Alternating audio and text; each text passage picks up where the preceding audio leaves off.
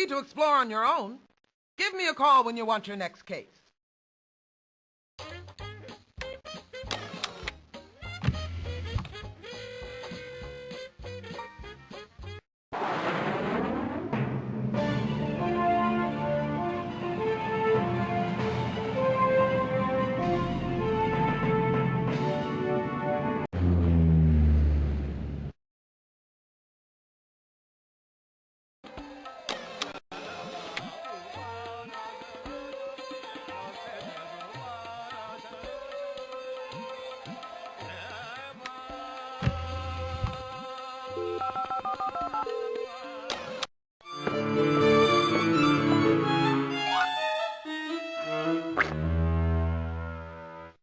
Greetings, Gumshoe. Professor Hermeneutics at your service. Let's take a stroll.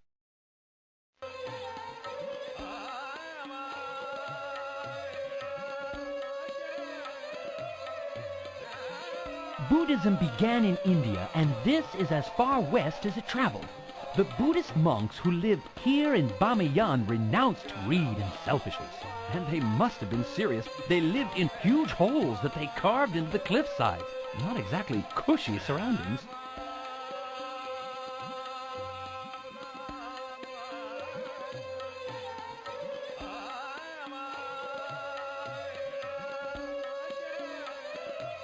The statues here were built by Buddhists, but today nearly everyone in Afghanistan is Muslim. Of course, like other religions, Islam has several variations, and like many countries, Afghanistan has different ethnic groups. So you have one basic religion, but many different kinds of Afghanis.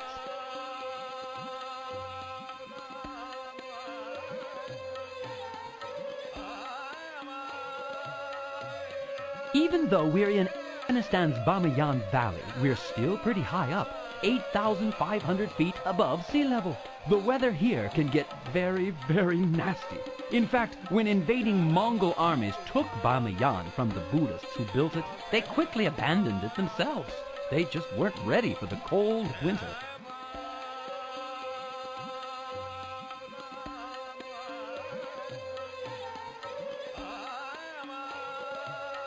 Afghanistan has been invaded over and over throughout history. You could argue about why, but there's one basic reason. It's in the middle. Whoever controls it controls east-west travel and trade in Asia. And when you control the trade, you control the wealth.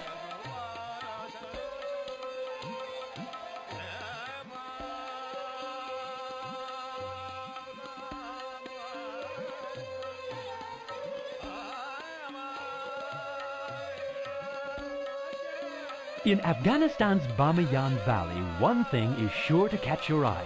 This 175-foot statue of Buddha, carved into the limestone cliffs by monks around 1400 years ago.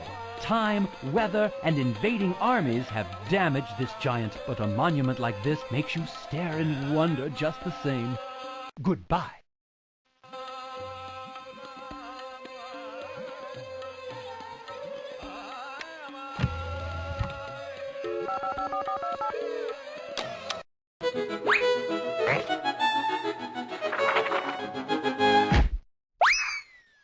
Welcome to Bamiyan, Afghanistan. Goodbye.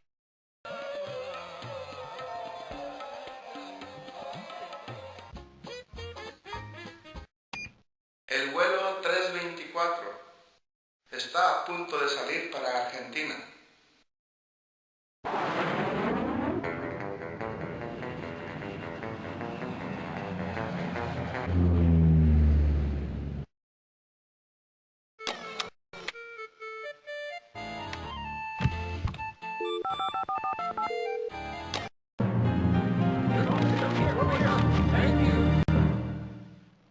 Lovely to see you. I'm Diplomacy, your special envoy here.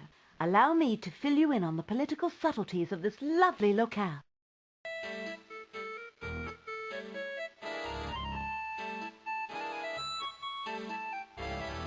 The Plaza de Mayo. All the political players in Buenos Aires end up here, sooner or later.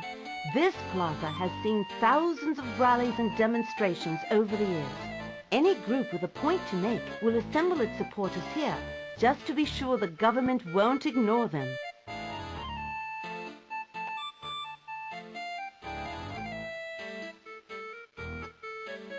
You'll find lots of info at the Cabildo National Historical Museum. Here's just a few historical highlights. Spanish explorers founded Buenos Aires in 1536. In 1810, the city was the first place in South America to elect its own government independent of Spain, although Argentina wasn't officially independent until 1816.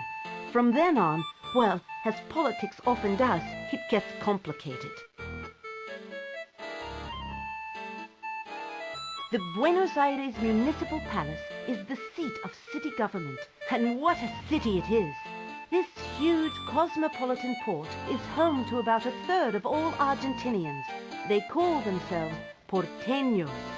They're charming hosts, friendly, sophisticated, and helpful. What more could a visiting detective ask for?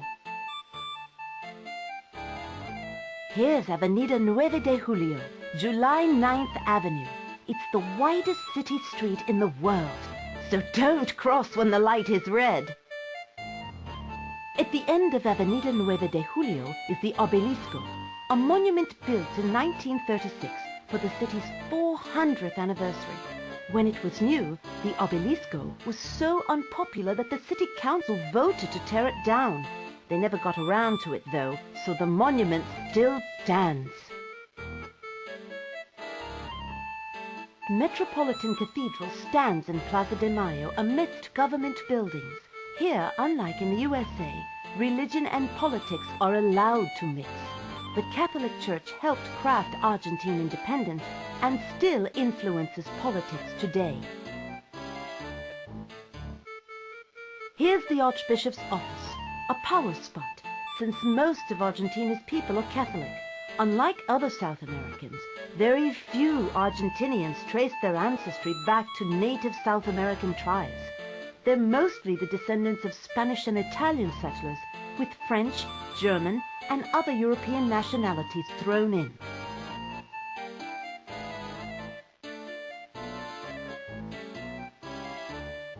Ah, yes, the Casa Rosada, home of the president.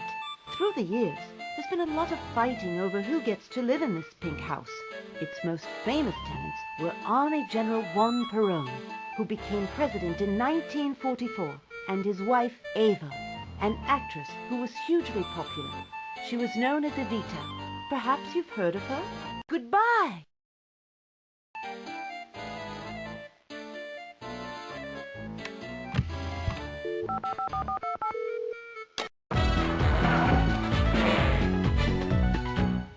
Bienvenidos!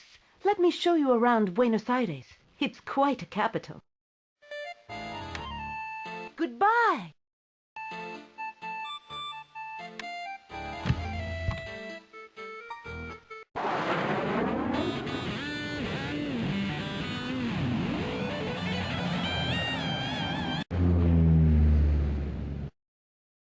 Herzlich willkommen zu deiner Reise. In Österreich erklingen die Berge voller Musik.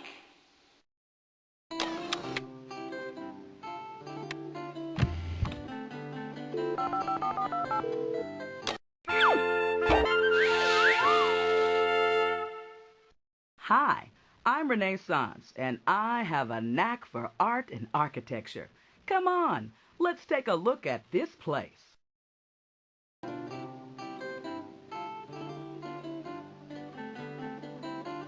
Wolfgang Amadeus Mozart composed some of the greatest pieces of classical music in the world.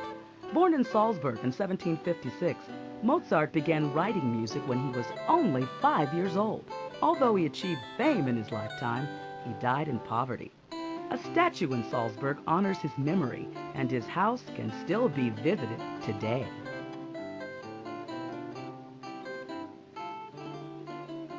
The royal Habsburg family controlled Austria and most of Europe during the 15th century. Once a sprawling empire, Austria has remained a center of culture, especially classical music. This Alpine nation has spawned a string of musical geniuses, including Mozart and Strauss.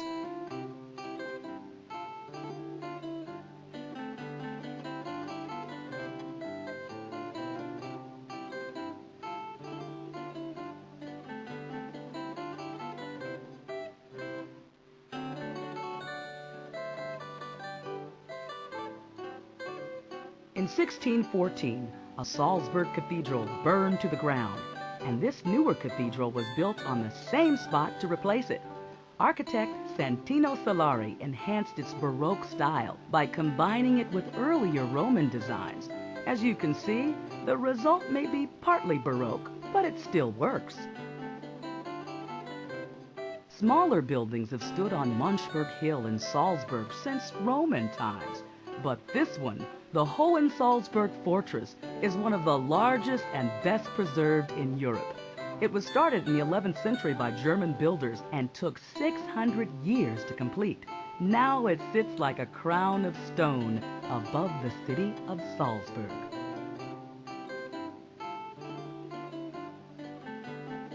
People have lived in the Salzburg area since 4000 BC, and a town has stood here since 45 AD.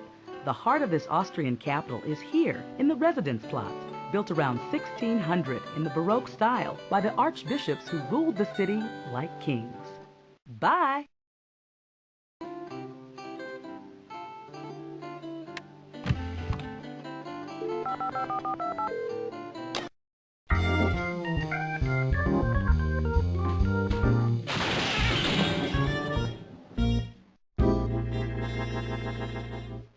Hey there! Any tour guide worth her salt knows about Salzburg. Let me show you around. Bye!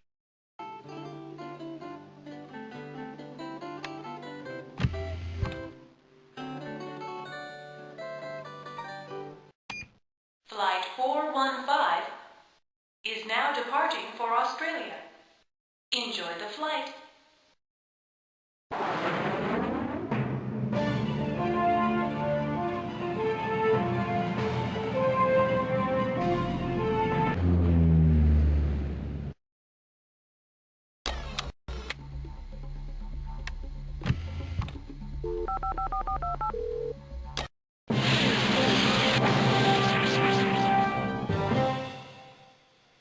Hey there, my name's Ivan Idea, and I can engineer a great tour for you. Let's check this place out.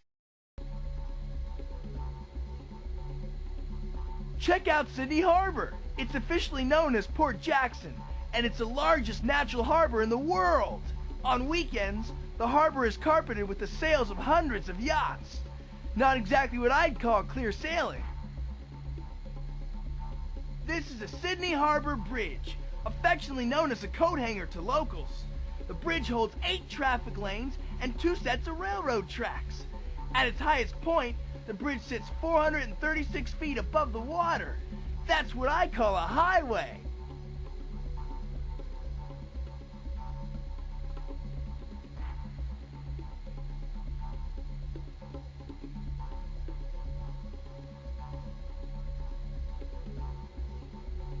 Over here you can see Fort Denison, built in 1846 to defend Sydney Harbor. Convicts used to live in the fort, and sometimes they hung from its gallows.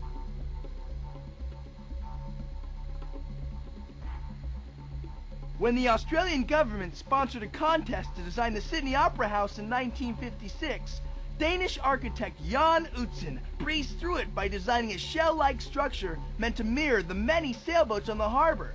The roof is made of 1 million ceramic tiles, and beneath them are 5 separate halls for operas, symphonies, and theater.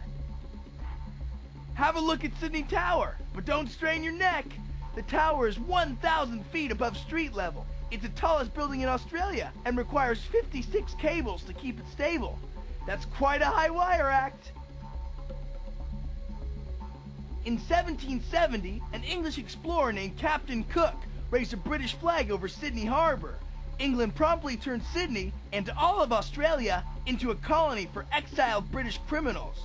But the convicts managed to turn their prison into a paradise, and today, Sydney is a thriving metropolis. So long!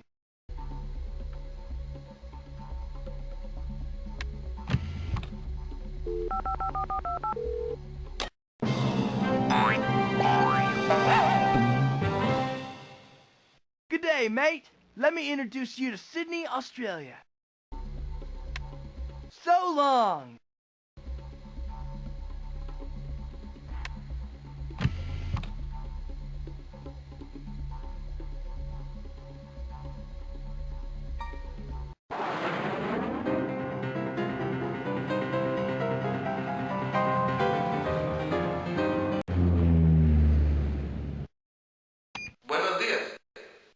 0707. Está llegando a Bolivia.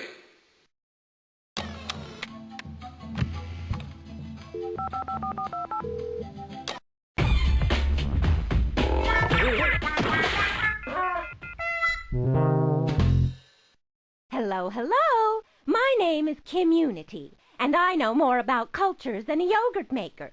Let's talk about this location, shall we?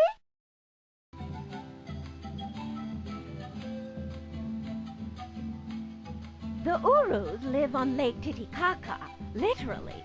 Using totora reeds, the Urus create floating islands on which to build their huts. As the bottom layers rot, the natives spread a new layer of reeds on top.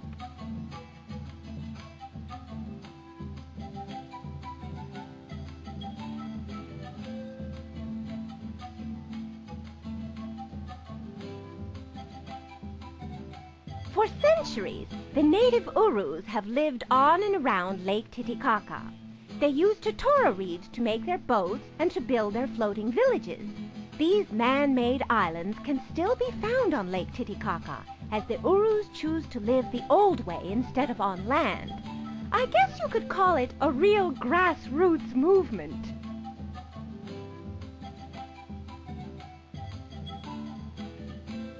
Centuries ago, this mountainous South American country was ruled by the Inca. Later, the Spanish controlled its rich deposits of minerals. Its current name honors the freedom fighter Simón Bolívar.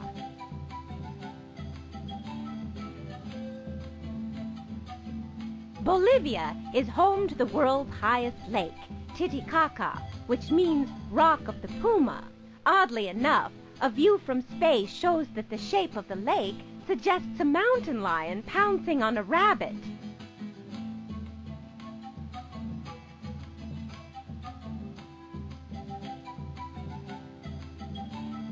Weaving together bands of totora reeds, the Urus build canoe-like boats called balsas. Anthropologists, including yours truly, believe that the ancient Urus learned this technique from Mediterranean mariners who sailed across the Atlantic Ocean. So long!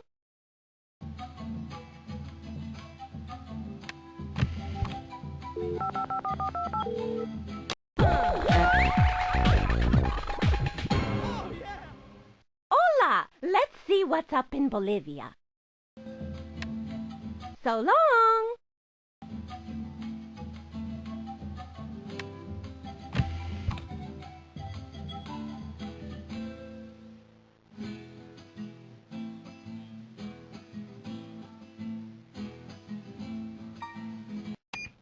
Voo 916. Está partindo do Brasil.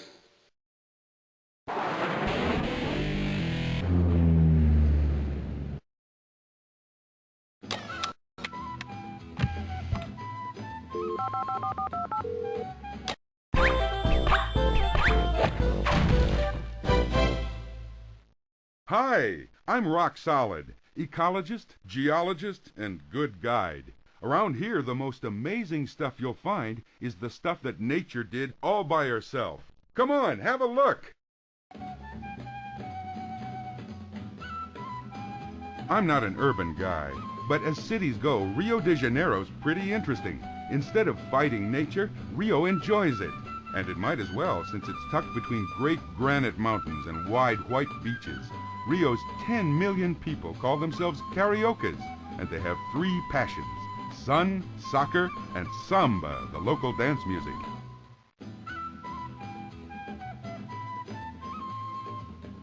Brazil isn't all big cities. 2/3 of it is covered by the Amazon rainforest, the biggest, densest jungle in the world, and home to 1/5 of Earth's plant and animal species.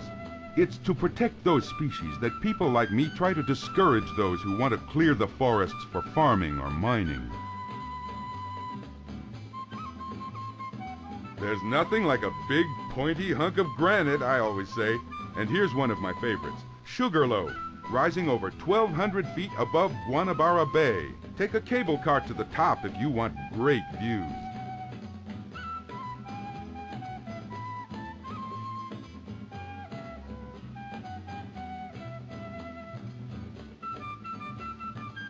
Brazil is by far the largest country in South America in size and population. And it's the only place in the Americas where the people speak Portuguese. Why? Because traders from Portugal landed here 500 years ago, bringing their language with them.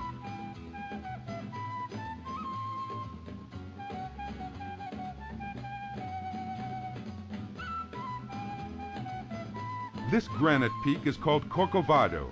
On top, you can see an amazing statue, a huge sculpture of Christ the Redeemer, with his arms outstretched, blessing the whole city. As you might have guessed, Christianity is pretty big around here. Goodbye!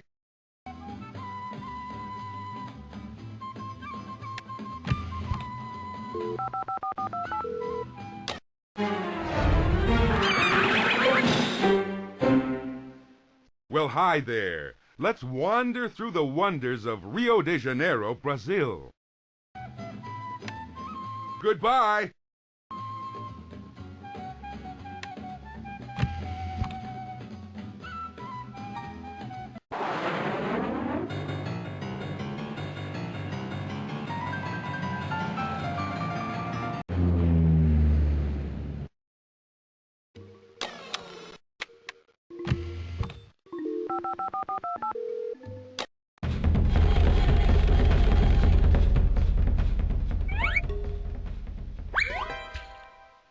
Hi, my name is Antiquity. Let's check out this location.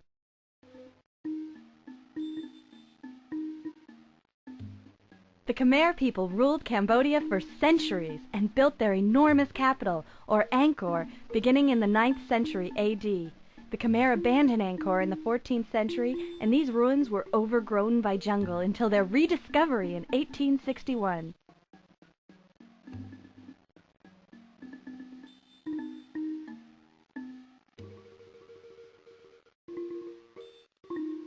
Angkor Wat was originally built to honor the Hindu gods, but around the 13th century A.D., a Khmer king decided that the Hindu gods had abandoned him, so he introduced Buddhism to Angkor, and Angkor Wat became a Buddhist shrine. Now, don't you feel enlightened?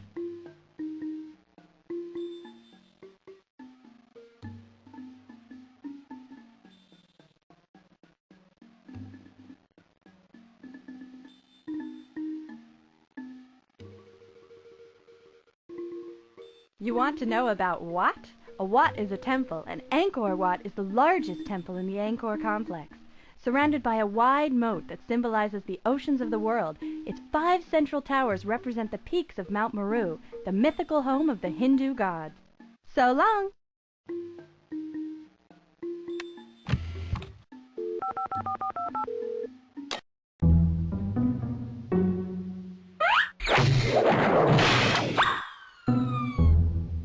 Hi, I can tell you a lot about Angkor Wat. So long!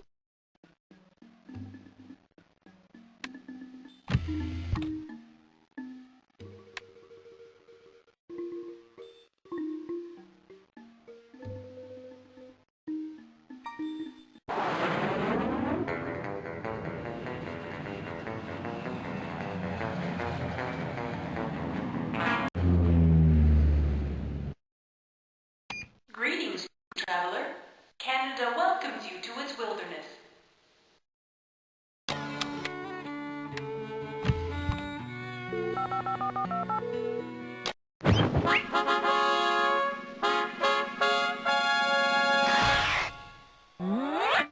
Welcome to Canada, my friend. Be my guest for a tour of Ottawa.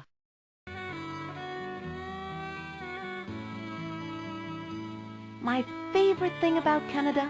They became an independent country without ever going to war.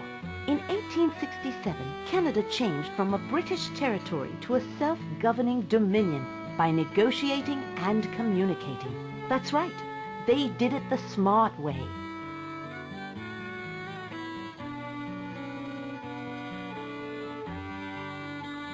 Canada's capital is a lot like Canada. Big, beautiful, and bilingual. Parts of Canada were settled by the English and other parts by the French. And ever since independence in 1867, English and French have been the 2 official languages. You'll hear them both every day in this town.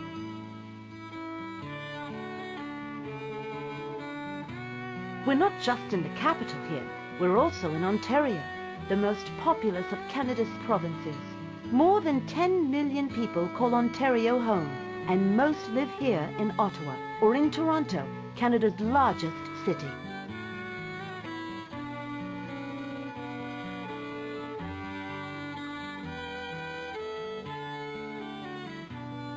I just love this city. Ottawa is named after a tribe who used to trade with the British soldiers posted here. It might have stayed a little outpost if England's Queen Victoria hadn't chosen to make it the capital back in 1857. After that, it didn't stay little for long.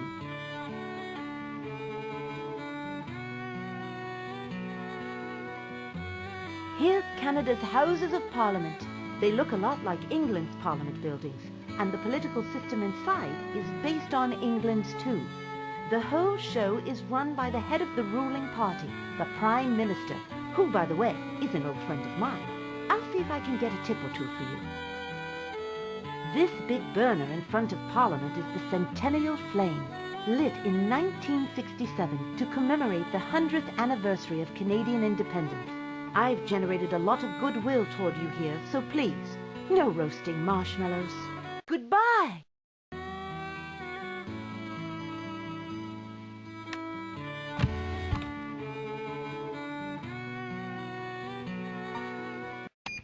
El vuelo 415 está a punto de salir para Chile. Que disfrute del vuelo.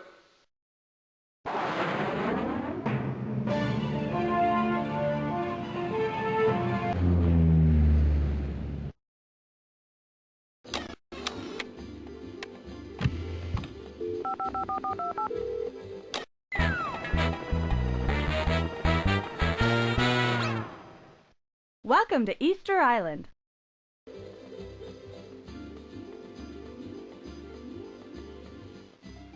Most of these Moai sculptures on Easter Island were made in the 14th and 15th centuries, but there's archaeological evidence that smaller statues had already been set up in the 8th century, and a few had been dated even earlier. Whew, it takes a level head to keep all these dates straight.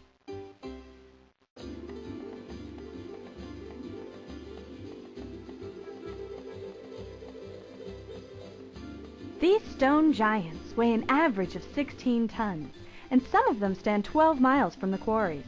They probably didn't just get up and walk there, but that's what the legends say. Easter Islanders talk of a special priest who ordered the statues to walk, but modern archaeologists suspect that the statues were pulled by rope along rounded logs.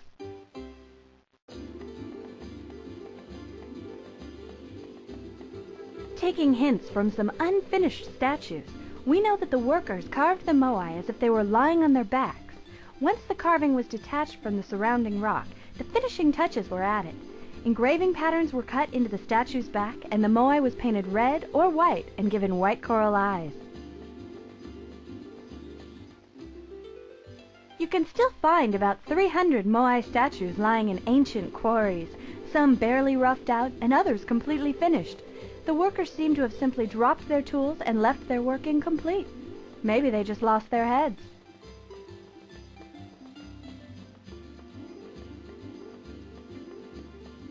These moai statues probably honored ancestors or high-ranking tribal chiefs. They were erected on platforms where the Easter Islanders gathered during community and religious ceremonies.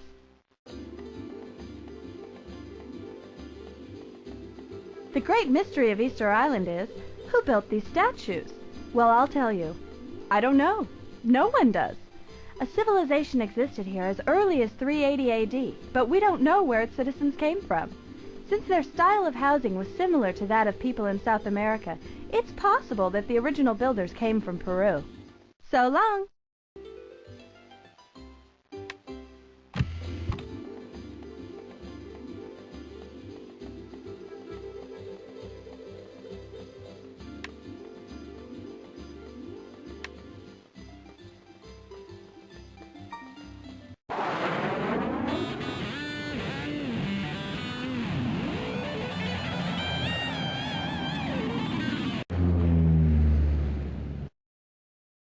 早上好，324次航班即将抵达中国。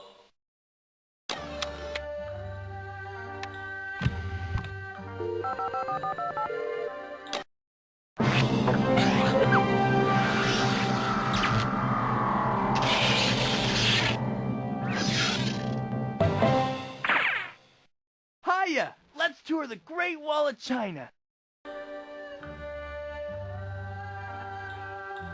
The wall began as a series of independent barriers, connected and built by several Chinese emperors over many generations. In the 12th century, the Mongols breached the massive wall and conquered China. After ruling for about 100 years, the Mongols were forced back by the Ming Dynasty, which rebuilt the wall and gave it the appearance we see today.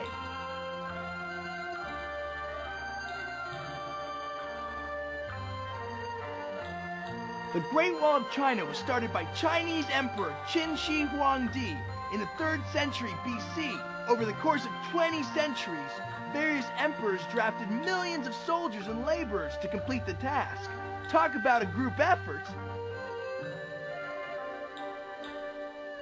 The Great Wall is 2,150 miles across the Chinese countryside, and its walls are so thick that you and 9 of your friends could walk side by side across the top. It's the only man-made object that can be seen from space, and engineers, like me, call it the greatest construction effort ever undertaken.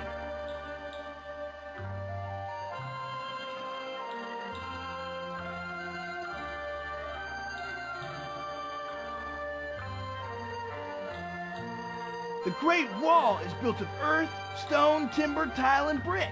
Anything the builders could get their hands on. Once the builders had the materials, they raised the 2 outer faces and filled the space in between with rubble. Towers were added to guard vulnerable points, as the wall follows the natural contours of the earth. The Great Wall was built in an effort to hold back hordes of Mongol warriors invading China from the north. The Mongols were nomadic tribesmen who constantly sought to expand their territory. The Great Wall marked the northern boundary of Chinese civilization and influence. So long!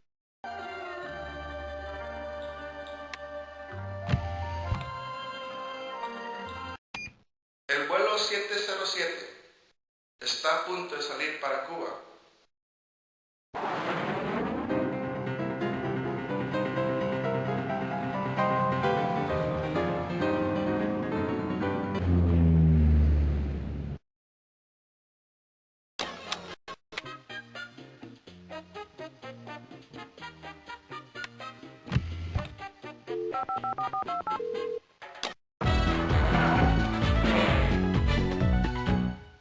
Hola! Let's explore the intriguing island of Cuba.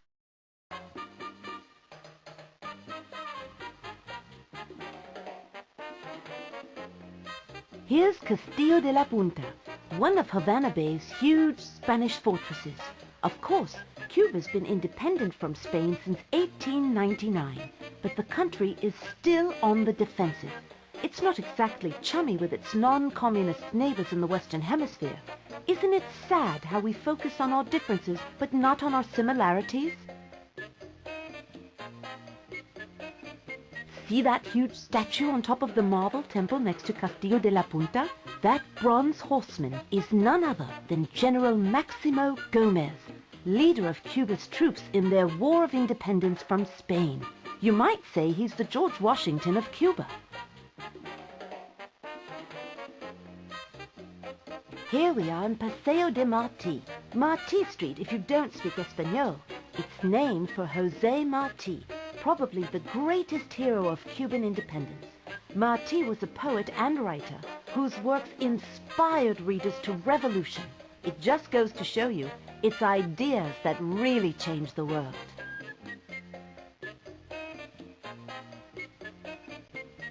Malecon Plaza along the beach has a fascinating combination of modern buildings, ancient houses, and big flamboyant hotels from the 1950s, when Cuba was a gambling paradise for American tourists.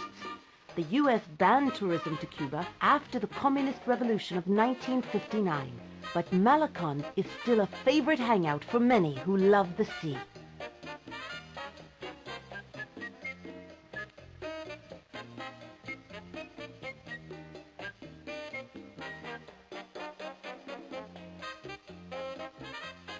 Here on Havana Bay is one of the biggest forts in the Caribbean, Morro Castle, built back in 1610 by the Spanish. Spain controlled Cuba on and off for almost 400 years, building huge fortresses like this one. They trusted big walls and big guns more than they trusted negotiation. Goodbye!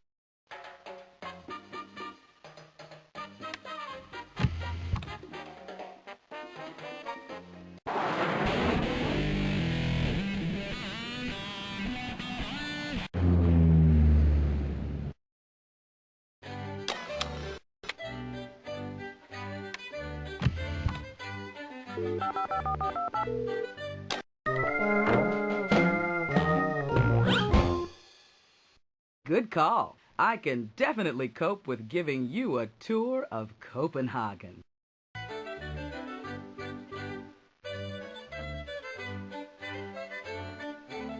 The area known as Tivoli Gardens was built in 1843, just outside the city of Copenhagen. Although it's called a garden, there's a lot more than flowers blooming there. Thousands of lights illuminate restaurants, jazz bands, a roller coaster, and my favorite, the Sealand Symphony Orchestra.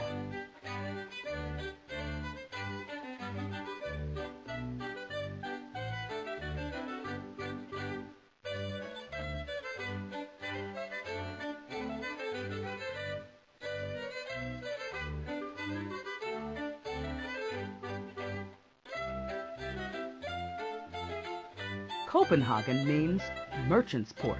This capital city of Denmark has stood for 800 years, and it's been an important commercial port for centuries. One of Hans Christian Andersen's most famous fairy tales is the story of the Little Mermaid, who falls in love with the human prince and risks everything to meet him.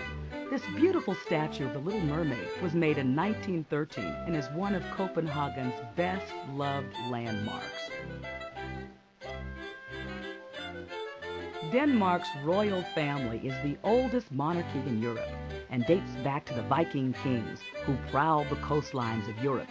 Now the reigning monarch uses the royal yacht, which you can see in the distance, for more relaxing voyages, sailing along the Danish coast during the warm summer months. Bye!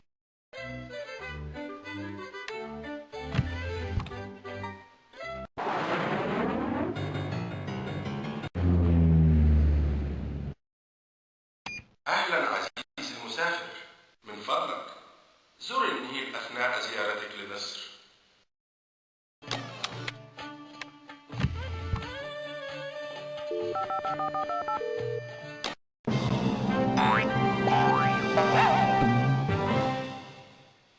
Salam! Try not to get sand in your shoes as we check out the Great Pyramids at Giza.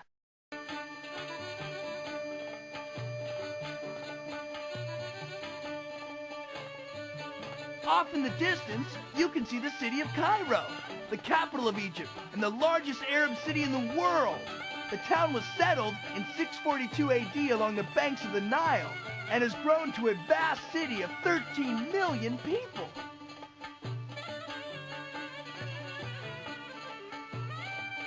The nation of Egypt owes its existence to the Nile River. The fertile river valley covers less than 4% of the country, but supports 99% of the population. For centuries, the Egyptians have relied on the Nile for agriculture and transport. I guess you could say they know how to go with the flow.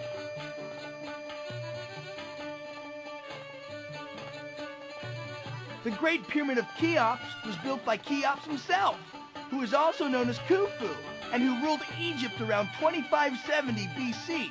The actual work was done by farmers and slaves, and in order to complete the pyramid during Khufu's life, they had to move 1,100 limestone blocks every day for 23 years.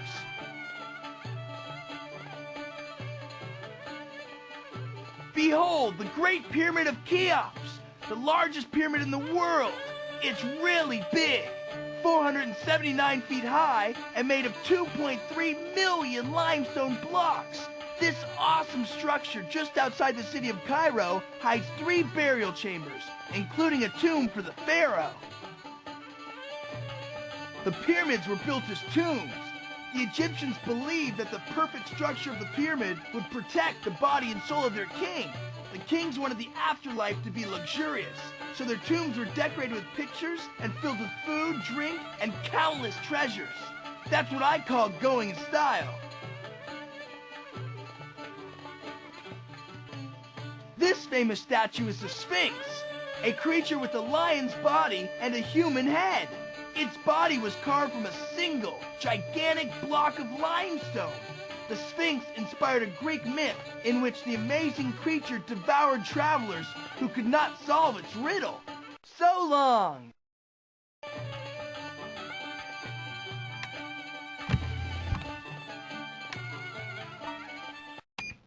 Vol 415. Part maintenant pour la France. Bon voyage!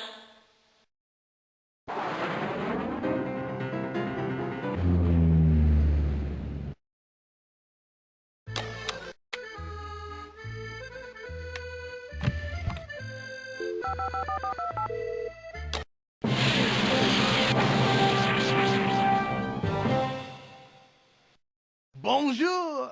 What do you say we promenade around Paris, France? Set off from the classical buildings of the original city is La Défense, a city of skyscrapers set away from the heart of historical Paris. Since the area is exempt from Paris' strict building laws, you'll find more daring, modern architecture here, including La Grande Arche, which is 35 stories high and shaped like a hollow cube. Ah, Paris. The capital of France and located on the Seine River, Paris is often called the City of Lights. It's also one of the most romantic cities in the world, where ancient buildings and cobblestone streets mix with modern fashion and chic restaurants.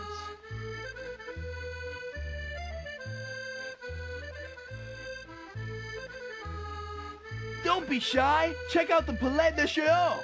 As you can see, the Palais is made up of 2 wings and 2 pavilions decorated with large bronze sculptures. The walls are inscribed with text by the poet Paul Valéry, and inside you'll find 4 museums and the widest selection of film classics in the world. The history of Paris dates back to 53 BC, when the Roman army conquered the Parisi, who lived in a small island village on the river Seine. The Romans were succeeded by the Franks, who named the island Paris. The city became a center of culture and wealth, and even endured a violent revolution in 1789. Today, Paris is one of the major cultural and business centers of Europe.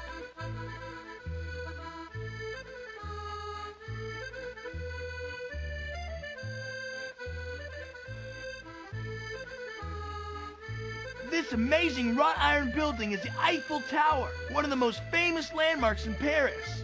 The tower was named after its designer, Gustave Eiffel. It's made of 18,000 separate pieces, held together by 2.5 million rivets. At 990 feet high, you could say climbing the Eiffel Tower is a riveting experience. Over here we have l'École Militaire, or the Military Academy. It was founded in 1751 to be a school for future generals, and boy, did it ever work! One of its first graduates was a fellow named Napoleon, who became a general at the age of 24 and went on to conquer most of Europe. So long!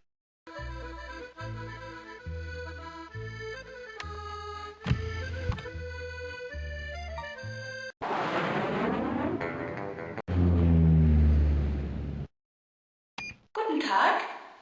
Flug 324 landet jetzt in Deutschland.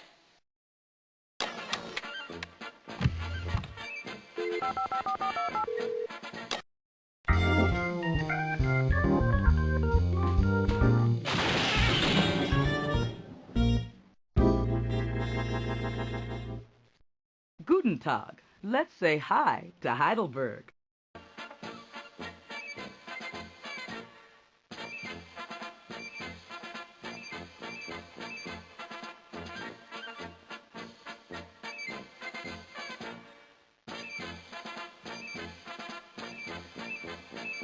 Located in the center of Europe, Germany has also been a center of conflict and commerce. In 1871, a patchwork of independent states united under Prussian leadership to become a powerful country. Germany was defeated in 2 world wars and divided after World War II. Reunification allowed poverty-stricken East Germany to join with West Germany, one of the world's economic giants.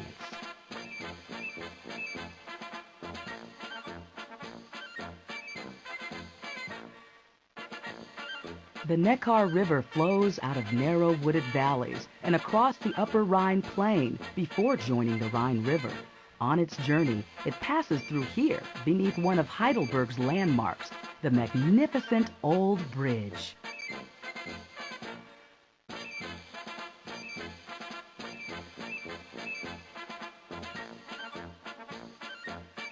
Heidelberg is the oldest university town in Europe, dating back to 1386. But people have lived here far longer. The remains of the Heidelberg man discovered near the city are said to be 600,000 years old. It sure took him a long time to graduate.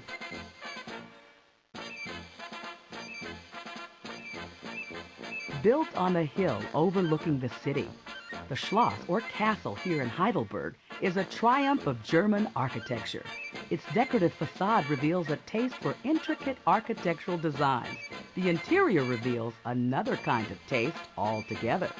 The castle contains the largest wine barrel in the world. Bye!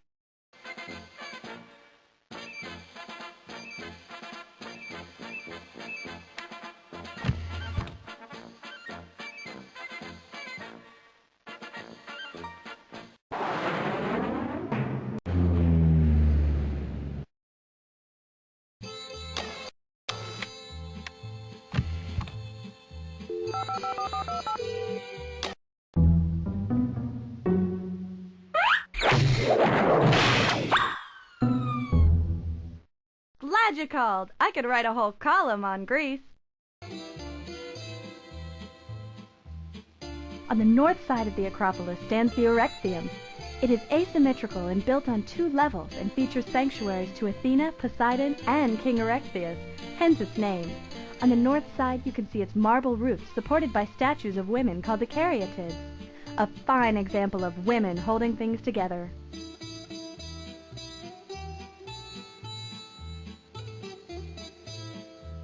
Personally, I prefer to study ancient relics, but Greece is also a thriving modern country.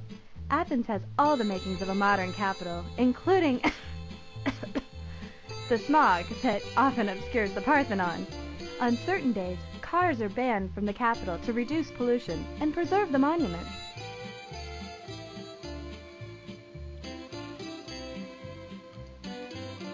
Here, near the entrance to the Acropolis, stands the tiny temple of Athena Nike. Nike is a reference to Athena's aspect as a goddess of war and victory. Athena, also the goddess of wisdom, was represented in the temple by a winged statue, but the statue's wings were clipped to keep Athena from fleeing the city.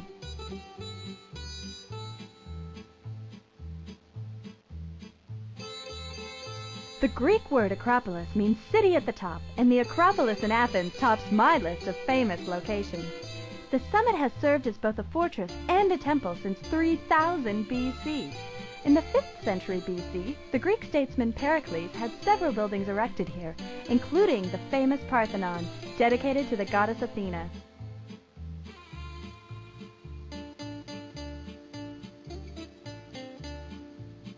Athens became the heart of Greece's golden age. Here were laid the foundations of modern democracy, Western philosophy, and even the concept of theater. The Parthenon is considered the finest example of classical Greek architecture and was built between 447 and 432 BC. Although it's now a treasured historical site, the Parthenon wasn't always so well cared for. A gold and ivory statue of Athena was destroyed centuries ago. In 1687, the Turks used the Parthenon as an ammunition depot, and it exploded, blowing the roof off the whole place. So long!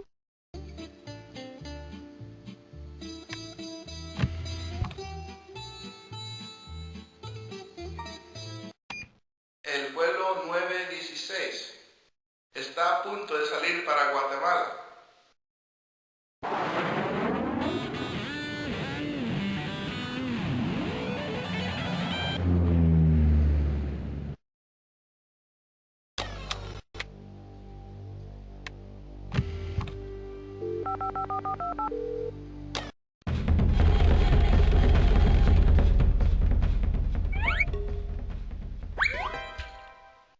Hola, I'm tickled you've asked about Tikal.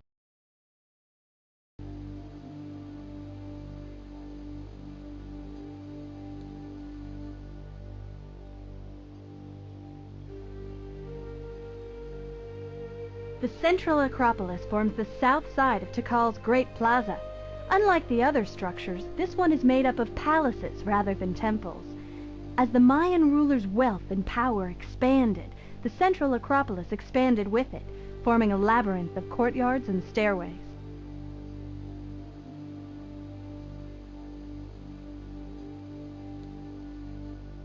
Like most Mayan temples, Temple 1 is a terraced pyramid. Its summit towers 45 meters above the Great Plaza and contains the tomb of its builder. Because of the many cat images carved in its facade, this building is also called the Temple of the Great Jaguar.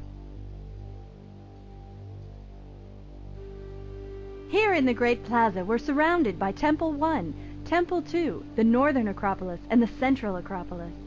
Building continued in this area for over 1,000 years. Around the edges of the Great Plaza, sculpted wall carvings tell the history of kings. The Northern Acropolis covers 2.5 acres. Many layers were added onto this religious complex so that about 100 buildings are buried in its mass. And that's not all that's buried there. Beneath the lowest level of buildings lies the tomb of a priest, whose 9 attendants were killed and buried at his side.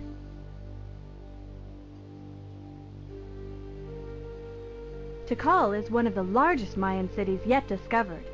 We're not sure if Tikal was a city for the common people or a religious center reserved for priests, but it does include temples used for human sacrifice. After building Tikal for over 1,000-year period, the Maya seem to have disappeared for unknown reasons. Here we see Temple 2, which was built around 700 AD. The stairway to the top is guarded by 2 grotesque faces, which help give this structure its nickname, the Temple of the Masks. So long!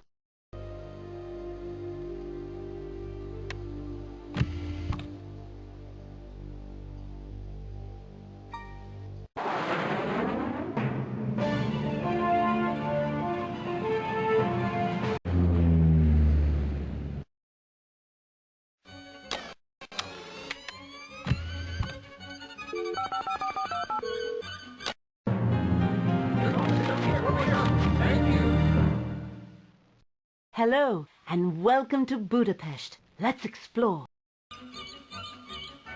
Budapest used to be 2 separate cities, Buda and Pest.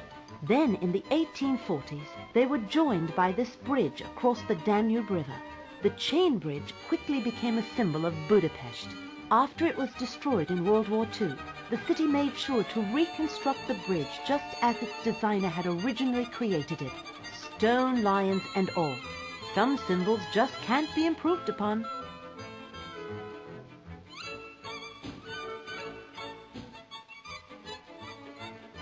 Many different countries invaded Budapest over the centuries, so there are all different kinds of structures here, not just from different time periods, but using different regional styles too. A Turkish castle, a Roman fort, a Gothic church. A walk around town is a walk through the history of European architecture.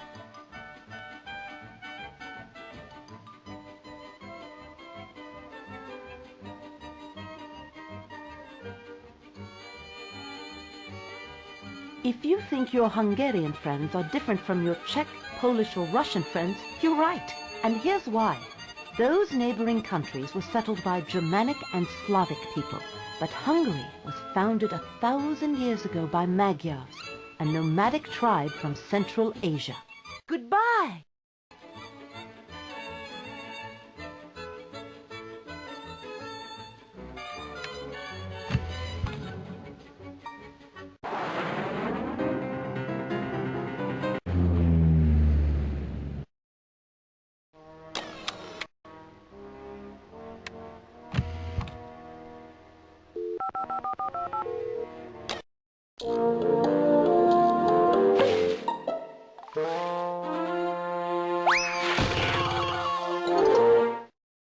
Hi, great to see you. Zip up your parka and let's explore Iceland.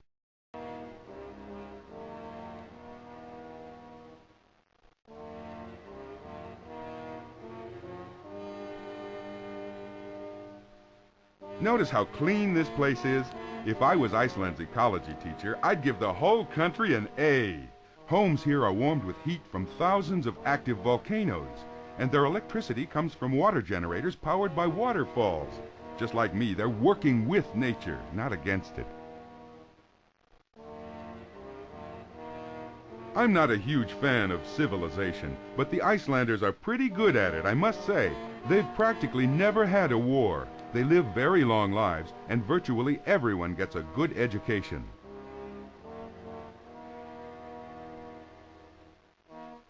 Folks from Ireland and Scandinavia first came to live on Iceland about 1100 years ago. It's warmer here than other places this far north, but the settlers called it Iceland so others would think it was freezing and leave them alone. Nice trick, eh?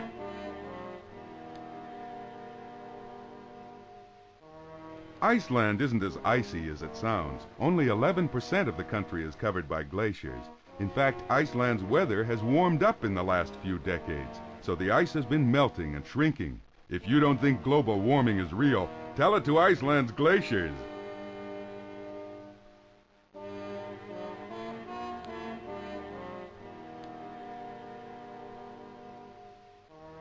That's not a pleasure boat, it's a fishing vessel. One of about 1,000 that work the waters around Iceland. Fish are Iceland's biggest export, but there are strict rules about how many fish can be caught each year. I call that Earth smart. Goodbye!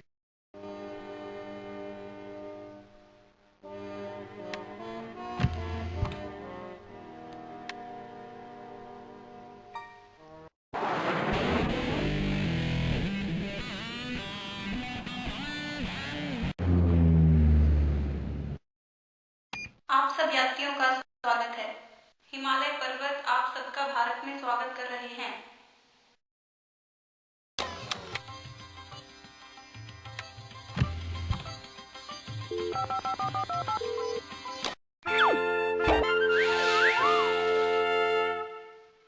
Hi there. Let me tell you all about the Taj Mahal.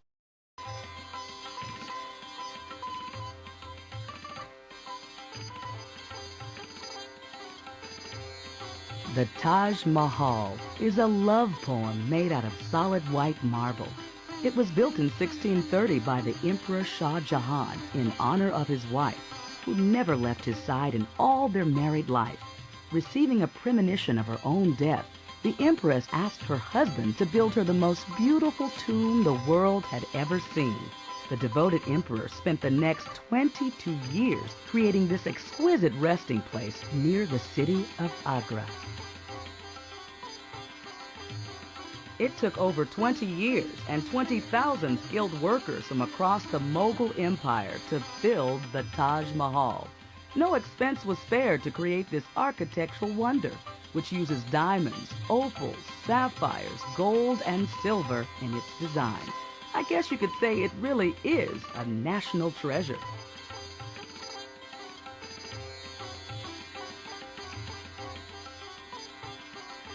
Like everything else about the Taj Mahal, its location was an artistic decision. The emperor planned to view his wife's monument from the nearby Agra fort, but sadly, the emperor was imprisoned by his own son before the Taj Mahal was complete. He could see the tomb only through a mirror set inside a marble pillar.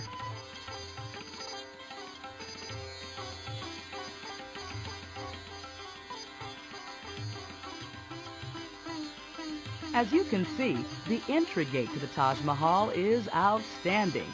I mean, it stands out from the surrounding wall and is guarded by two magnificent towers. The gateway itself is made of red sandstone, but its original silver fittings were stolen and later replaced with bronze that can still be seen today.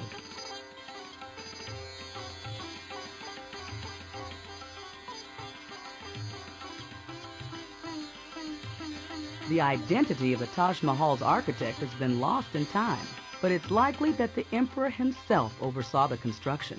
The structure reveals a harmony of Indian and Persian elements as Hindu craftsmen work together with Muslim designers and engineers to turn the emperor's vision into reality. Bye!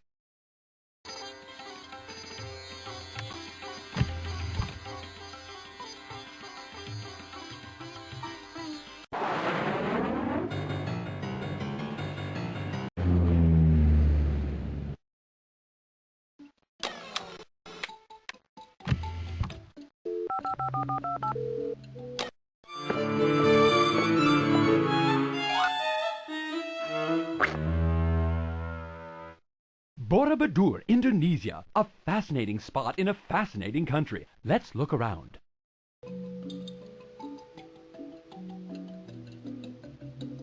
Indonesia is a vast country with hundreds of languages and many forms of religion. But there are two main faiths: Islam, practiced here on Java and throughout most of the country, and Buddhism, which still dominates the nearby island of Bali.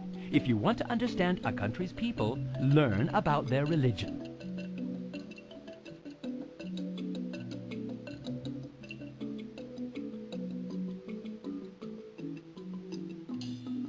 This is the largest Buddhist temple in the world, Borobudur on the island of Java.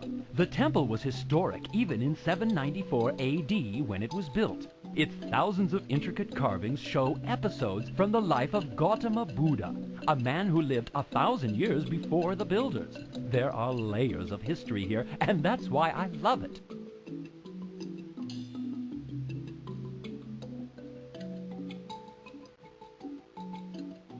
This huge shrine is made of hundreds of smaller monuments called stupas, each an intricate structure. The stupa's square bases are topped by domes with statues of Buddha behind cutout windows. It all represents the search for enlightenment, which is, simply put, the central goal of Buddhism. Pardon me, I do get abstract, don't I?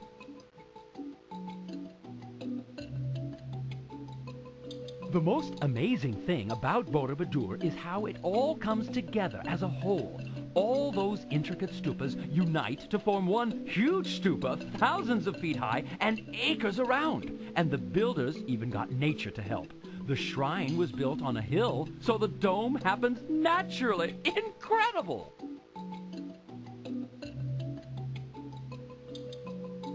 "2,500 years ago, far from here in central India, the Buddhist faith emerged from the teachings of Gautama Buddha." That's a statue of him behind me. Fine-looking chap. Some Buddhists believe that doing good deeds is a way to enlightenment, and making an image of Buddha is a good deed. There are more than 700 Buddha statues here. That's a lot of good deeds. Goodbye.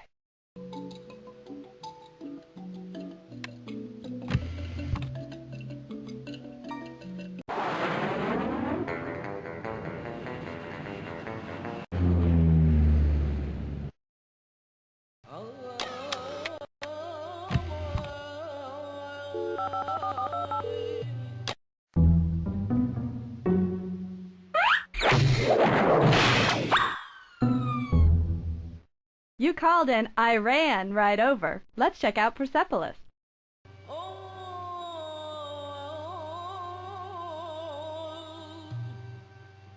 If memory serves, the Hall of 100 Columns has, about 100 columns. These columns supported the roof of this vast throne room, which could hold 10,000 people. Here, during ceremonies, people would come from across the Persian Empire to lay treasure at the feet of the King of Kings.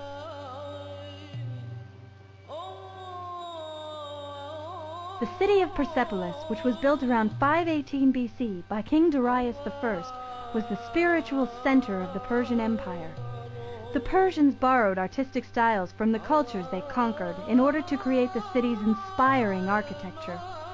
In 330 AD, Alexander the Great sacked the city, and Persepolis was burned to the ground.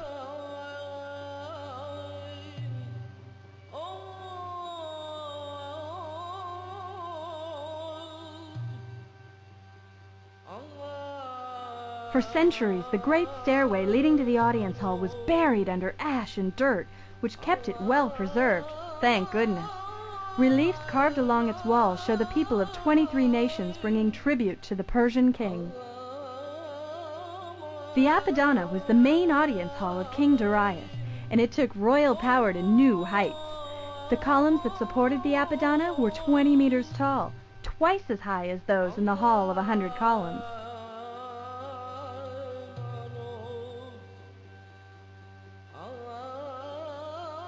The buildings in Persepolis had wooden ceilings, and many of the columns supporting them were topped with elaborate designs of two-headed creatures such as horses or bulls.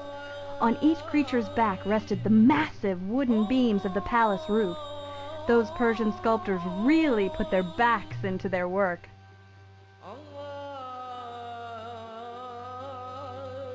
The Tripolon was a small central palace leading to a monumental passageway. The artwork on its walls depicts the Persian king Darius seated on a throne beneath the winged symbol of the Persian god Ahura Mazda. So long!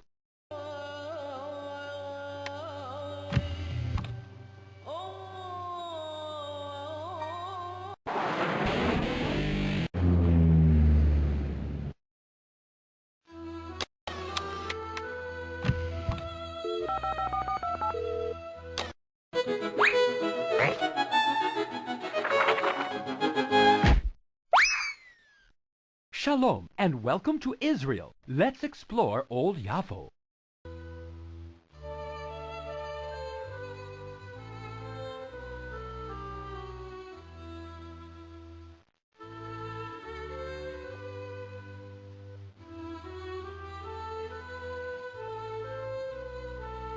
Yaffo is one of the oldest ports in the world. How old is it, you ask? Old enough that it shows up in Greek mythology and in both testaments of the Bible. In short, quite old.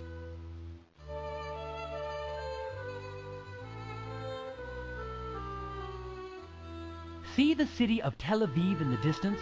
It didn't even exist 100 years ago.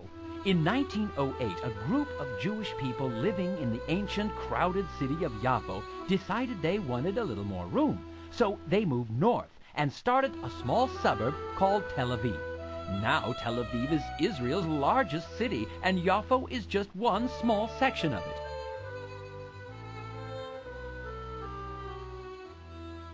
Old Yaffo's aged buildings and open-air markets take you back to an earlier time. Most of what you'll find here was built when the Ottoman Turks controlled the city several hundred years ago, which, come to think of it, isn't that old, considering the town has existed for at least 4,000 years. But, as my uncle's cousin's son-in-law Simon says, everything is relative.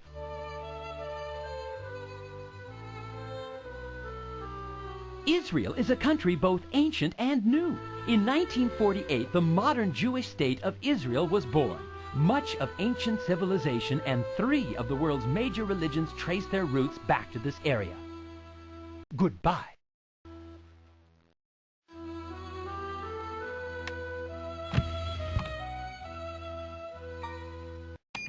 Il volo 707 è in partenza per l'Italia. Buon volo!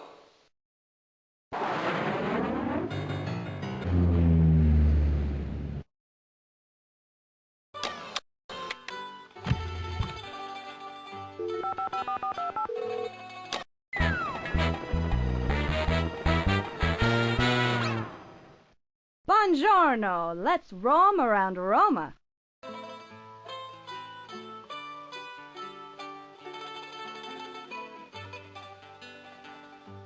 Italy has influenced European civilization for over 2,000 years. From this narrow, boot-shaped peninsula have sprung the Roman Empire, the Italian Renaissance, and the Catholic Church. The cities of Florence, Rome, and Venice contain some of the most celebrated art and architecture in the world, not to mention the food.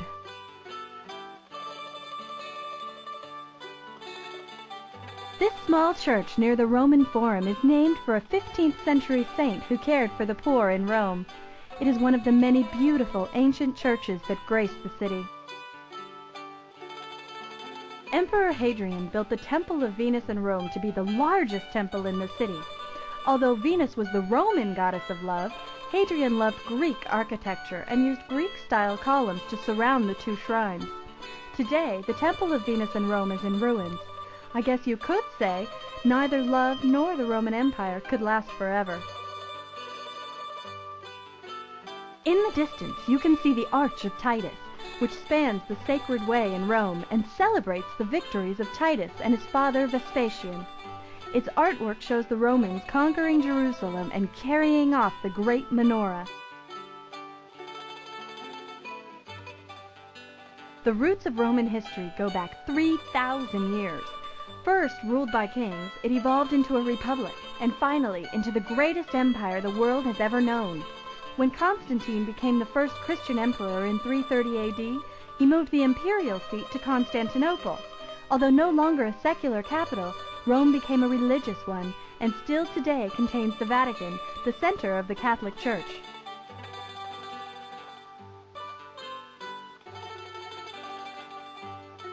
Here we see the triumphal Triple Arch of Constantine, which was built in the 4th century AD. It seems the emperor decided to pillage sculptures from earlier periods of Roman history to decorate the monument.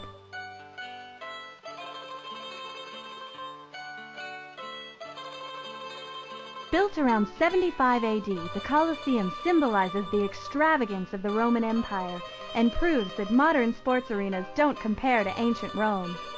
Seating 50,000 people, the Colosseum offered gladiator duels and wild animal hunts in its sand-covered arena. A complex system of underground tunnels housed the workers, slaves, and exotic animals that provided spectacles for the privileged citizens of Rome. So long!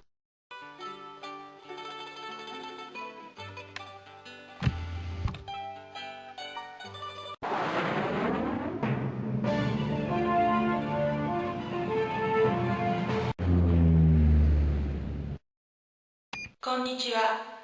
415便はもうじき日本に到着いたします。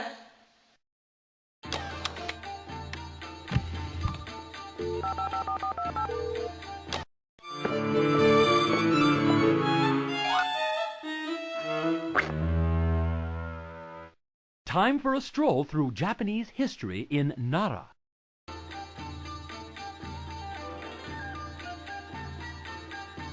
This region is the cradle of Japanese civilization. Nara was the first permanent capital of Japan, and the surrounding hills are scattered with historical sites such as ancient temples and emperors' houses. Oh, it's so fascinating, you could spend weeks exploring, but then you've got something else to do, I suppose.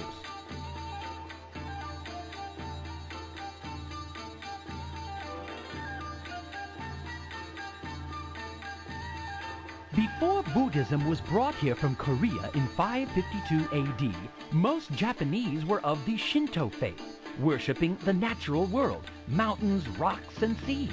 Often, when a new religion comes to a country, older ones are forgotten or repressed. But that didn't happen here. In fact, many Japanese practice both faiths. Intriguing, don't you think?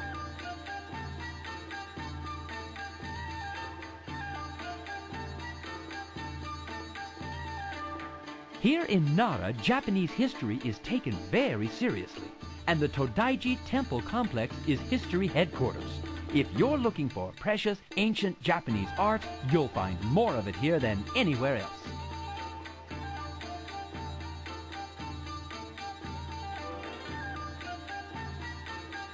The Hall of the Great Buddha is the center of Nara's Todaiji Temple Complex and has burned to the ground twice before.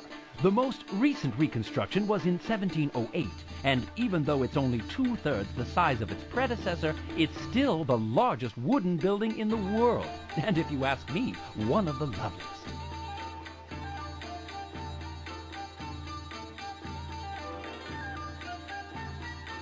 This region is the cradle of Japanese civilization.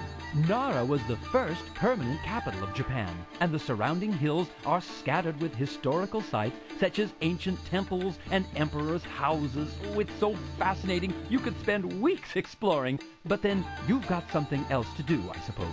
Goodbye.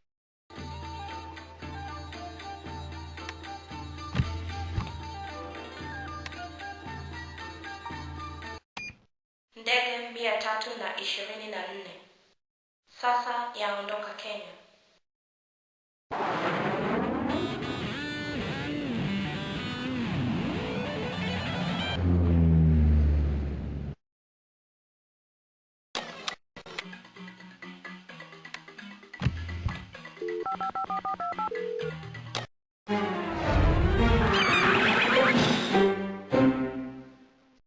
Hiya! Let's carefully cruise through Kenya's cool ecology.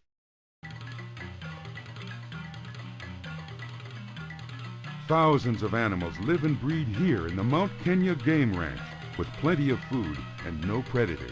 The place started out as a safari club, but eventually its members decided to help the animals instead of hunting them. Every now and then, good sense prevails.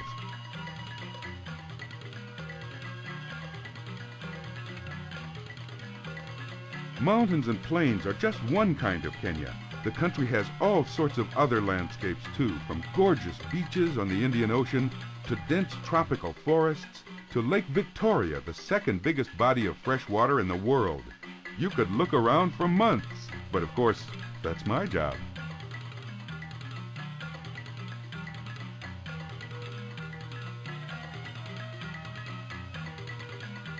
Here it is, smack in the center of the country, Mount Kenya.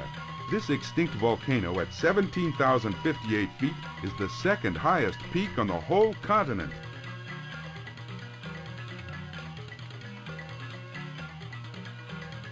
One little wildlife ranch doesn't tell the whole story.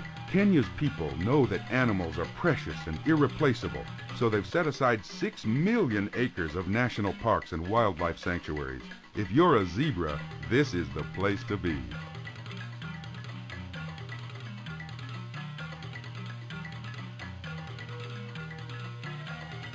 A movie star named William Holden founded the Mount Kenya Safari Club with 2 of his millionaire pals.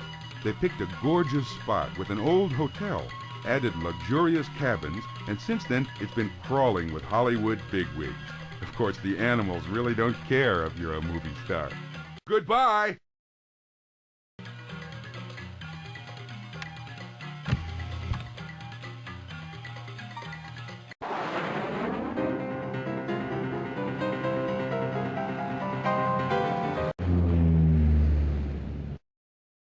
Bienvenido, viajero. En México, visita las numerosas ruinas de la cultura maya.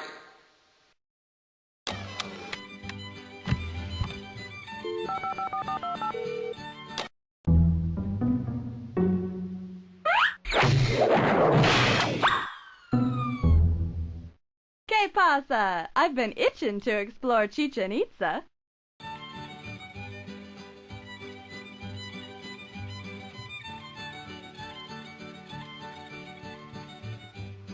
The imagery of this terrace in Chichen Itza captures the fierce nature of the Toltec people who built it. 4 stairways lead up the platform, each one guarded by a feathered serpent. The walls are lined with images of eagles and tigers, the symbols of the Toltec civilization.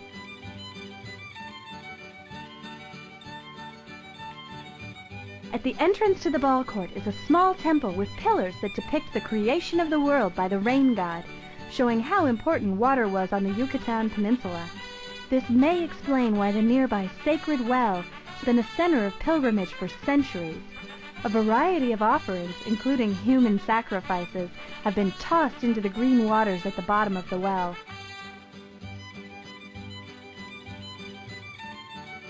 The ball court is an ancient stone sports arena 150 meters long. Its acoustics are so good that a person speaking at one end can be clearly heard at the other. At one end of the court is a stone ring through which players attempted to throw a ball. The captain of each team had plenty of incentive to win, since losing the game meant losing his head.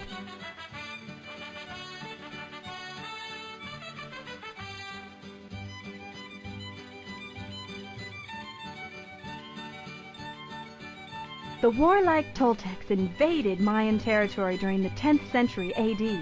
The Toltecs, who were expert architects, took over the abandoned city and continued to expand it for the next 300 years, adding the Great Pyramid of El Castillo.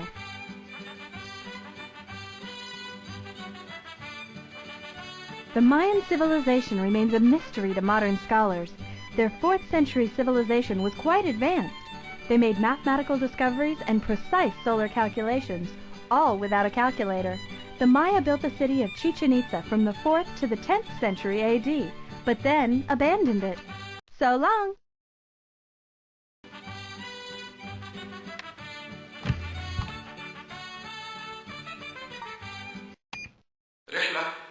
707 تغادر الآن إلى المغرب. رحلة سعيدة.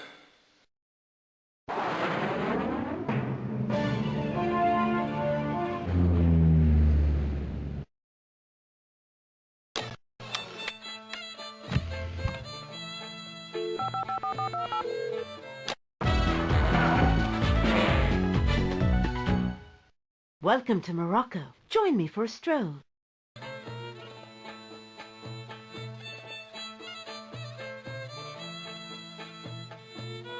Rabat isn't the biggest Moroccan city. That would be Casablanca. But Rabat is the capital. The king lives here, his government rules from here, and ambassadors from other countries stay here. It's just the place for a political player like myself.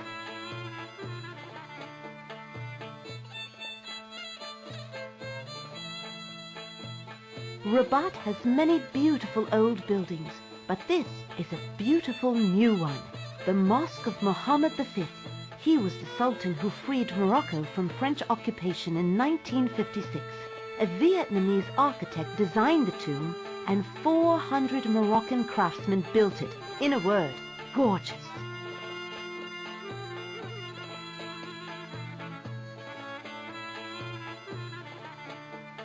People called Berbers have lived here in Morocco since before history, but the place has been invaded and occupied by a lot of other folks. Romans, Arabs, Spanish, English, Portuguese, Germans, French. I guess they all liked the balmy location at the corner of the Atlantic and the Mediterranean. Who could resist?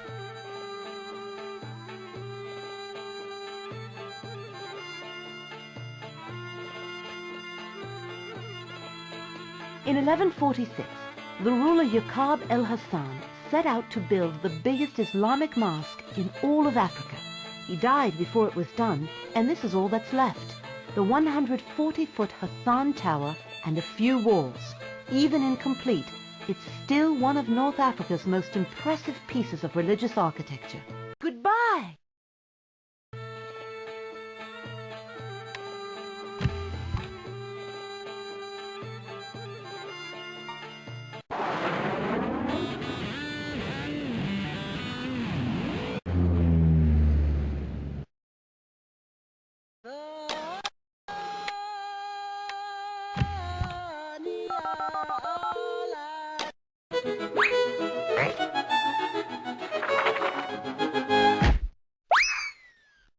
Let's adjust to Kathmandu's altitude by ambling about.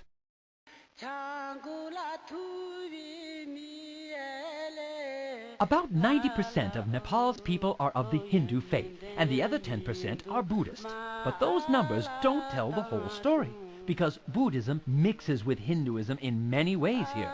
The more closely you study it, the more interesting it becomes.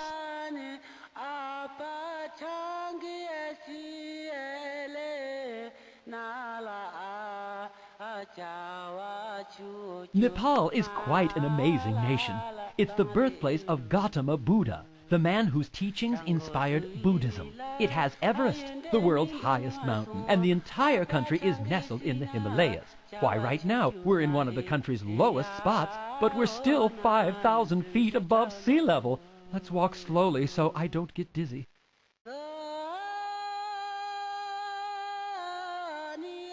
Here's the house of the living goddess, a little girl known as Kumari Gar. How did she get to be a goddess? She was chosen for the honor by Buddhist priests. For her whole childhood, she'll live in this lovely home and be honored with festivals and ceremonies. Not a bad way to spend your childhood, The locals call this part of Kathmandu Durbar Square. Lined with temples and pagodas, Durbar Square is the heart of Nepalese religion. And since it's where the king of Nepal is crowned, it's pretty important to the government too. If you're looking for the center of the action, this is it.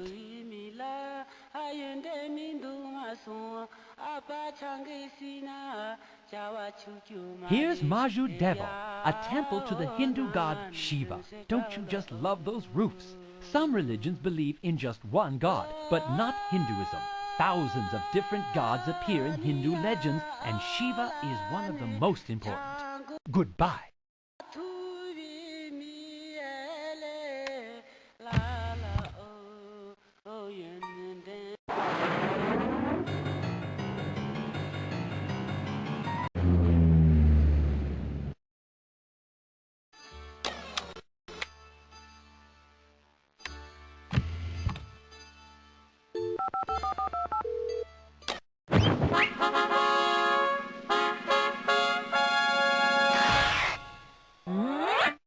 So pleased to see you again. I'll be your host here in The Hague.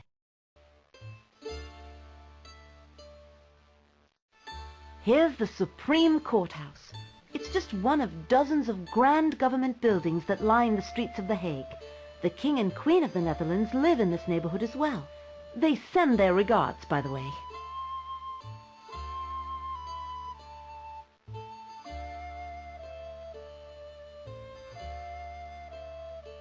For a long time, different parts of the Netherlands were controlled by kings, emperors, and armies from different parts of Europe. The country became independent in 1648, and it almost immediately became a great place to live. It had freedom of religion, good food, and a strong navy. In other words, the 17th century was the Dutch Golden Age. But if you ask me, it's still an A-plus country. People call this country Holland, but Holland is just a region of the Netherlands. Netherlands means Low Countries, and the name fits well. More than 40% of the land here is below sea level. Why isn't it under the North Sea? Because dunes and man-made walls called dikes keep the water from spilling over onto the land.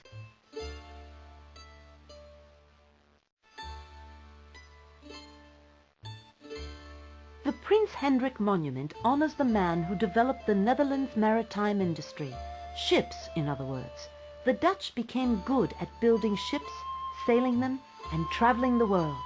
By 1700, Dutch colonies and trading posts dotted the globe from Java to India, from South America to Africa. Foreign relations are key, my friend. No nation ever got rich all by itself.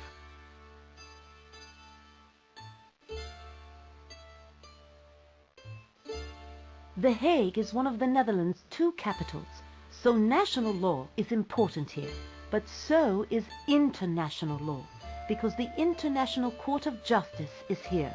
When two countries have a dispute and they want to solve it through arbitration, they come to The Hague. It's such a civilized way for nations to behave.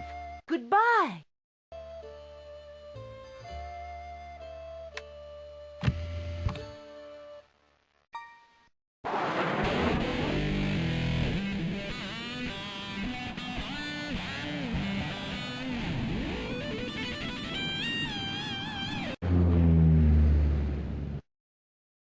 Good afternoon.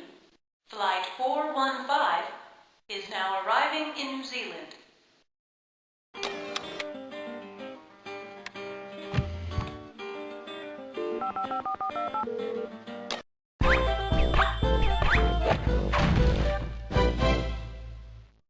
There's a lot to see in New Zealand, so let's look around.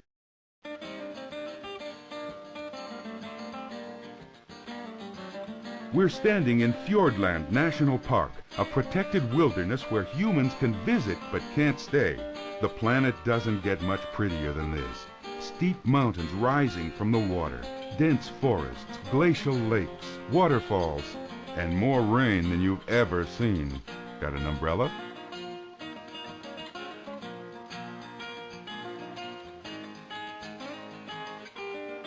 One reason this place is so wild and beautiful is that humans just recently got here. The Maoris were the first. They came from Polynesia about 650 years ago.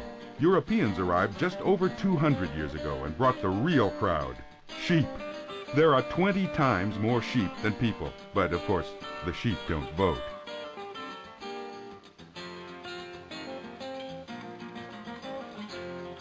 Nature was in a dramatic mood when it created New Zealand.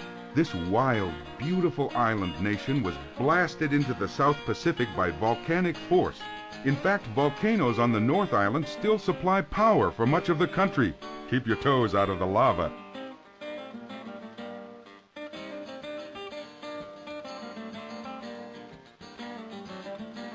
Fiordland is fabulous, and Milford Sound is my favorite part.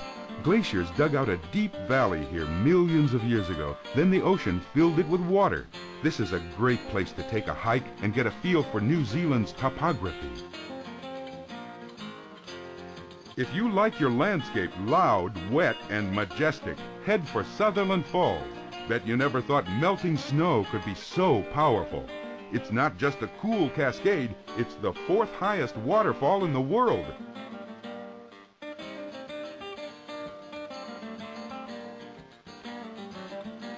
Around Milford Sound, you can't miss Mitre Peak. It's that mountain in the middle that rises straight up out of the water, 1,500 meters. On a clear day, its reflection makes it look twice as big. It's all in the presentation. Goodbye!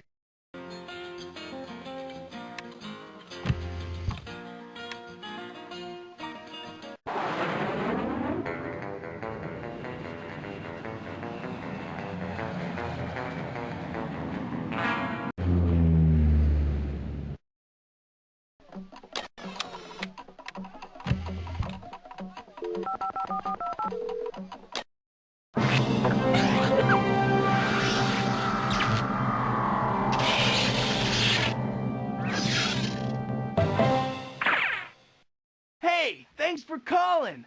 I never get weary of touring Nigeria. The people of Nigeria represent about 250 different ethnic groups, and most have their own languages and customs. Nigeria is the most populous country in Africa, which has caused crowding in many Nigerian towns. In the main city of Lagos, skyscrapers rise up next to poor shanty towns. Small villages like this one offer an alternative to the crowded urban life.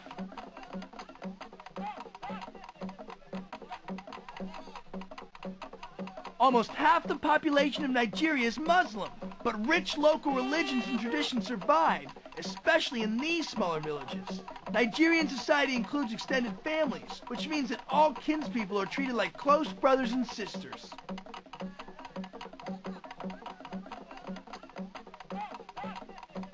Not far from this village is Lagos, the largest city in Nigeria and its former capital. It is built on and around an island and has become a colorful and crowded metropolis.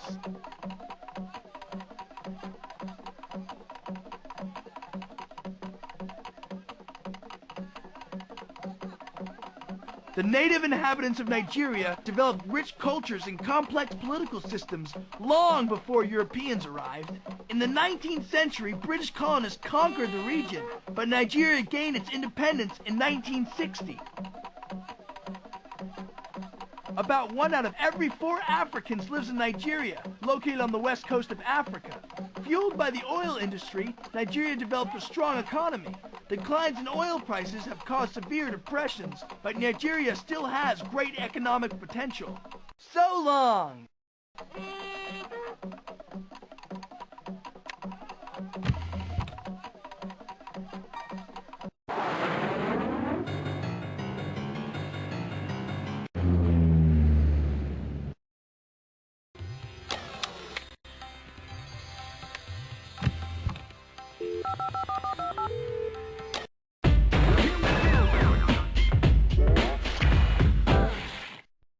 Hi, let's take a stroll through the Shalimar Gardens, shall we?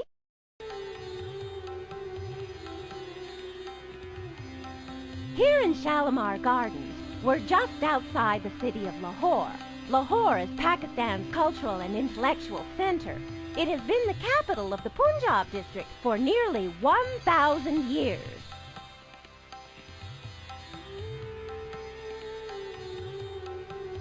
The water that feeds the garden's many fountains is brought by canals from a river 100 miles away.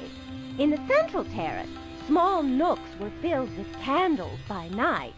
This mixture of dazzling light and water gave the stone pavilions their name, Sawan Badoon, which refers to the 2 months of the local calendar associated with rain and bright sun.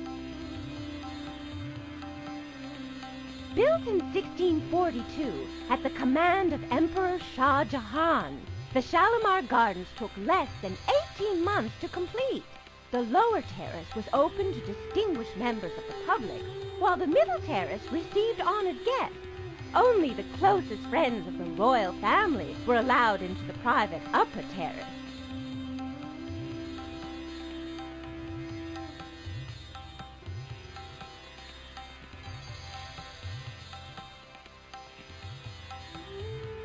This central terrace of the garden contains over 100 magnificent fountains. At the foot of this cascade entering the terrace stands a marble throne where the emperor would sit in the moonlight and listen to his musicians play.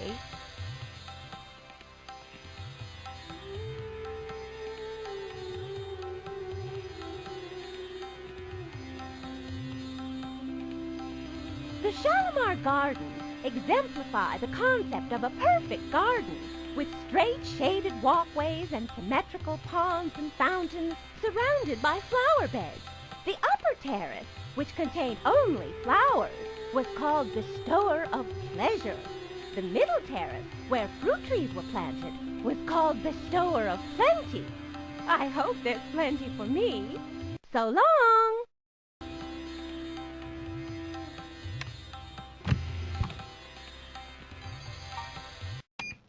El vuelo 916 está a punto de salir para Panamá.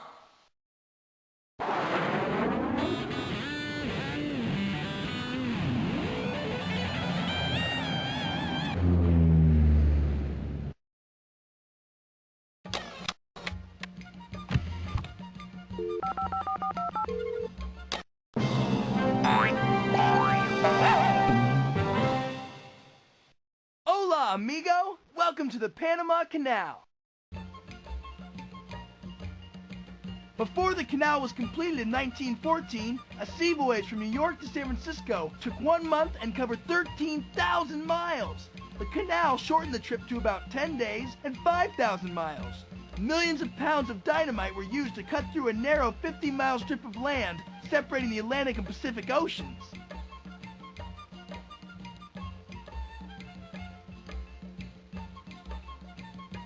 In the distance, you can see Panama City, the country's capital, as well as its political and commercial center.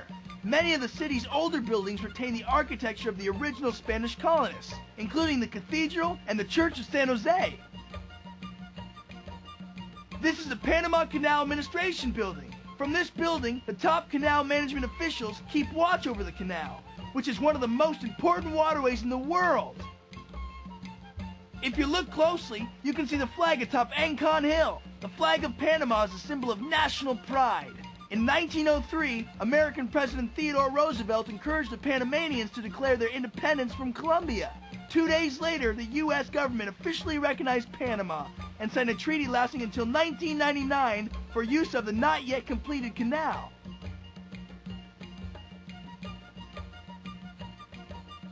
Connecting the two edges of the canal's entrance is the Bridge of the Americas, the only permanent bridge spanning the Panama Canal. It was completed in 1962 and soars 384 feet above the canal's Pacific entrance.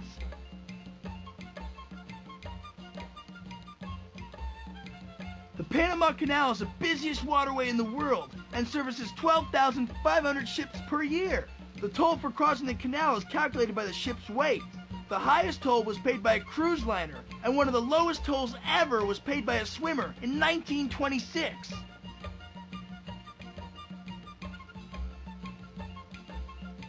To connect the Atlantic and Pacific Oceans, engineers built a series of concrete locks to transport ships across different water levels.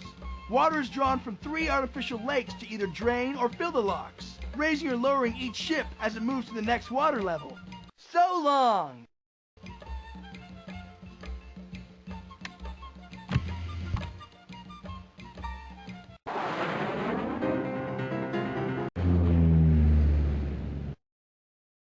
Bienvenido, viajero.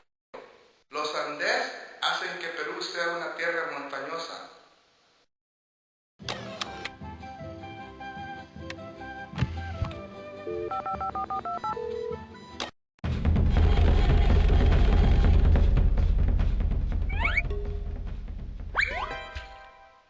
Hola! Let's see what we can find in the lost city of Machu Picchu.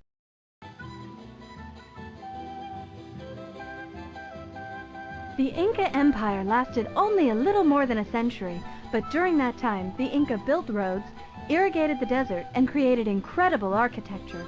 Even today, a razor blade cannot be inserted between some of the stones at Machu Picchu.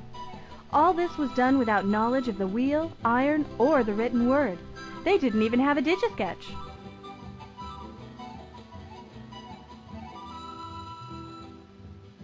The word Inca means children of the sun, and the Inca worshipped the sun god Inti.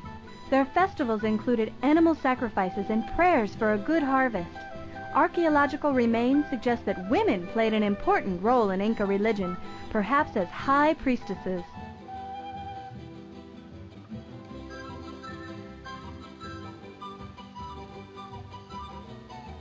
The mountain city of Machu Picchu is now named for a nearby mountain peak, but the original name is unknown. Machu Picchu, which may have served as a religious sanctuary, was a potent symbol of the Incas' power until it was abandoned in the 16th century in the face of Spanish invaders. The city was lost in the thick jungle wilderness until its rediscovery in 1911.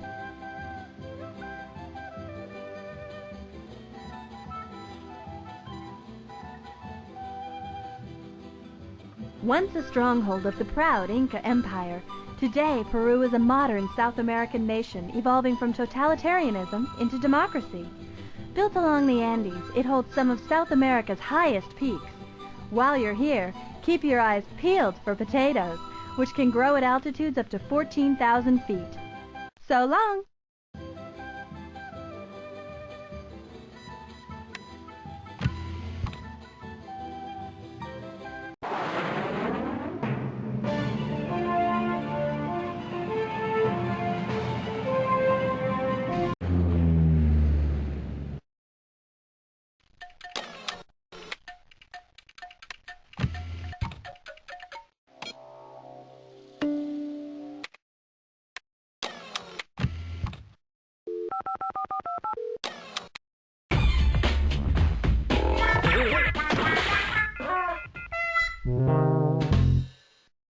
Hi there! Ready to fill up with facts on the Philippines?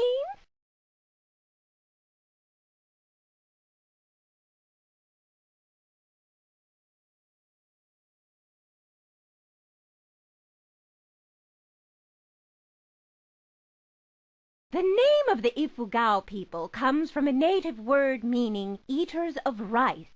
They say the staple of their diet was a gift from the gods, and the ancient Ifugao were the master architects of the rice terraces.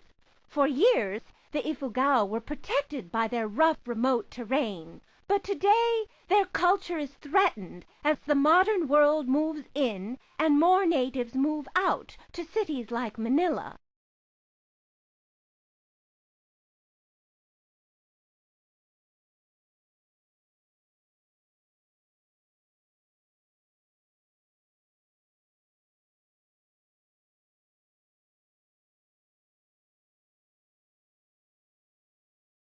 Nestled at the bottom of a beautifully sculpted circle of terraces, Batad Village is an authentic traditional Ifugao town. It does, however, contain a Catholic church, since Spanish missionaries introduced their religion to the Philippines 400 years ago.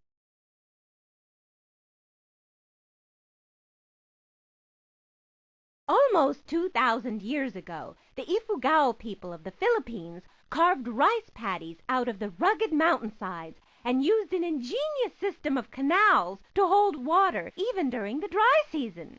The rice terraces are located in the mountains north of Manila, and some of them reach heights of 4,000 feet. So long!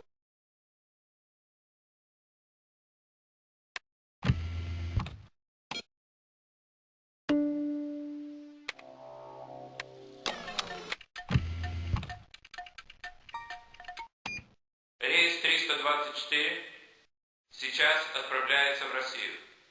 Приятного полета!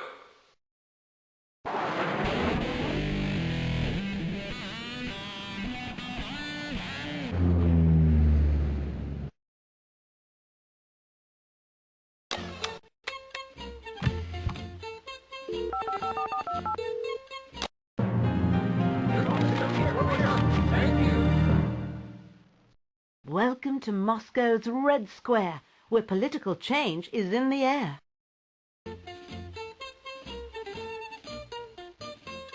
Moscow's Kremlin looms over most of Red Square. What's a Kremlin? A huge walled fortress. It includes dozens of individual buildings, palaces, churches, guard towers, museums and gardens. It was the home of the Tsars, and after the Communist Revolution in 1917, the seat of the Soviet government. Here's the Kremlin's newest addition, the Lenin Mausoleum. Vladimir Lenin led the Russian Revolution back in 1917. He always said he wanted to be buried in a simple grave, but obviously that didn't happen.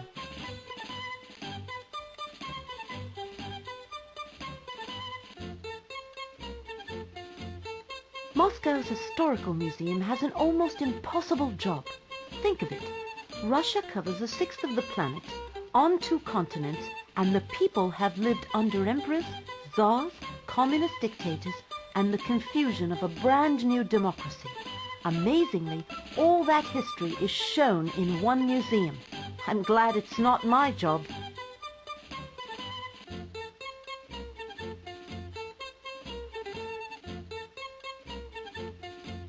Across from the Kremlin stands GUM, Moscow's mega department store.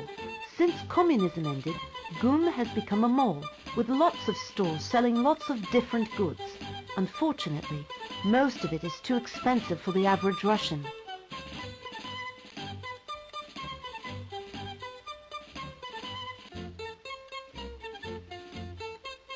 Of all the amazing buildings in Red Square, St. Basil's Cathedral is the flashiest. Tsar Ivan the Terrible built it around 600 years ago. Since then, one poet compared it to an armored porcupine. Another called it an irregular fruit. When people ask me, I say one thing. Wow! Goodbye!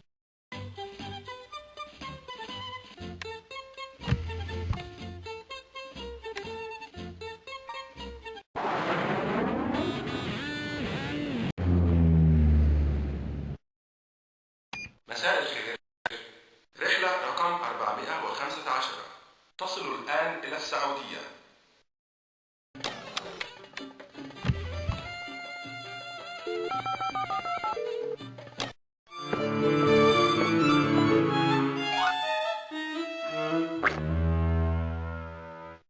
Hello there. Let's take a jaunt around Jeddah. Saudi Arabia is a fairly new country in a very old place.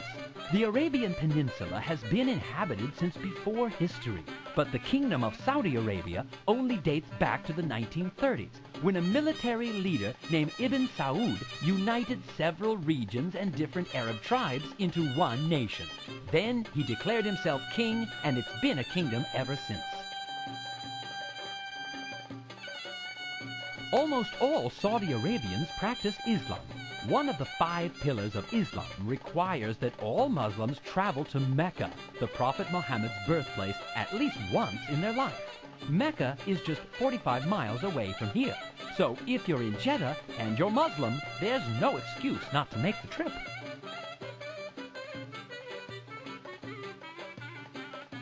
When you're studying Saudi Arabia, there's one element you can't ignore: oil. This was a land of nomads when oil was discovered, and is now one of the wealthiest nations in the world. Saudi Arabia now produces 20% of the world's oil.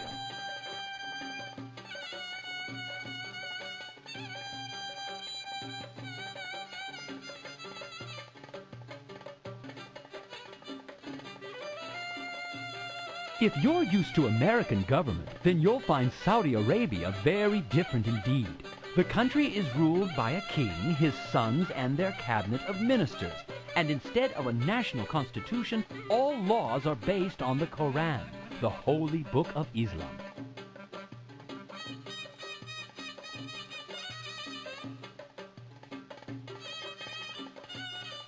Jeddah is one of Saudi Arabia's wealthiest and most populous cities.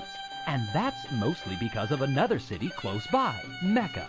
Virtually all Muslims travel to Mecca at some point in their lives, and to get there, they have to pass through the port of Jeddah. Goodbye.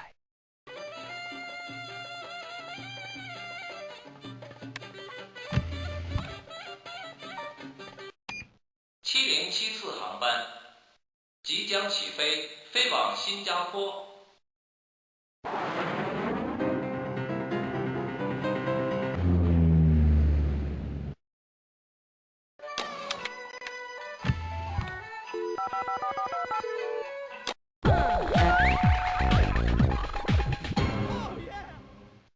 Thanks for calling. I have a soft spot for Singapore.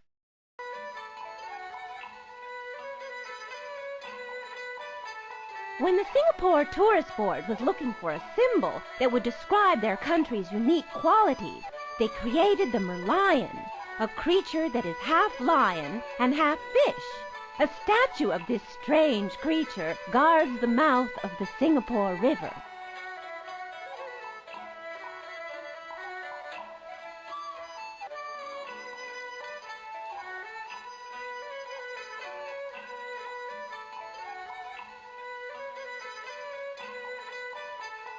The name Singapore means Lion City, and I'm not lying. Singapore used to be a tiny seaport on a jungle-covered island, but Singapore grew so quickly that today it is one of Asia's economic dragons. Chinese, Indians, Malays, and others have flocked to Singapore for decades, adding to its diverse culture.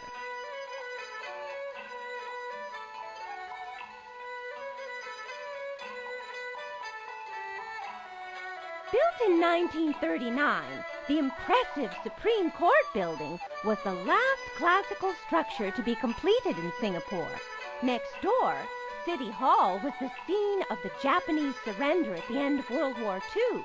Luckily, neither building has surrendered to the skyscrapers that crowd around them.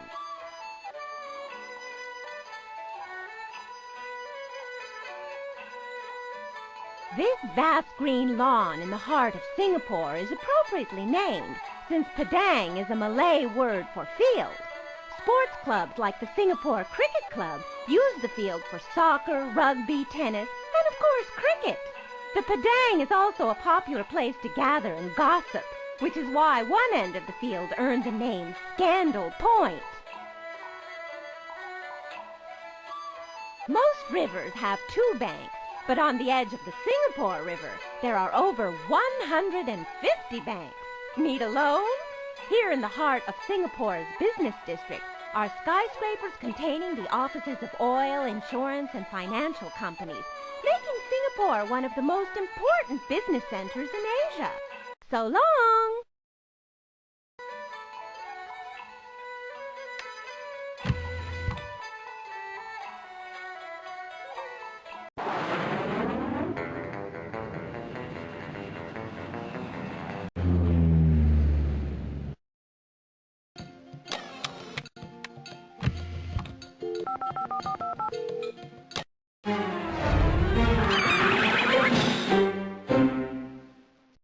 Hi, welcome to South Africa.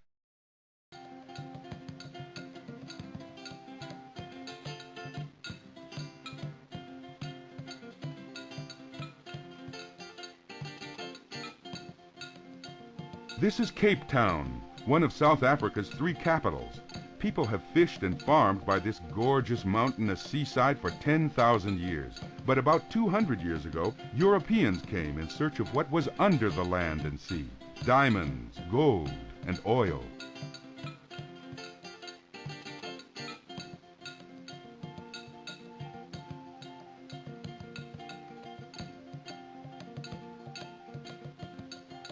You're standing at the Victoria and Alfred waterfront. 100 years ago, it was a new bustling port. 20 years ago, it was scrubby and falling apart. But now it's been revived with new buildings, yachts, shops, restaurants, and all that. It's nice, if you like that sort of thing.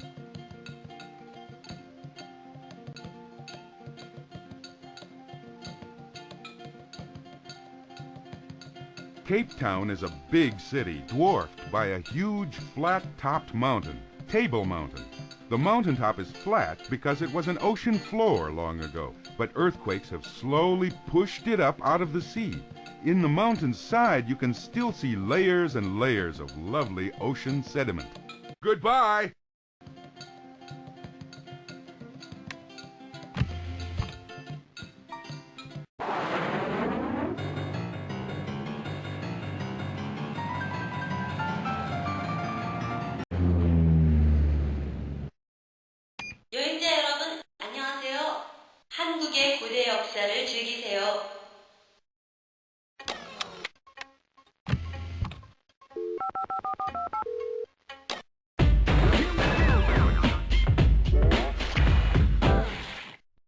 It just dawned on me that I can tell you a lot about Korea, the land of the morning calm.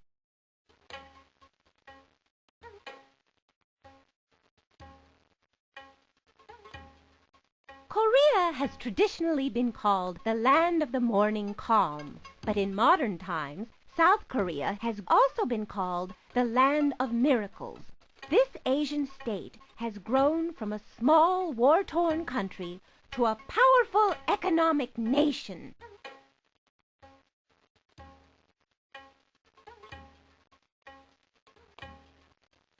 In ancient times, a large fire burned in a main house, and underground tunnels carried this heat into the surrounding homes. Even in modern times, Koreans use heating systems to send warmth underneath the floors. Using short tables and movable futons, Koreans eat and sleep in these cozy rooms.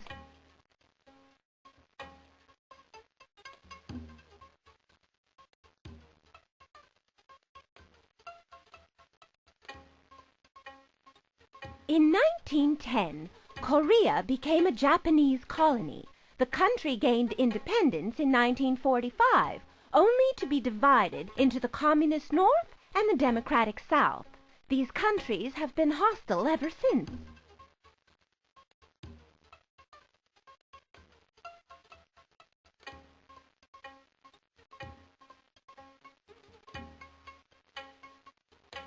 Walking through the Korean folk village is like walking into the past. It's a living museum where you can find blacksmiths, carpenters, and other craftsmen at work in traditional shops. Small, neat farmers' homes lie around the village, and folk dances are performed in a nearby amphitheater. So long!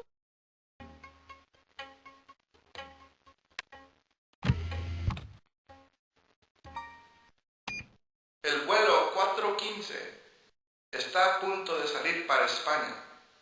Que disfrute del vuelo.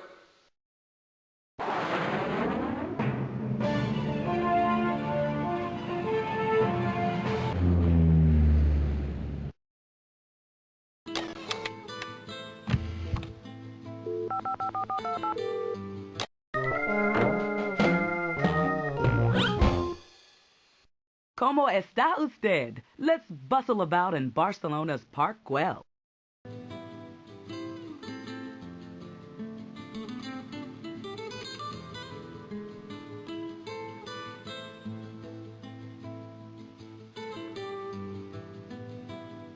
Antonio Gaudí was born in 1852 and became an architect, a man after my own heart. He experimented with unique, fantastical designs and is famous for mosaics like these, made of multicolored tile scraps and broken china plates.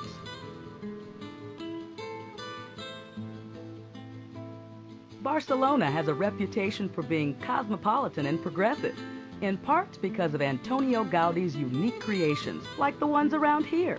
However, the most important of his creations is the Sagrada Familia Cathedral. Although unfinished, its towering organic structure makes it one of the 20th century's greatest architectural achievements. You should go visit it sometime.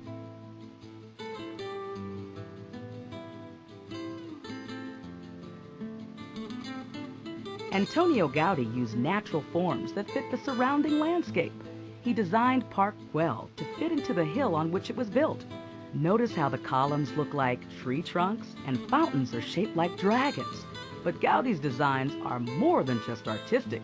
His famous tiled mosaics are also waterproof.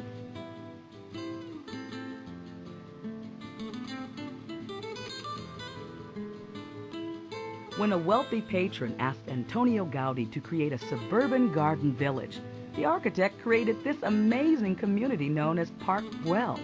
Although the park was a financial failure, it has become a monument to Gaudí's artistic genius. Bye!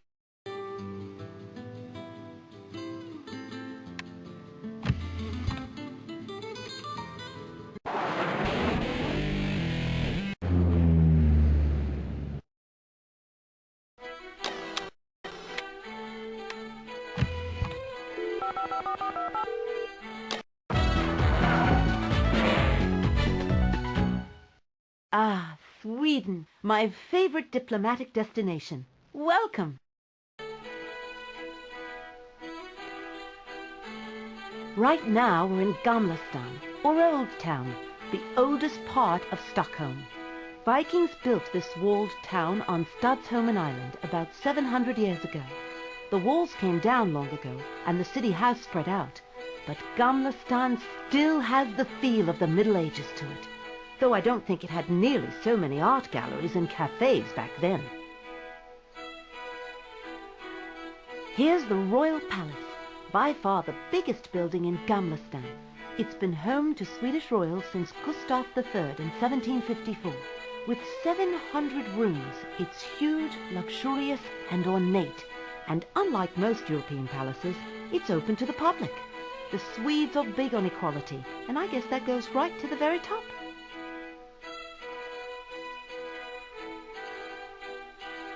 Sweden is famous for all the things I think are important. Promoting peace, negotiating instead of fighting, and making sure everyone has a chance to live well. No wonder it's one of my favorite places.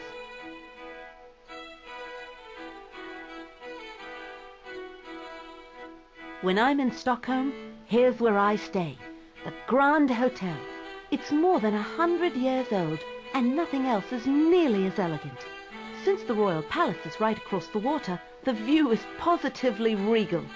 If your stay were a little longer, I'd book you a room.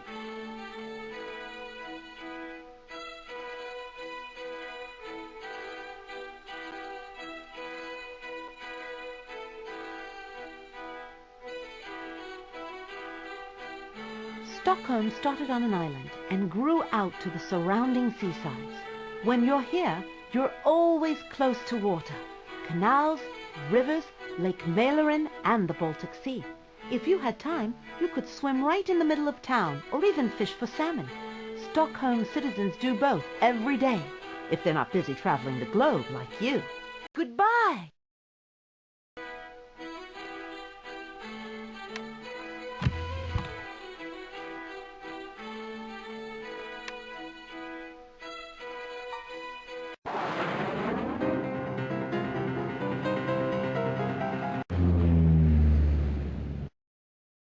Habari za asubuhi. Ndege 916 sasa inafika Tanzania.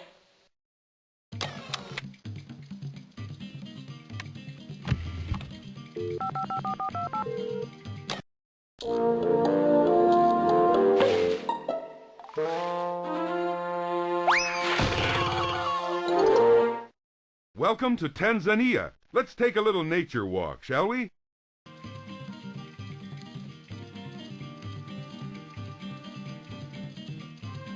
People have lived in Tanzania since long before anyone called it Tanzania. In fact, my old pal Louis Leakey found fossilized human teeth here that were about 2 million years old. I wonder if they had international thieves back then, too.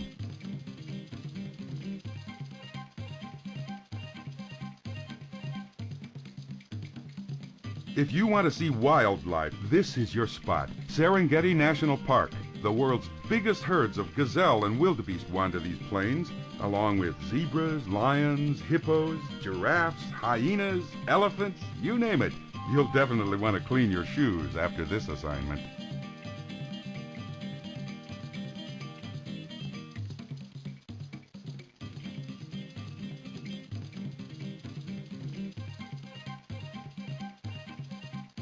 Tanzania used to be two different countries, Tanganyika and the island nation of Zanzibar. They united in 1964, and now over 100 different tribal groups call the country home. But as long as you know the language, you'll get by just fine. You do speak Bantu, don't you?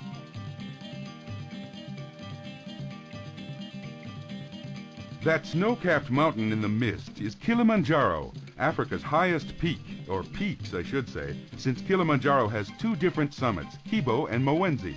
That 19,000-foot hill is actually a volcano, but don't worry, it's been extinct for years. Goodbye!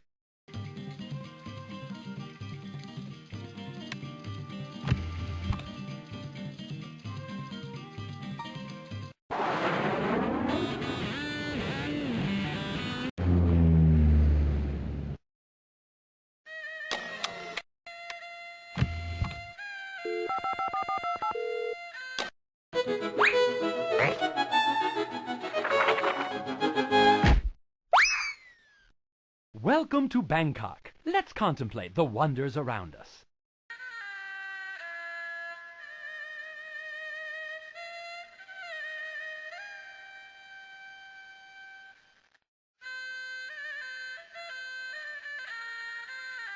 This entire building complex is the Grand Palace, home of Thai kings since Rama I in 1780. Back then, the king had dozens of wives, and they all lived within these walls with their children and servants. Royal daughters stayed here for life, but sons left when they became teenagers. Only one adult male was allowed inside, the king. After all, he made up the rules.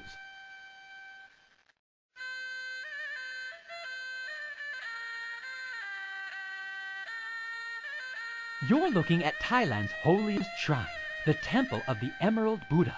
The Buddha statue inside is really carved from jade, not emerald, and no one knows who carved it.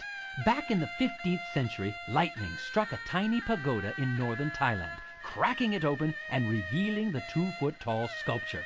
Now it sits atop a huge gilded throne, presiding over elaborate religious ceremonies all year long.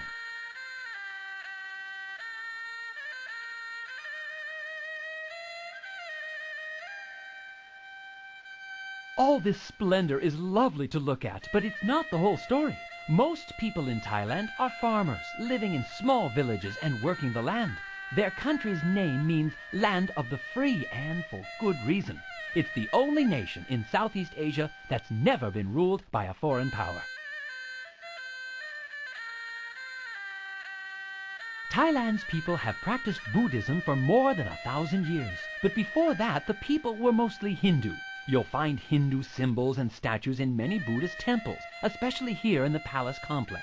Fascinating thing about Thai Buddhism, it didn't try to replace the religion that came before. Goodbye.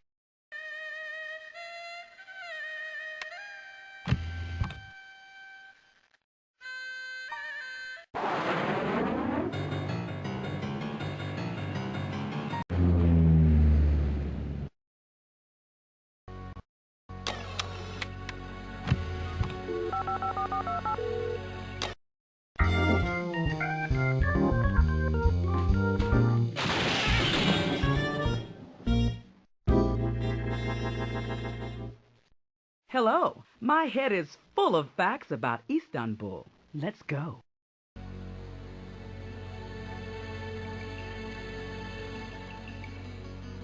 The Faith Mehmet Bridge is the link that joins two continents. The bridge was built in 1988 and spans the Bosporus Strait to link the two halves of Istanbul, the only city that lies in two continents, Europe and Asia.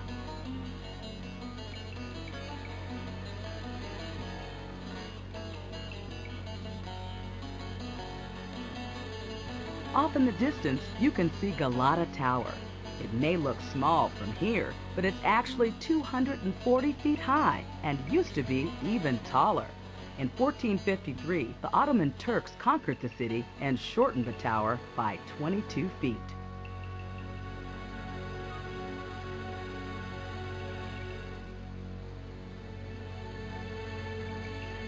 These two minarets rising above a huge domed roof mark the site of the new mosque. The new mosque is one of Istanbul's most famous landmarks and contains the royal pavilion where the Turkish Sultan stayed when they came to pray at the mosque.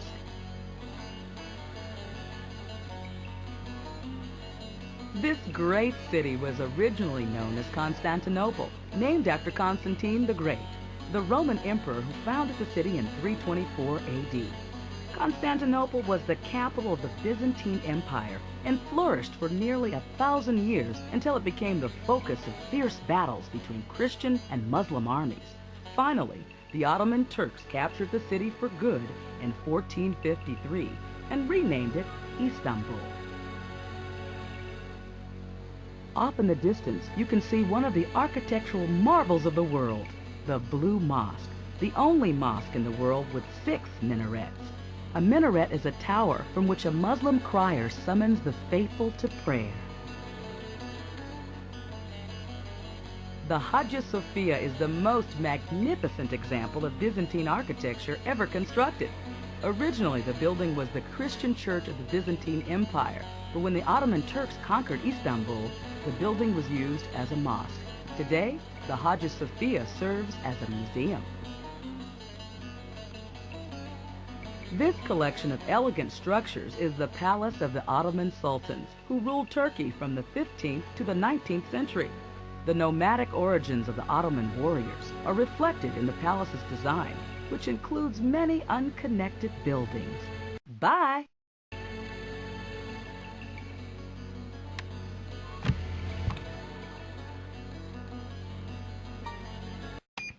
Flight 324 is now departing for the United Kingdom.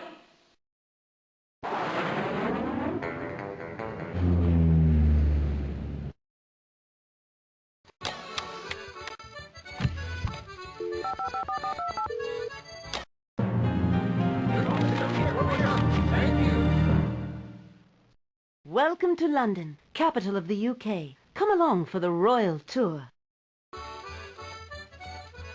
Look for clues around this clock tower, the biggest timepiece in Britain. Most people call the tower Big Ben, but that's a mistake. Big Ben is a bell inside the tower that chimes every hour. If you're still searching for clues when it rings, you're probably running late. Oddly enough, this beautiful English city was founded by Roman invaders in 43 AD. They built a walled city, made it their capital, and after they left, it stayed that way. Through hundreds of kings, queens, fires, wars, good times, and bad, the city grew. Now it's one of the biggest, richest cities on the planet.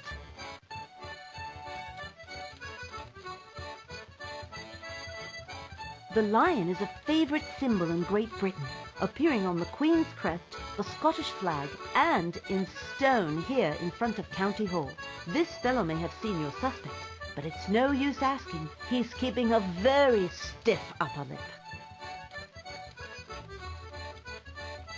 Behind the lion is County Hall, 7 stories high, half a block long, and empty. Former Prime Minister Thatcher dissolved the local government 10 years ago, so its headquarters have been deserted ever since.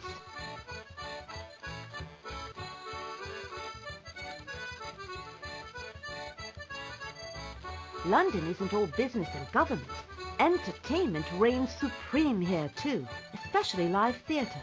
From splashy musicals to the immortal classics, no city in the world offers more to see on stage. After all, this is where Shakespeare first produced all his plays. He knew a good audience when he saw one.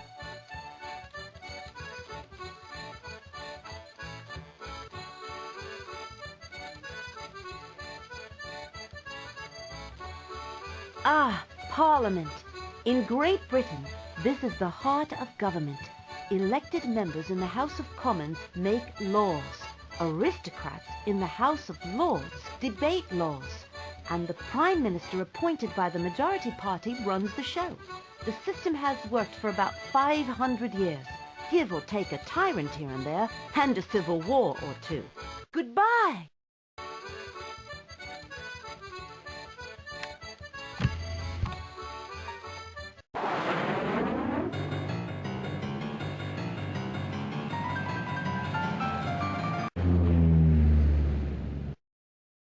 Greetings, traveler.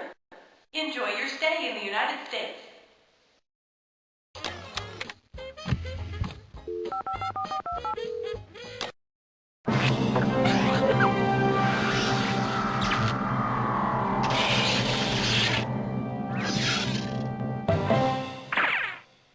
Hi there! I can't wait to show you around the Golden Gate. San Francisco Bay is one of the greatest natural harbors in the world. The city lies on the northern tip of a hill-covered peninsula that sets off the bay from the Pacific Ocean. A small inlet opens up into the spectacular Bay Area surrounded by wooded hills and cities. This is Alcatraz Island, one of the most famous prisons ever built. It's no longer in use, but once held some of America's most hardened criminals and was believed to be escape-proof. Of the 23 men who tried to escape, all but 5 were recaptured. Those 5 are presumed drowned. but no one ever found their bodies. San Francisco began as a Spanish colony, but was annexed by the United States in 1846. When gold was discovered near San Francisco in 1848, the settlement became a boom town. The city was built in a series of steep hills, and cable cars were invented to haul people and goods up and down the steep slopes. Despite the earthquakes that have rocked the area, San Francisco has grown to be a thriving cosmopolitan city.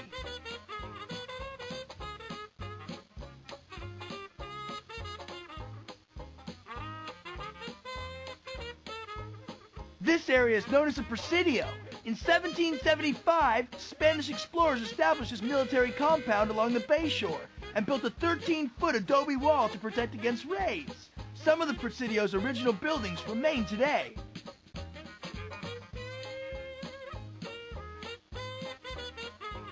The Golden Gate Bridge is one of the world's greatest engineering masterpieces. Designed by Joseph Strauss and built in 1937, the bridge is made of 10,000 tons of steel, 80,000 miles of cable, and is supported by two towers that are 746 feet tall. The Golden Gate Bridge has a clear span of over half a mile and is a symbol of the country's expansive, pioneering spirit. So long!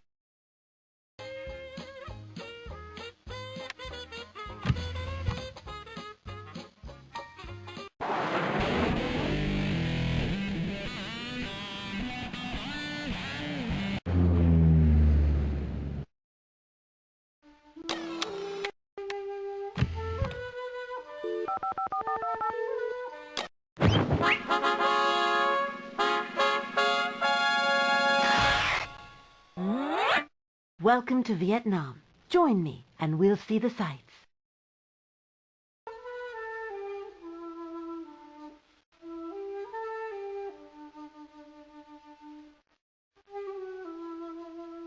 The Vietnamese people have fought their fights for independence against other countries and even among themselves over how they should be governed. But that's history. When you visit today, people are friendly, open, and ready to help. They also have great cuisine, mountainous rainforests, and hundreds of miles of beautiful beaches. You might just be tempted to stay a while.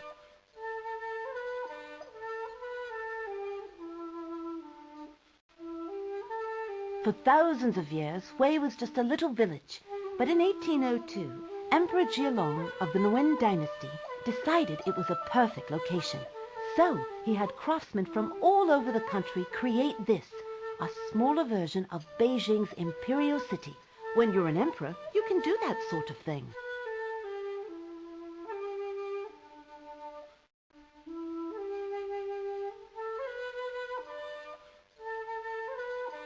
Emperor Bao Dai had this mausoleum built for the remains of his father, Emperor Kai Din. Inside, it's truly amazing. Huge glass tile mosaics on the floor, and a big mural of a dragon in the clouds, painted on the ceiling by artists using their feet. Now that's one way to keep paint out from under your fingernails.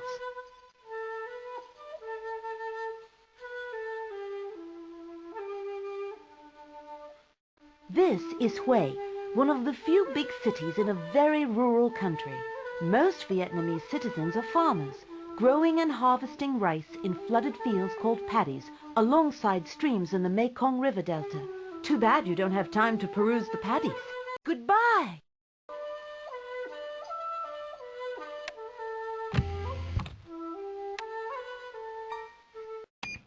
Vol 707.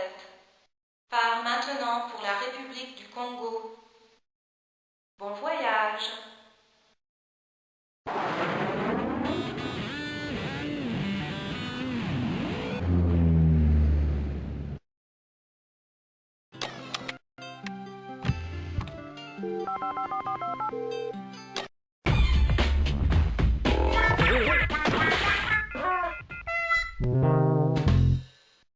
Hi! Lend me your ear and I'll tell you about Zaire.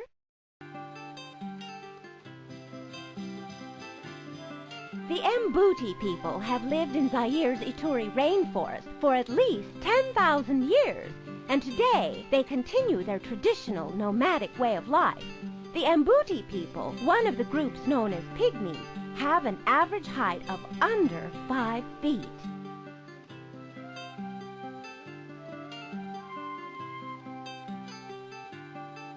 When the Mbuti arrive at a new site in the forest, the women take on the task of hut building. Weaving large leaves across a framework of sticks, the hut takes only a few hours to complete.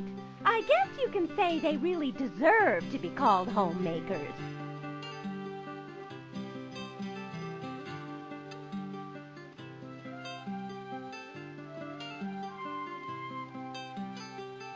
Here we see one of the tributaries of the Zaire River. The Zaire River, once known as the Congo, sweeps through the dense rainforest in a huge arc on its way to the Atlantic Ocean. Its waters are teeming with fish, hippopotamus, and even crocodiles. People use the Zaire as a watery highway, transporting supplies up and down the river.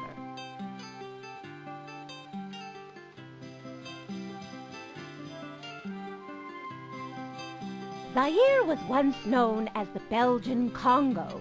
During 3 centuries of slavery, the country lost hundreds of thousands of people. The country gained independence from Belgium in 1960, and 5 years later it adopted the name Zaire, a variation of the local word for river.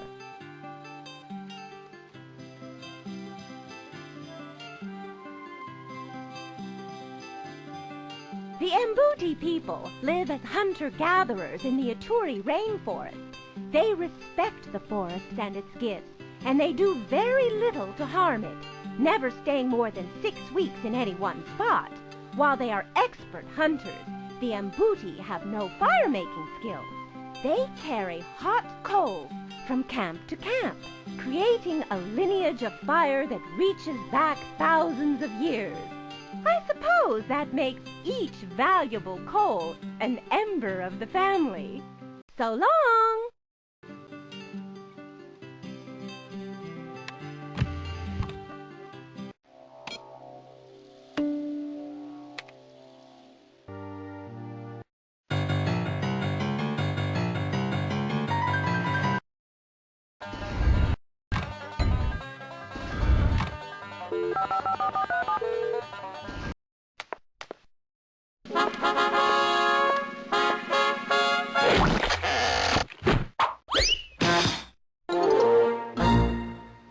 It's a privilege to meet you. I'm Diplomacy.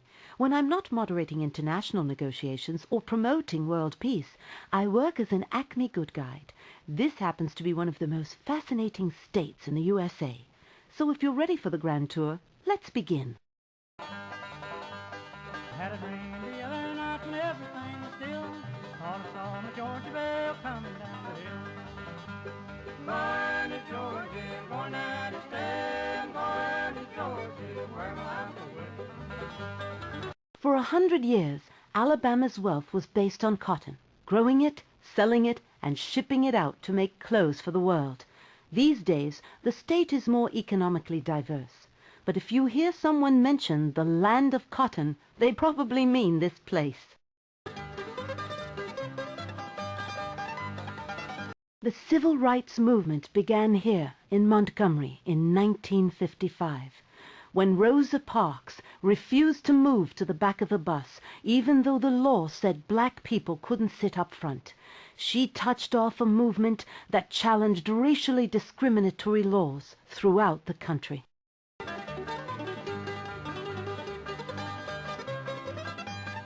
Here's my favorite spot in Montgomery, the Dexter Avenue Baptist Church. In the 1950s, Martin Luther King Jr. preached here, promoting freedom, equality, and nonviolence, the perfect ingredients for true democracy, if you ask me.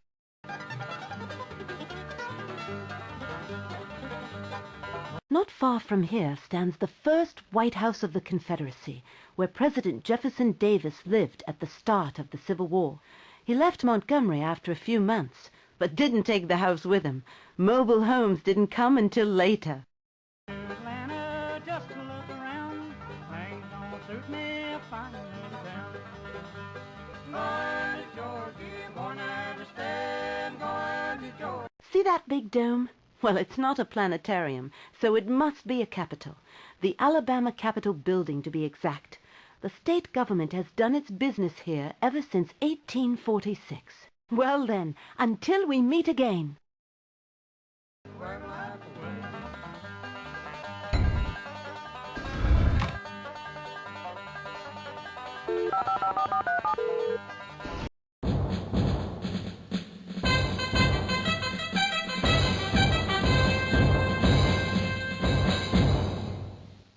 Welcome to Montgomery, the capital of Alabama.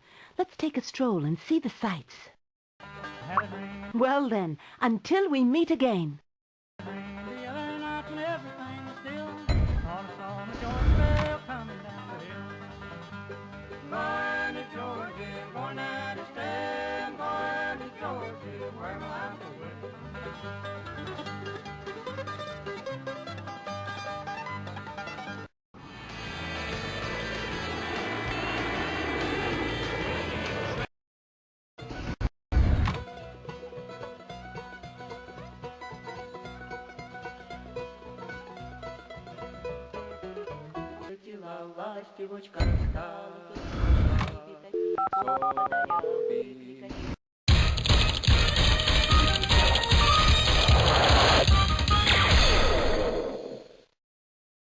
Whoa!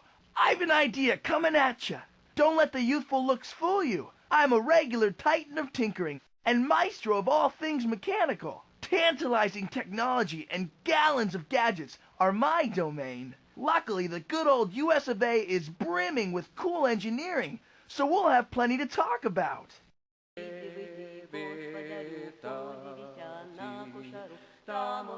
Check out those massive crude oil tanks, evidence of the petroleum industry that runs thick in Alaska. This state has loads of natural resources, and oil is one of the most valuable. The Alaskan Pipeline, a technical wonder running 800 miles across the Alaskan interior, makes it easy to transport oil from inland oil fields to shipping ports on the coast. It's way sophisticated.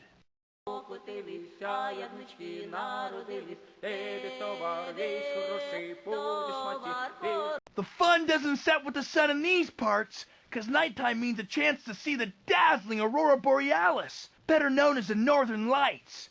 Imagine awesome waves of colored light streaking and arcing through the midnight sky, and only up here near the North Pole. How's it work? Think fluorescent bulb on a global scale. Electrons stream from the far-off sun and pow! Collide with atoms in the high Arctic atmosphere, generating brief flashes of light. Seen from the ground, it's pure magic. The three objects here, a Russian ship anchor, a Tlingit Indian totem pole, and a Russian cannon, pretty much sum up Sitka's island history. Russian sailors and traders arrived in Sitka, met the native Tlingits who had lived here for centuries, and pretty much pushed them out.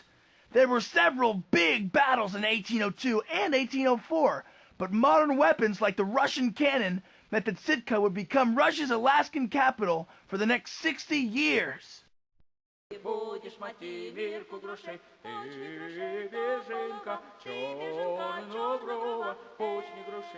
That's a prospector statue, standing proudly in front of the Pioneer House. It's a symbol of the grit and perseverance pioneering people needed to start a life in Alaska a century ago. The Pioneer House is actually the first building around here designed as a retirement home for older people. Even the hardiest gold prospectors eventually ran out of steam and needed to settle down.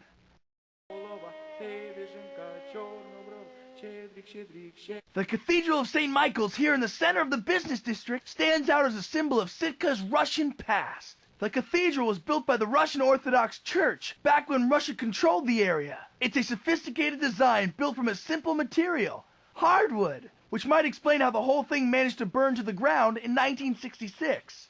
What we see here is a faithful reproduction. Bye for now. Feel free to call me back for more techno facts.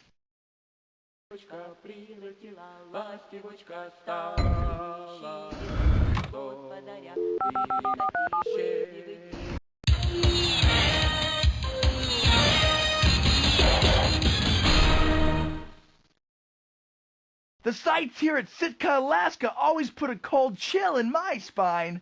let's explore around. Bye for now. Feel free to call me back for more techno facts.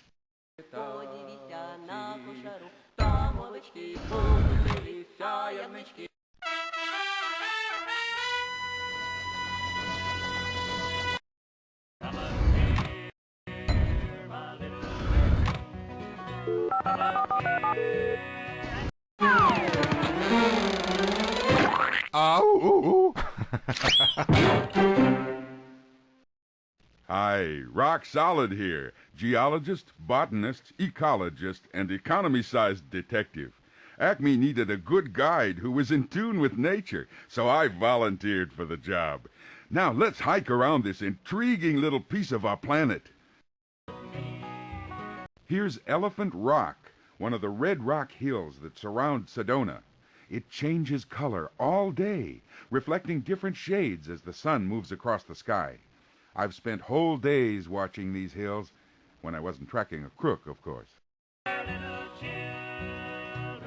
Most of the USA's copper comes from the red Arizona earth, much of it removed by strip mining. Companies dig huge pits to get at the ore, stripping the surface from miles and miles of delicate desert. If mining has to be done, I think it should be done in a more earth-friendly way. A little bit of extra effort can go a long way towards saving the environment.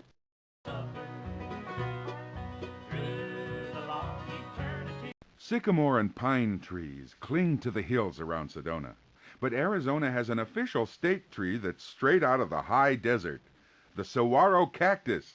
It's tall, strong, prickly, and thrives in harsh conditions, a lot like me.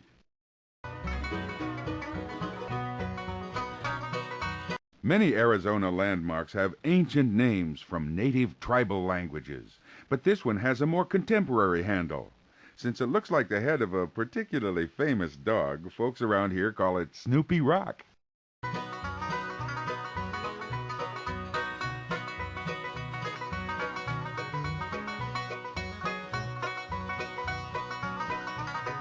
If you're wondering why Sedona's hills are red, the answer is simple. They're full of red minerals like copper and iron. You might think iron is black, but remember what happens when it gets wet. Rust. This is one of the driest states in America, but the government has spent billions of dollars to pipe water from the Colorado River into central Arizona, turning dry desert into farmland. People have a lot of different opinions about whether this type of irrigation is a good or bad thing to do. Just between you and me, I prefer the desert dry. Bye-bye.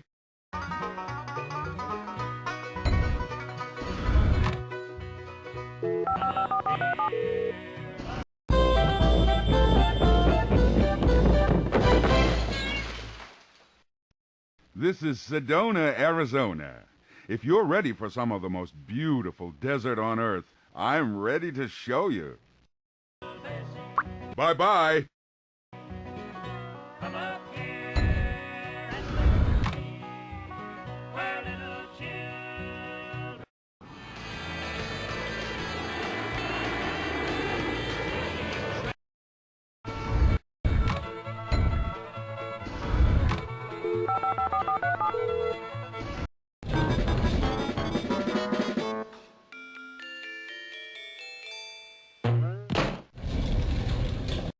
Hey there, Renaissance here, ready to help orchestrate your efforts to end Carmen's criminal record.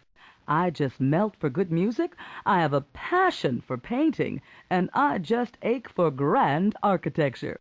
As a good guide, I can pull some strings and give you tours of great locations. Let's go. The old mill was built in 1933, and not by a carpenter, but by an artist. It looks authentically complete and weather-beaten, but actually has no doorways or windows underneath the facade. Think there's a window behind that shutter? Think again.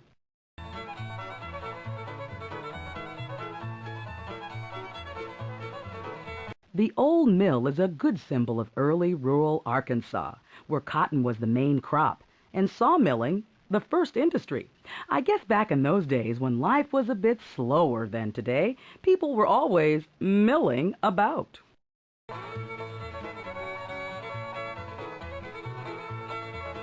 The artist who created the old mill also designed the footbridges, like this one. His name was Senor Dionico Rodriguez, and he specialized in creating imitation rocks, ruins, and ancient buildings. Wow! Not every artist is good enough to create brand new things that already look antique.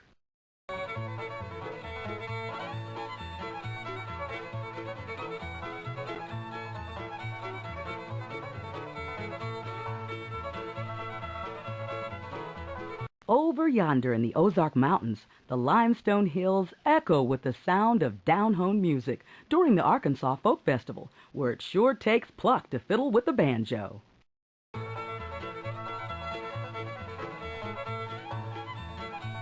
Next time you breeze through North Little Rock, check out the Old Mill, which was filmed during the opening scenes of Gone with the Wind. That movie just blows me away. See you later.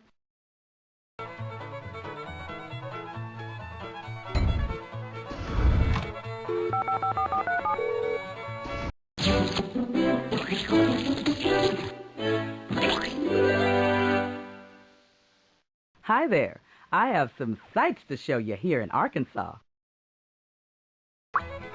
See you later.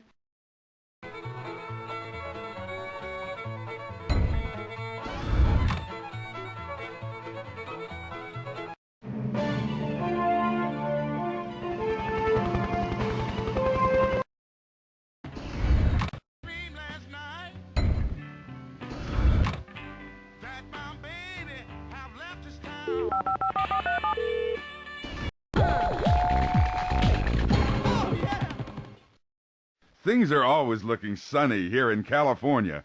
There's lots to see in Yosemite, so let's start a tour.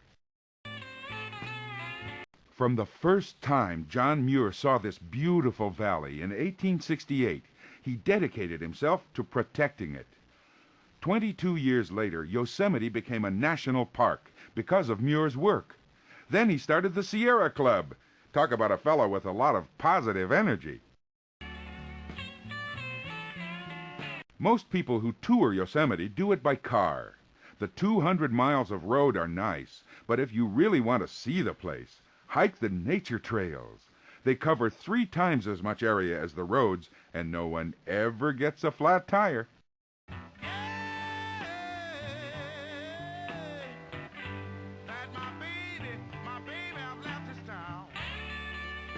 For a great view of the whole Yosemite Valley, climb up there to the top of Glacier Point. It's the best panorama in all of California.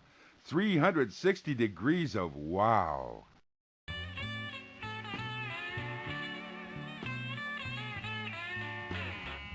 Of Yosemite's many mountains, this might be the most famous, Half Dome. Long ago it was pointy, but Ice Age glaciers sanded it down and rounded it off. Of course, the weather still changes the mountains a little bit every day through erosion. Geology might move slowly, but it never stops. Yosemite covers a huge hunk of the Sierra Nevadas, from its 13,000-foot peaks to its glacial valley, with giant sequoia trees, tiny ferns, rivers, waterfalls, cliffs, and 429 lakes in between. Someday I'll see all 1,200 square miles of it, but not this time around.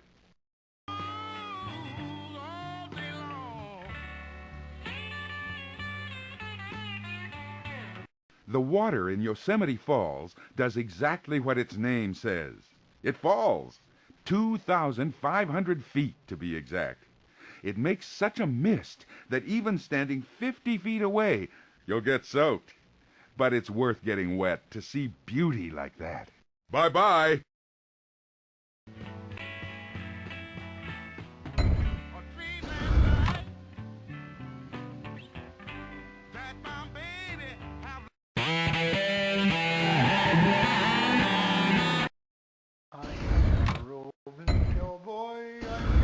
Dressed in rags. I used to be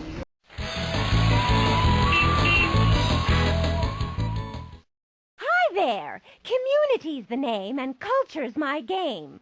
I love to study how society works, and right now I'm feeling very social. Let's take a tour around here and see who we meet.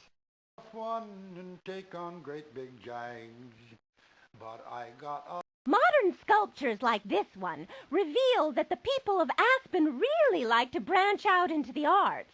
With a jazz festival, film festival, art museum, and dance group, Aspen is a center of high culture in the lofty Rocky Mountains. Homeboy's a good one, you all know, although I haven't seen it for many years ago. But I'm going back to Dixie once more to see them all.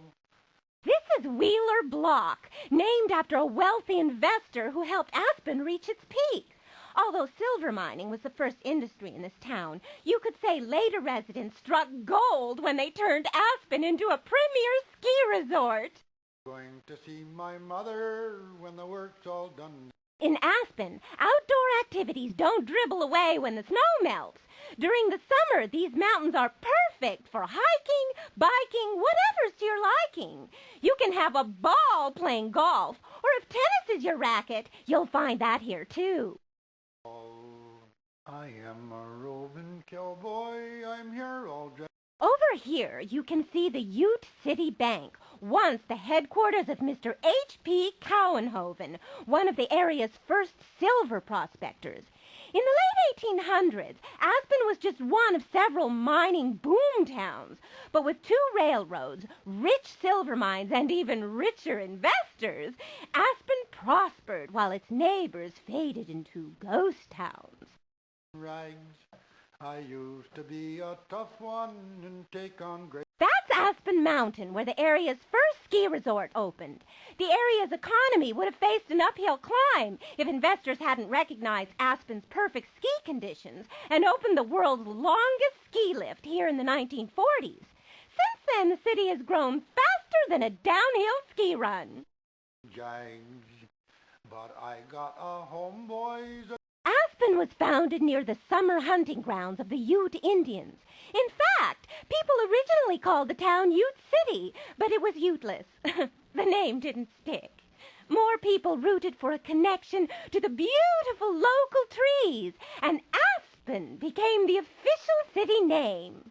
So long. Let's talk again soon. One you all know, although I haven't seen it for many years ago. But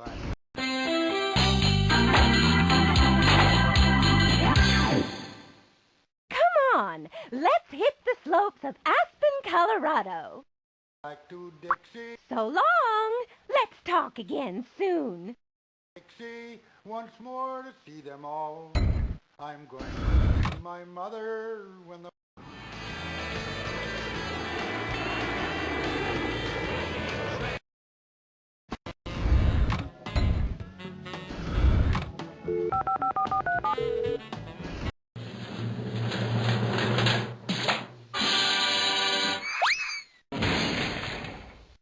Hi, we'll have a whale of a time touring Connecticut's old whaling town called Mystic.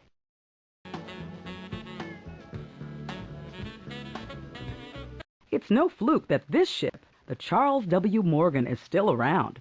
It's a classic example of an old 3-masted wooden whaling ship built back when shipbuilding was an art form. Connecticut was once the leading whaling state, back when fleets of ships hunted down whales for their oil, which was used to make soap, wax, and other products. The U.S. today has banned most whaling, which makes me happy, because I love whale song. I'll bet the whales are happy about it, too. It's not a mystery why this town called Mystic prospered.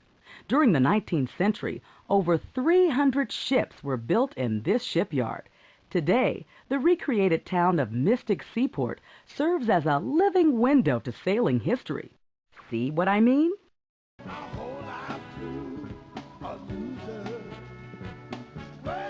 Fishing villages like this one are typical of Connecticut, which is an Indian word meaning long tidal river. With its miles of Atlantic coastline, Connecticut sure is beautiful, isn't it?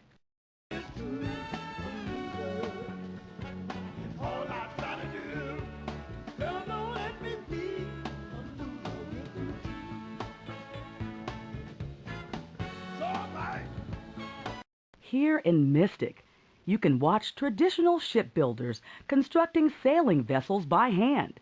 Before the invention of steam engines, tall, masted clipper ships were the fastest vessels in the world and the most elegant. Try putting one of these in a bottle.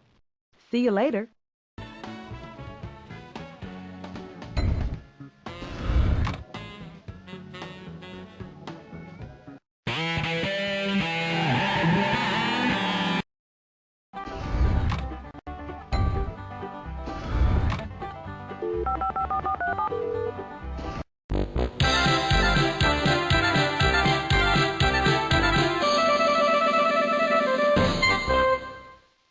Oh, good. I have a passel of facts about historic Newcastle, Delaware.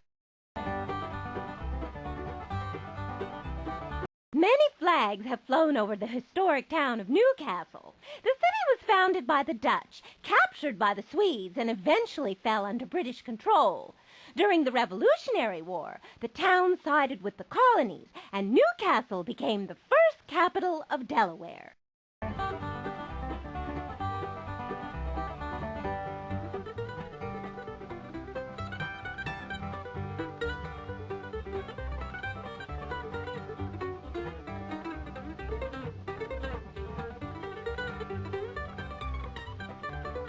This unusual building is the Old Library Museum. A series of skylights and light sinks brighten up the interior and even the basement level. I guess you could say this museum really sheds light on some works of art. I'm just burning to tell you about this building, the Emmanuel Church and Tower, built in the late 1600s. Unfortunately, a recent fire burned down everything but the walls, which were then used to reconstruct the building we see today.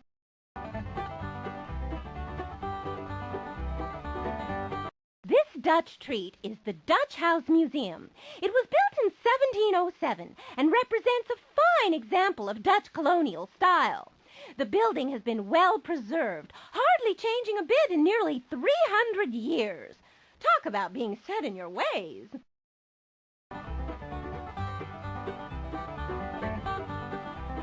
Over here you can see the old arsenal, which was built in 1809.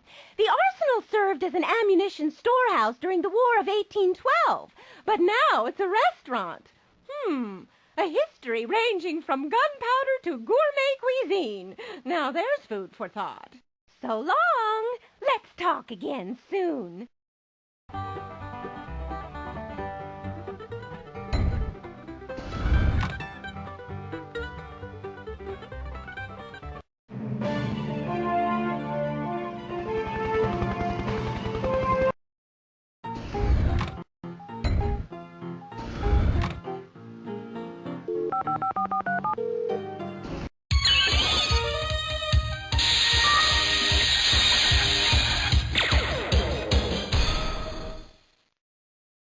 What a blast! Let's orbit around the space gear here at Florida's JFK Space Center. It may look like a stubby airplane, but this is actually the Explorer, a full-size space shuttle replica that people can climb aboard. The space shuttle represents a significant improvement over earlier rocket technologies. It blasts straight up into space like a traditional rocket, but glides smoothly back to Earth like an airplane. This gentle re-entry saves a lot of wear and tear and allows the shuttle to be reused many times. Talk about your high-tech recycling!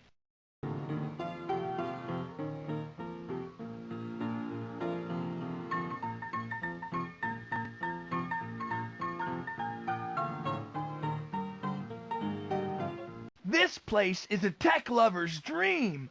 The John F. Kennedy Space Center is run by the National Aeronautics and Space Administration. better known as NASA. Their mandate is to get things off the ground and into outer space, and they've gotten quite good at it. Here at the Space Center, we're surrounded by samples of stupendous spacefaring technologies, from rockets and lunar rovers to the space shuttle. Enormous dishes like this one are used to detect and communicate with objects in outer space, especially satellites. Satellites circling high above the Earth have transformed the modern world. They're the devices that help us predict the weather, keep an eye on the planet below, and even watch live news coverage from around the world. Engineering types like me really like to stay connected, you know. The cluster of silent sentinels here is called the Rocket Garden, a showcase of many different rockets used at the Kennedy Space Center. Rockets have had a long, impressive flight path of evolution. The earliest ones appeared in Asia over 1,500 years ago and didn't have much power. But today's modern rockets, like the powerful Saturn launch vehicle, put out 7 million pounds of thrust or more. That's enough power to loft something bigger than a house up into space.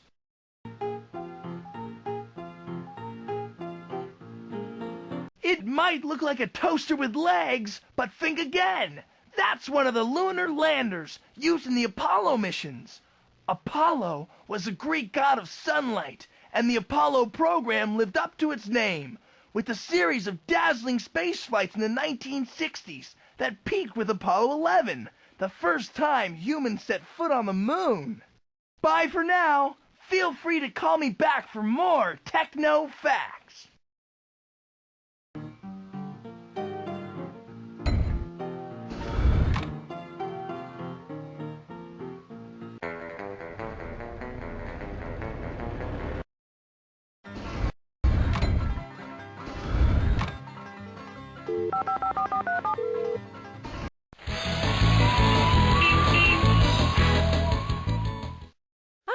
There's nothing like a little southern exposure. Let's take a tour of Atlanta, Georgia.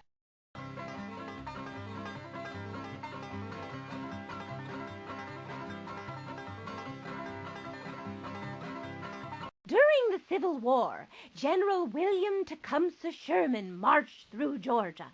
After many fierce battles with the Confederate Army, he captured Atlanta. And before continuing on his famous march to the sea, the Union general burned most of the city to the ground.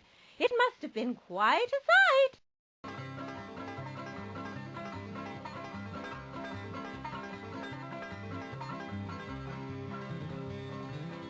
Atlanta grew around the railroads and used to be called Terminus because it sits at the center of several railways. The city was heavily damaged during the Civil War, but that wasn't the end of the line. Atlanta eventually regrew and became a symbol of the reunion between North and South.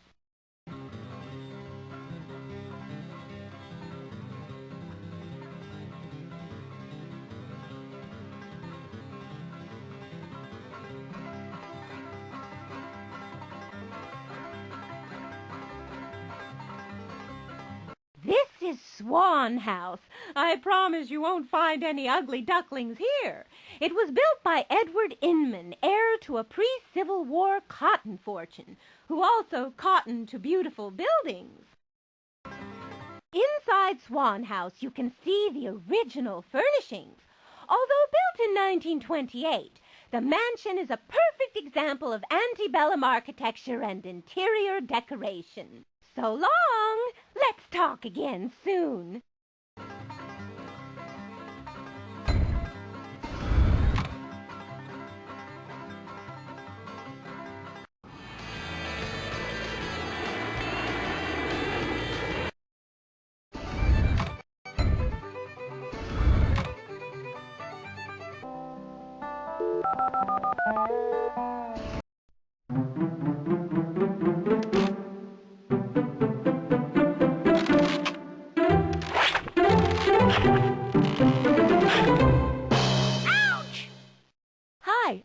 antiquity, archaeologist extraordinaire. And when I'm not getting my thrills helping Acme agents catch Carmen's crooks, I earn my living digging up dirt on the distant past. Let me show you my latest find. Hawaiians carved fierce images of their gods, sometimes called tikis, to scare people away from sacred ground. Would you want to hang around with one of these guys looking over your shoulder? In former times, Hawaiians who broke the local rules, or kapu, were often sentenced to death. Their only hope was to reach one of these traditional areas called a place of refuge, where they were forgiven by a priest for breaking the rules.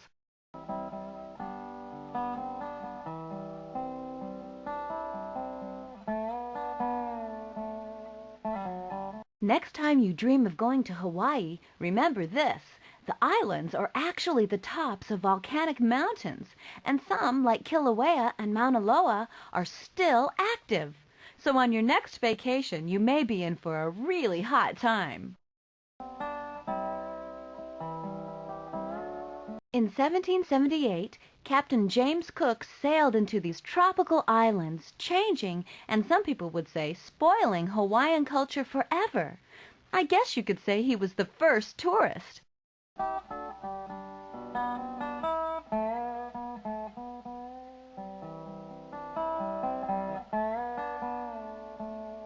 Hawaiian temples, like the one you see here, originally housed the remains of local chiefs. Hawaiians believed that great power rested not only with the gods, but also with their leaders. This power remained even after death. So the early Hawaiians made no bones about preserving old bones. I'm history. See ya!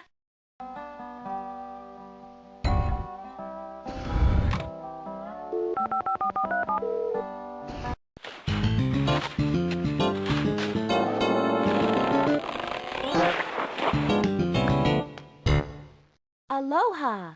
Let's lay low on the big island of Hawaii.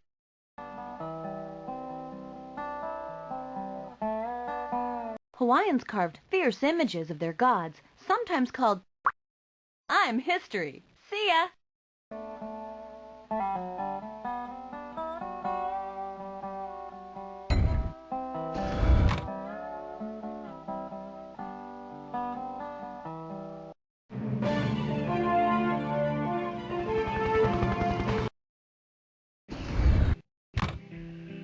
Please gather all my land and the poker, the one that I dropped when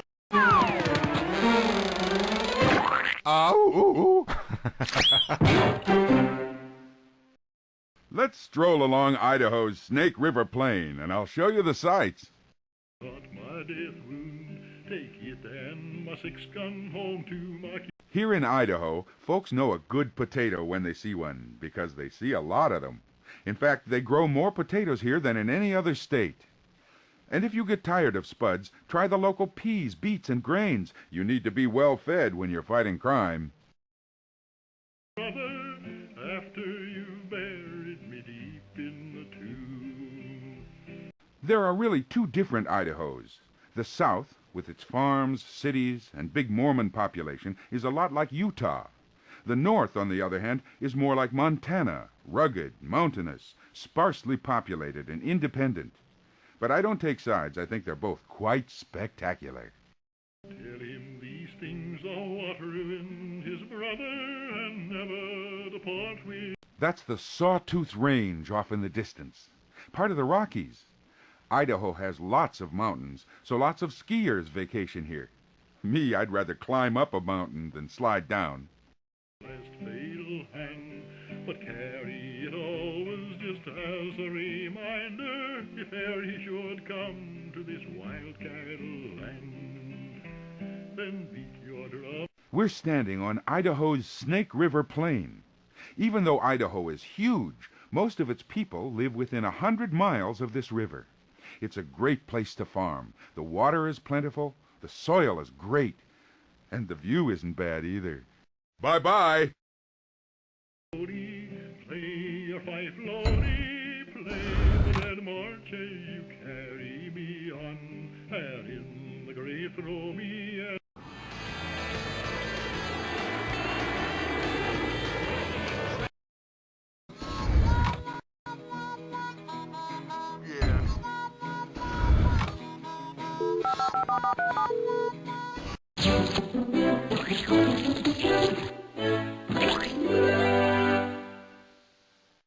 Oh boy, Illinois! Let me tell you what I know about Chicago.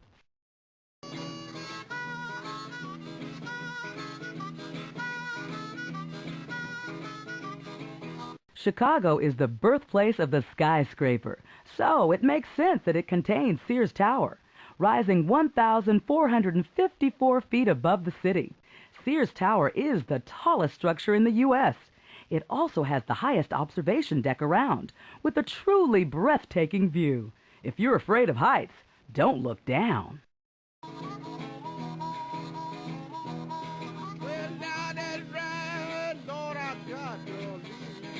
This is Buckingham Fountain in Grant Park. The flumes of water reach up to 150 feet high. During the summer, colored lights illuminate the showers of falling water, making for a beautiful but wet show. Anyone have an umbrella? If you're ever in Chicago and someone tells you to go jump in the lake, you'll know which one. This strip of water is just a small part of the mighty Lake Michigan, one of the Great Lakes.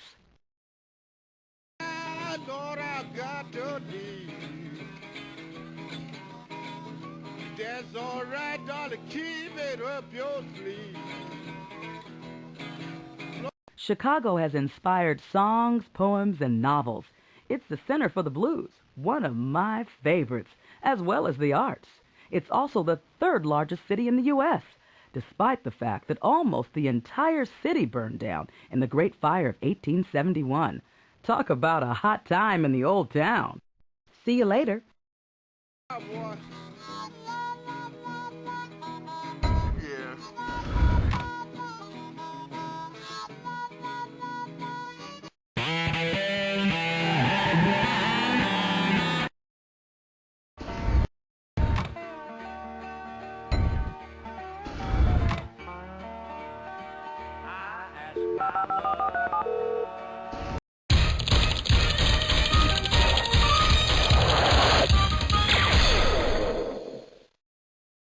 Time to belt up, partner, for a spin around the Indianapolis 500 Speedway, here in Indianapolis.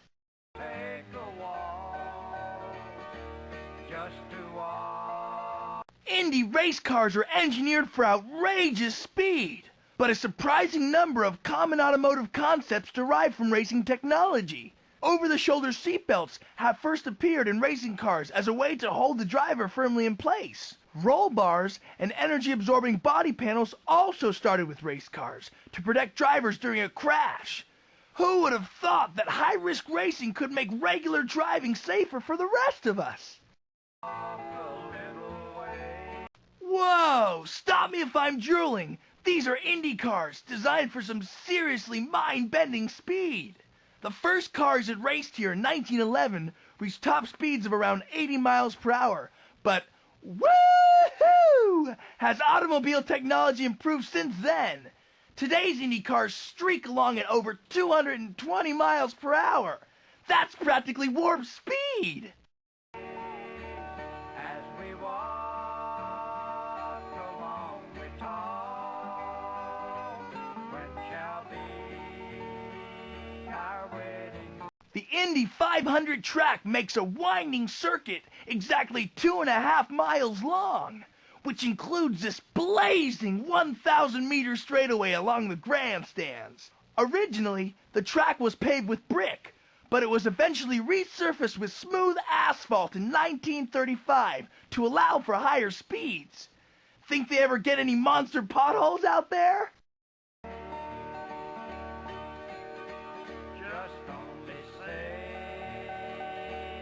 I could spend all day idling around here at the Indianapolis 500 Hall of Fame learning about the raceway.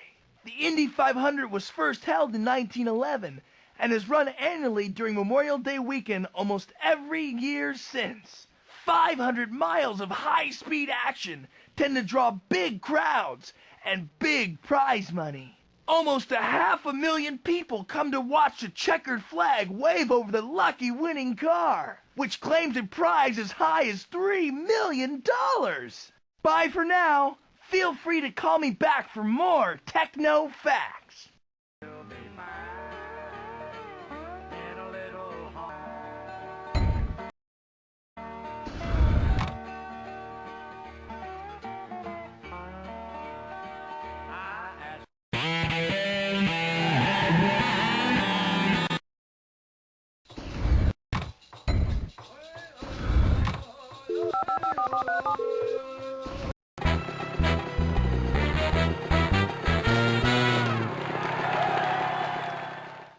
Here we are in Iowa, Des Moines to be exact. Let's have a look around.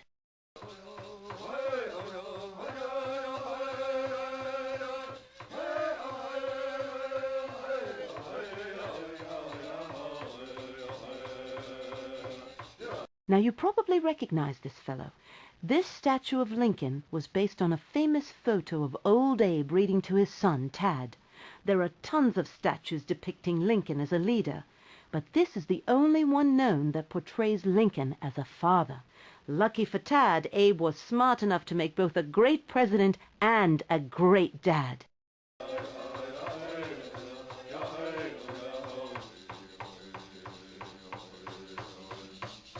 Iowa's capital was originally Iowa City, not Des Moines. But since Des Moines is in the center of the state, some folks thought it would make a better location for a capital.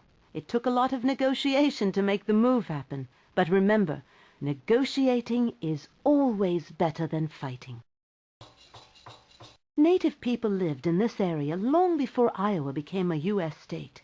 In fact, scientists have found 3,000-year-old human bones nearby. Even the state's name, Iowa, came from a native Indian tribe. In a sense, we're all guests here, so remember, be polite.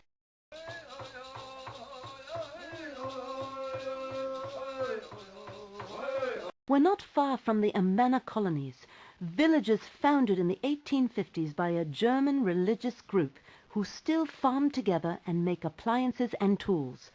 Amana residents share all their belongings because acquiring personal wealth goes against their beliefs. That would be a tough idea for Carmen to understand, wouldn't it?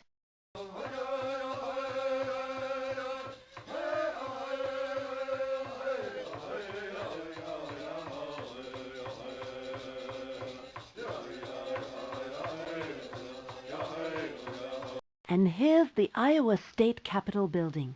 See the Golden Dome? That's real gold plating.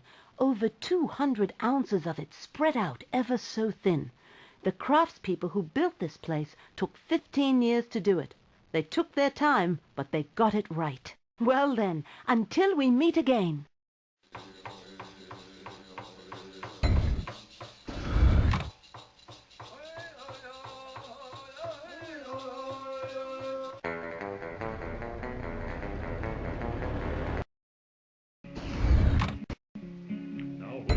Dodge City, we drew off old Bay.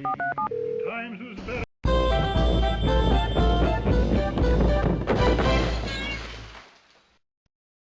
Here we are in Kansas, in quite a lovely spot, the Spring Hill Prairie Reserve. Let's get started. And boys, it was a better day. The way we drank and gambled and swung the girls around, say, a crowd of The Kansas prairie isn't as dramatic looking as some spots in the USA, but it's an important ecosystem, and it's almost extinct. That's why Spring Hill will soon be designated a national park, because our natural history is worth saving. Cowboys has come to take the town. If you think all grass is the same, look more closely at the prairie. There's blue stem grass, switchgrass, Indian grass, all different kinds. According to Native American healers, each grass has a different medicinal quality, and they ought to know they've been here a lot longer than you or I. If you ever see John Carney. For the last 100 years, Kansas has been covered with wheat fields. But before that, it was almost all prairie, rolling fields of tall grass. That grass fed millions of buffalo. But now both the buffalo and the grass are almost gone. Prairie preserves like this one at Spring Hill are the last refuge for plant and animal alike, so treat them kindly. Meet him on the square, for here's the biggest cow thief that ever rode out there. Spring Hill used to be a rich man's ranch. You can tell by this house. Stephen Jones built this stone mansion out in the prairie lands after he made his fortune in banking. You want to hear him roar and spin the lively tale. Most of Kansas has rich, deep soil, while here at Spring Hill it's rich but shallow, too shallow to plow in some places. So while the rest of the state turned into wheat fields, a little piece of prairie survived here, a link with the natural past. Just you ask him about the time when we went up the trail. Just as wheat replaced the wild grass in Kansas, farm animals like cattle and sheep replaced the original wild animals. Without preserves like this one, there'd be no place for native prairie animals like buffalo, deer, foxes, raccoons, coyotes. The list goes on. Bye-bye. Now when we reached Dodge City, we got 4 months' pay. Times was better then, boys, it was a better day. The way we drank and gambled and swung the girls around, say, crowd of Texas.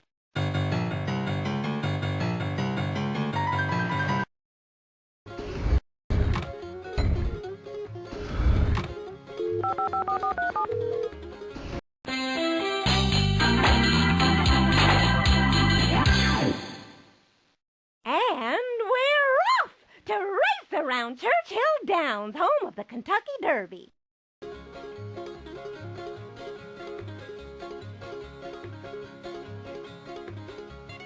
Kentucky is nicknamed the Bluegrass State after the grass that grows abundantly here. No, the grass itself isn't blue, but it does bloom with tiny blue flowers. Horses eat grass, and bluegrass grows in turf rich with calcium and lime, giving horses strong bones and muscles. That's why Kentucky ranks first in the breeding of thoroughbred horses. But I wonder who has to mow the lawn. The original grandstand was here on the east side of the track, which meant that spectators had to look right into the setting sun to see the race. I wonder if that's what they mean by blinding speed. Anyway, it finally dawned on the owners to move stands to the opposite side, where they are now.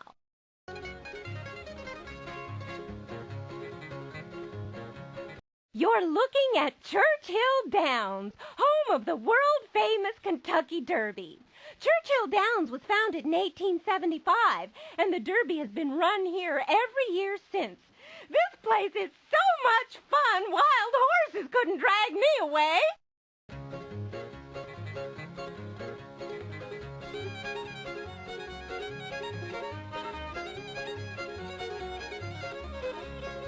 The Kentucky Derby is the oldest continuously run racing event in the nation. Horse racing fans call it the greatest 2 minutes in sports and the Run for the Roses. 3-year-old thoroughbreds race 1¼ miles from start to finish. Ooh, I'd hate to run that far carrying someone on my back.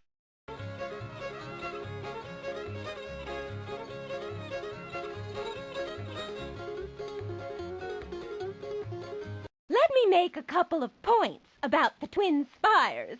These classic spires were built in 1895 and became the instant symbol of the Derby. The two steeples rise 120 feet into the blue Kentucky sky. That's about 12 stories high. It's quite an inspiring sight. So long. Let's talk again soon.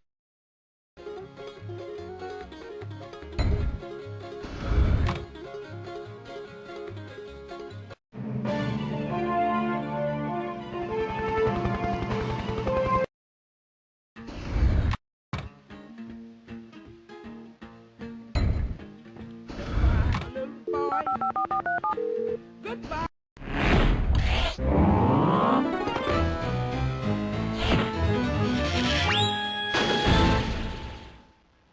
Pleased to meet you. Herman Newtix, Ph.D. here, tenured professor of history, philosophy, and comparative religions at Acme Academy. Usually, I teach the other good guides, but now and then I like to do some field work myself. Speaking of which, let's have a look around. Boy, all your days didn't pay. But someday, baby, you won't worry my mind anymore. The square is quiet now, but that's not always the case. Every year, just before Lent, New Orleans becomes one huge party with crowds, costumes, parades, dancing, and lots of eating. It's called Mardi Gras. That's French for Fat Tuesday. Since Lent is the season for fasting, the idea was to have your last bit of fun before 6 weeks of sacrifice. Ask anyone. People here know how to have fun.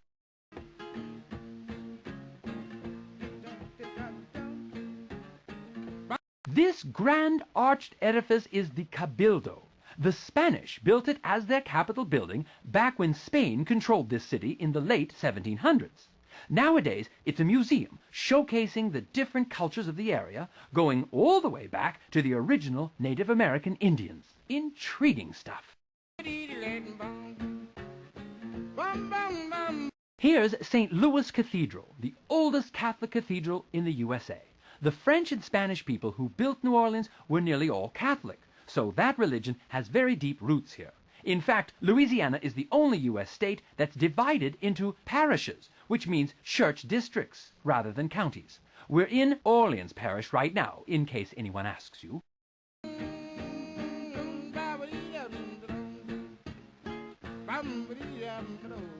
We're in Jackson Square, named for Old Hickory. Now that's President Andrew Jackson.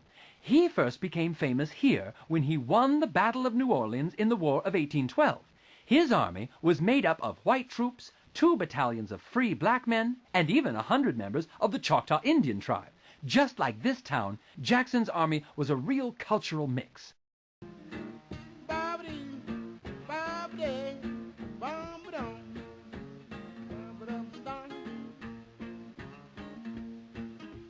Here are the Pontalba Apartments, a fine example of this town's unique architectural style. You'll find multi-story, decorative, wrought iron balconies like this all over New Orleans. They're quite practical.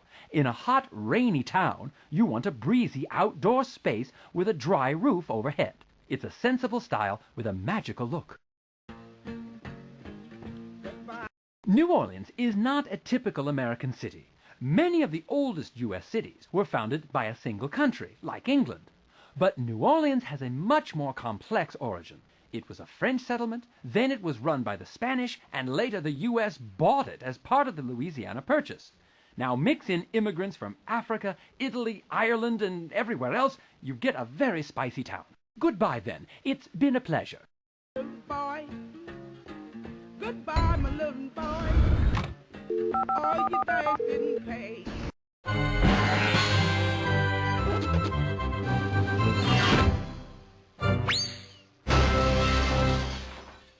Mon ami, we're here in the French Quarter, an elegant part of New Orleans, Louisiana's most distinctive city. Let's go for a stroll, shall we? Goodbye then. It's been a pleasure. But someday, baby, you won't worry my mind anymore.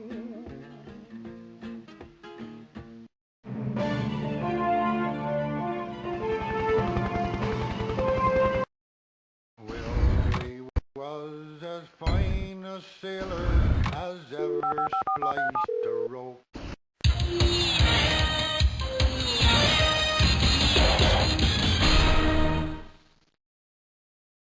I get all lit up about the Portland Headlight, standing guard here on the Maine coast.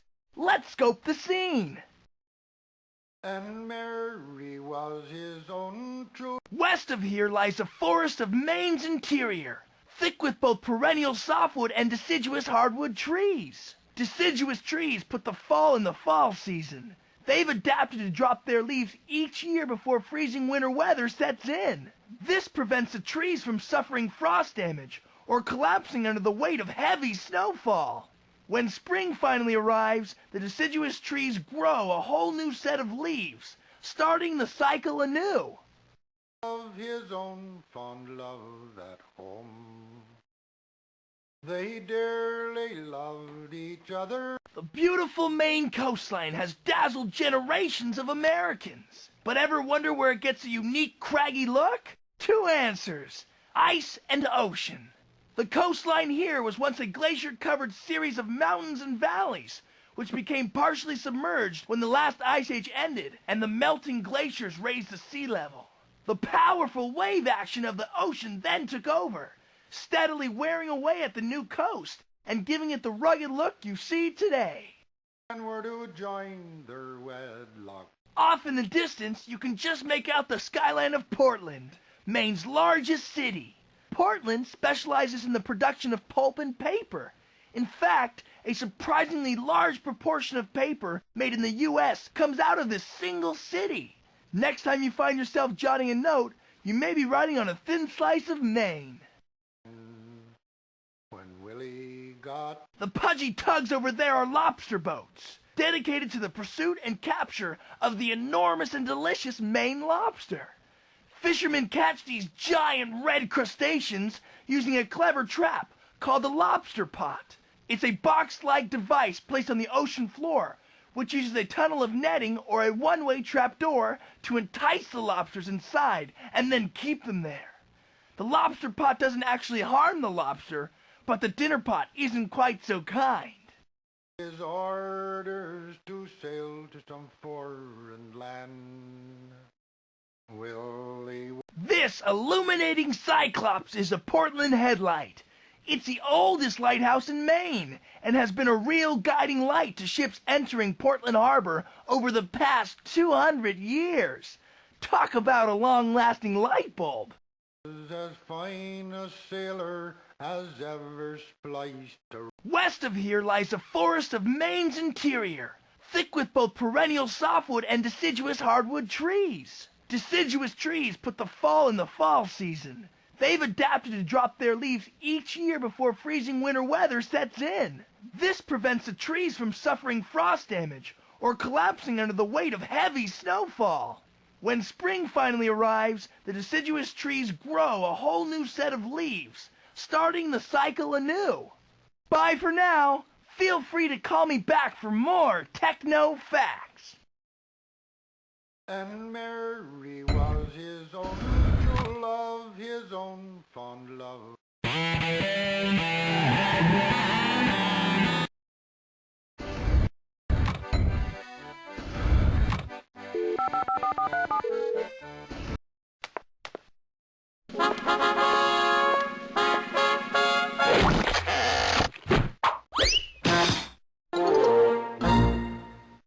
Hello, and welcome to Maryland. Let's walk the streets of Baltimore.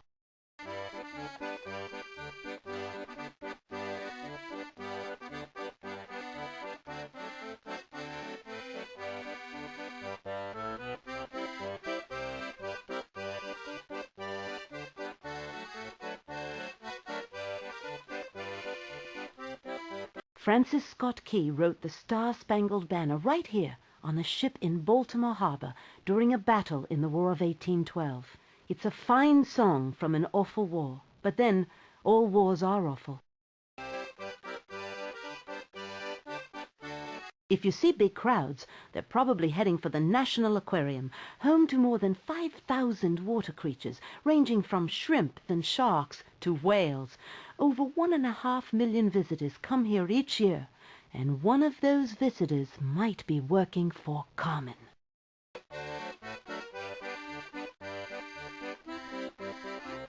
We could board the USS Constitution, but it's permanently docked, so we wouldn't get far.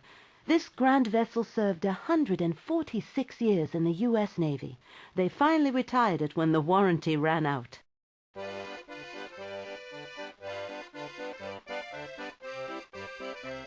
Many of Baltimore's baseball fans claim the legendary Babe Ruth as their own. He played mostly in Boston and New York, but he was born right here in a little house on Emory Street. Today it's a museum dedicated to the Babe.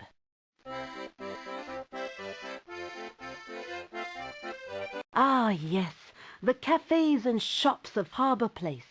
Baltimore's harbor area became a bit run down in the 1960s and 70s, But in the 80s, it bounced back, and bustling malls like this one helped. Maybe next time you're here, we'll have a fine meal together down by the waterfront.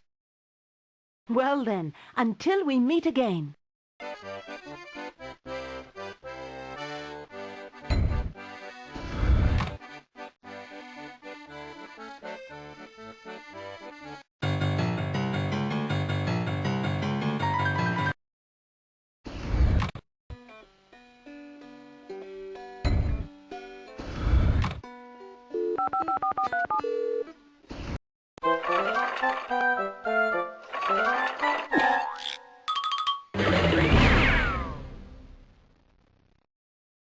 Here we are on my old stomping grounds, Harvard University in Cambridge, Massachusetts. Time to perambulate.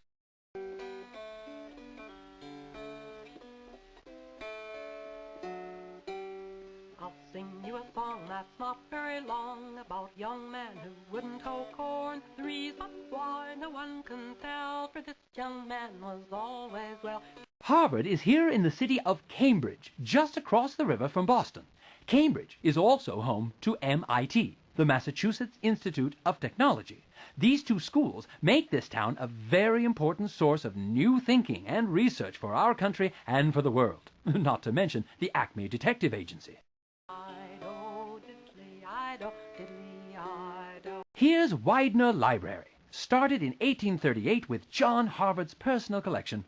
Since then, it's grown into the largest university library in the world, with over 10 million books. That's even more than I've read. He planted his corn in the month of June, and in July it was knee-high. In September there came a frost, and all this young man's corn was lost. Who else has walked here on Harvard campus besides you and I? Well, let's see. T.S. Eliot, Ralph Waldo Emerson, John F. Kennedy, and Franklin D. Roosevelt, among others. They all went to school here at Harvard, as did yours truly. Unlike those fellows, however, I didn't turn out famous, simply brilliant.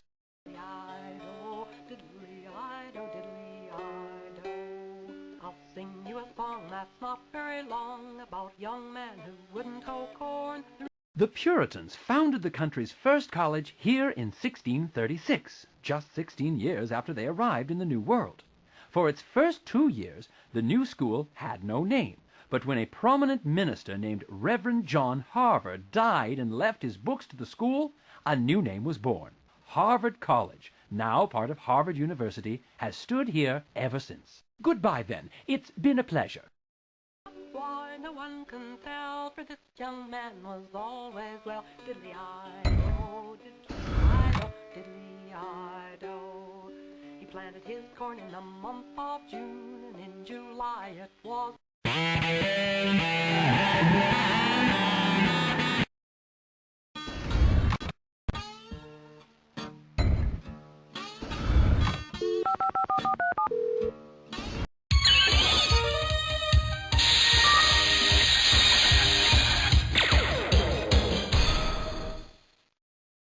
Eureka! Ready to make some discoveries at Michigan's Greenfield Village? Let's walk the walk!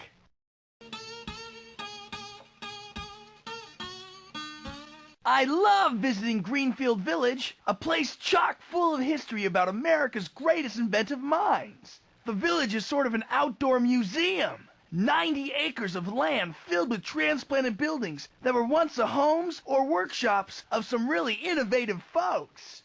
Maybe someday I'll set up a workshop here too. Over this way lies the Logan County Courthouse, where Abe Lincoln practiced law years before becoming the 16th President of the United States. Life was pretty low-tech and simple back then, which explains why prairie lawyers like Lincoln had to travel around by horse, visiting the various courthouses of a regional circuit. Today's technology has improved things, making it much easier to get around and stay connected. Now, if only we could replace all the lawyers with scientists.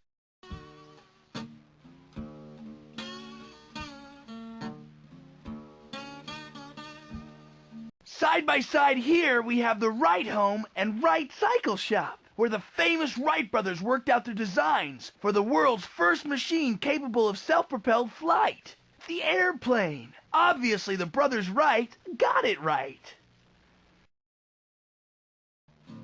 You got to move. If you've had enough of the great outdoors, you can always motor inside to the nearby Henry Ford Museum. There, you'll find over 100 historically cool, significant examples of automotive ingenuity, ranging from an authentic Model T to a moon-hugging lunar rover. Cars have fundamentally changed America in the last century, and Henry Ford had a lot to do with it. You got to move. You got to move, child. This thoughtful statue is none other than Thomas Edison himself, creator of at least 400 great inventions. The building to the right is Edison's original Menlo Park laboratory, where he made many of his best-known devices, like the electric light bulb and the phonograph, as well as hundreds of lesser-known things, like the telephone speaker. The brainy fellow held over 1,093 U.S. patents before he retired, which means I have some catching up to do. Bye for now. Feel free to call me back for more techno facts.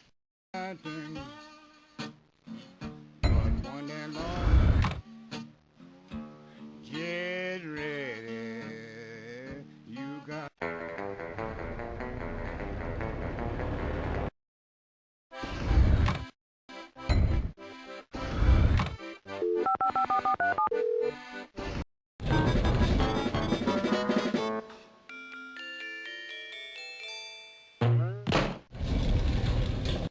Hey there, let's take a minute to marvel at Minneapolis, Minnesota.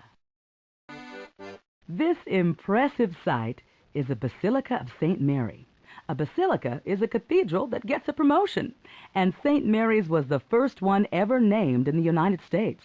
Many people come to visit this Roman Catholic church, so I guess you could say it's an example of mass transit.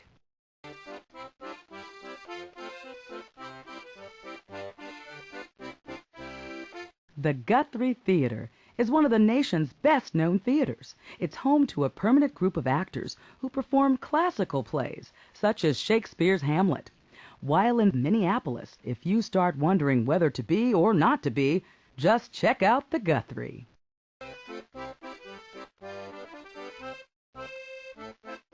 Here's a capital idea. Let's check out the Capitol building. It's more like a work of art, really, adorned with sculptures and murals by eminent artists. Even the roof is an artistic feat. It's one of the largest self-supporting marble domes in the world.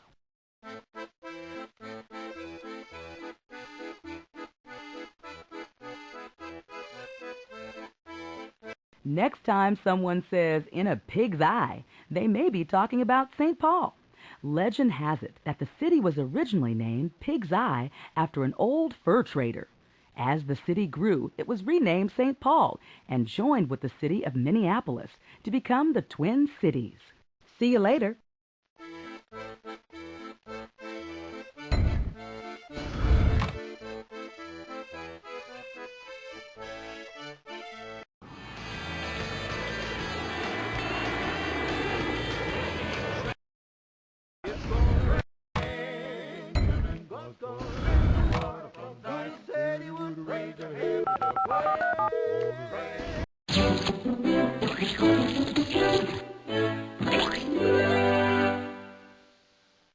Hello, I've got a river of information about Natchez, Mississippi.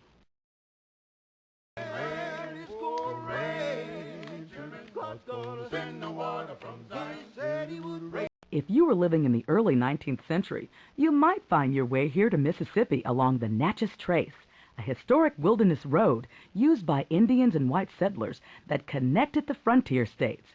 Today, of course, you could just fly here directly and skip the mosquitoes.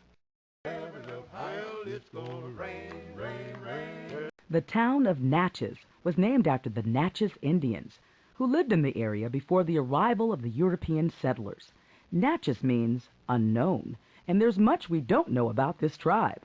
But we do know that the Natchez Indians believed their chief was descended from the sun god, and they carried him around on a litter so that his feet never touched the ground. Stop still, listen to me. Walk down. You can just make out the Mississippi River in the distance, The Big Muddy is one of the longest and widest rivers in the world and is used by barges, ships, and impressive steam-powered paddle boats. The Edelweiss House is one of the many mansions that make Natchez such a picture-perfect place to visit. It's actually designed like a Swiss chalet, which is appropriate, since an Edelweiss is a flower found only at high altitudes, like the Swiss Alps.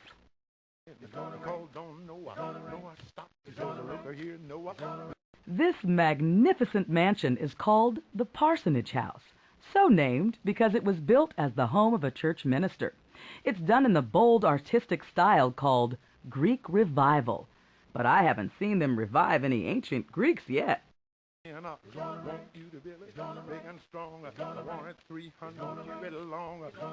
You can look north, east, and west, but you won't find a better symbol of the Old South than this mansion, the Rosalie. It was the first building designed in the famous plantation style. It's worthy of a great painting. See you later.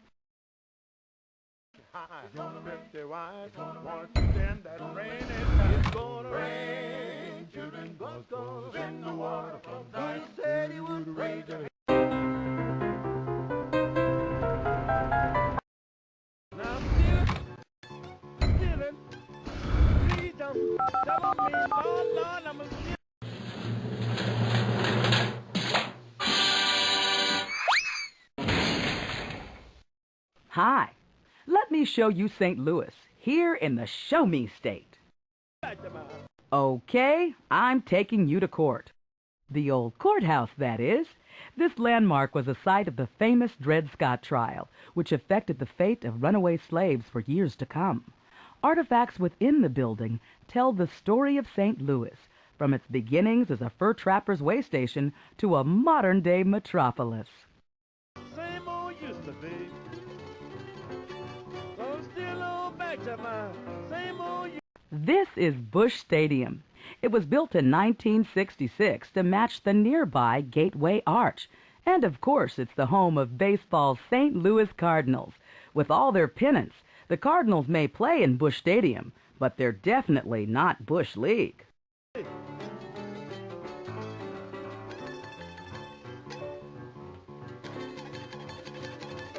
Although its big brother, the Mississippi, is more famous, the Missouri is actually the longest river in the United States.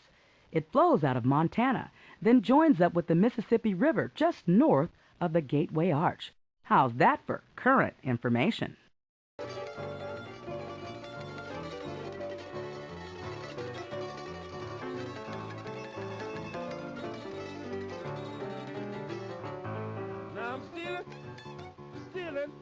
This is the extraordinary Gateway Arch. You can take a tram up each side of the arch to the top, which stands 630 feet above the city of St. Louis. Don't worry, it's safe. The arch is so well designed that it can withstand windstorms, lightning, and even earthquakes. It just can't stand straight. Completed in 1965, the Gateway Arch commemorates President Thomas Jefferson, who encouraged westward expansion with the Louisiana Purchase.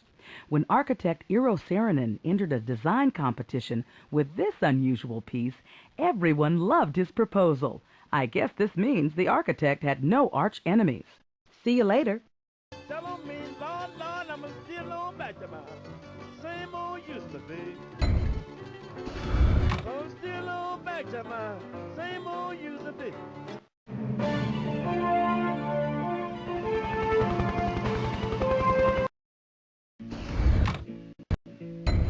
Well, I'm riding on sorrow, and I believe. Ooh. They call this part of Montana Many Glaciers because it has many glaciers. Let's look around.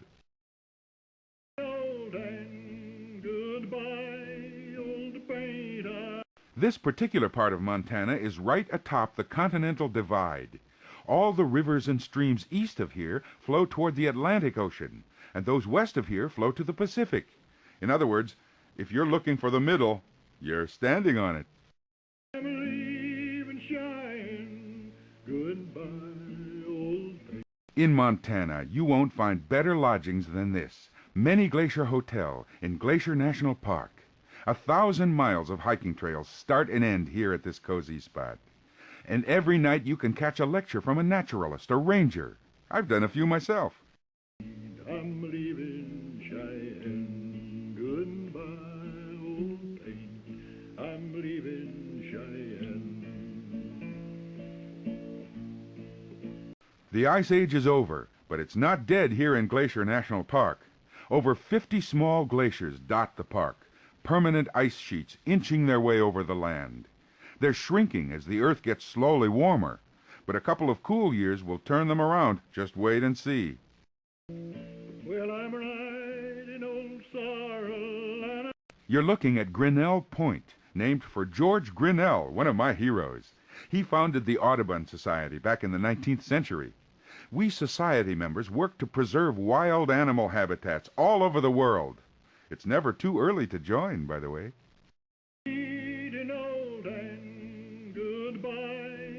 This part of the astounding Montana landscape was carved by glaciers, huge moving sheets of ice that grew and retreated during the Pleistocene age. They slowly carved lakes, valleys, and peaks from the limestone, siltstone, mudstone, and every other stone in their way. Glaciers are slow, but watch out, they're strong. Bye-bye!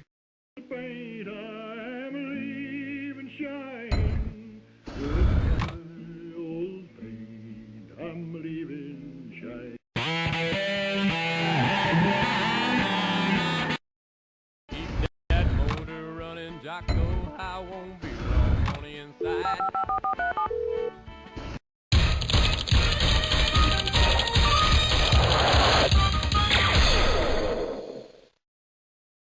What a hoot!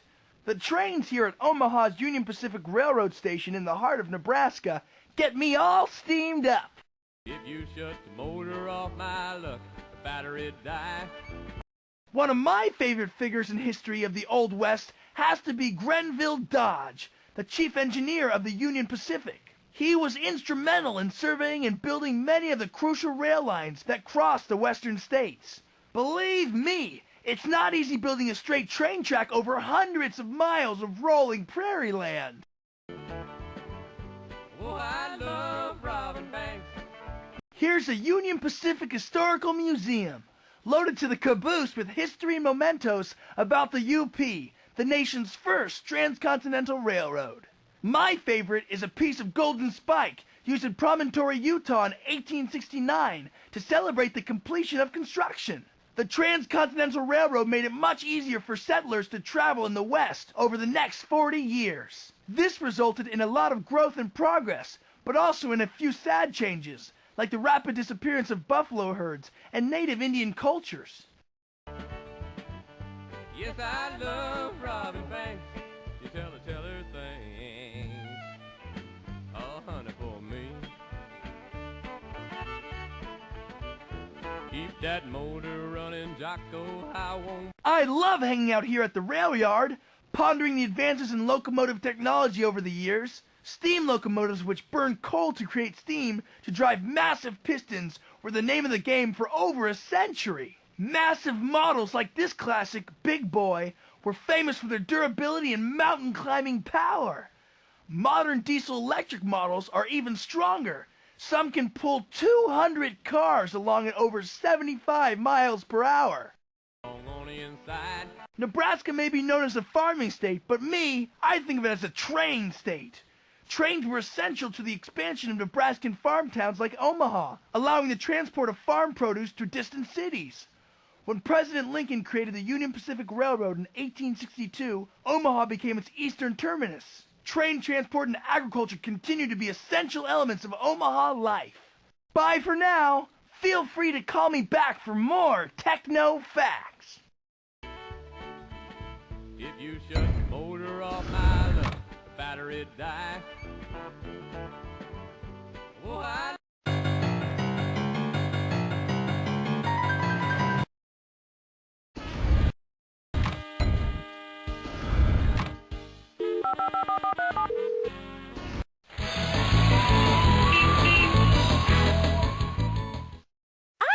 bet I can tell you all about Las Vegas.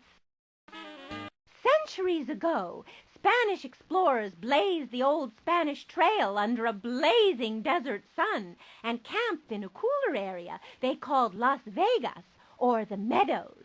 Later, Las Vegas became a railroad town.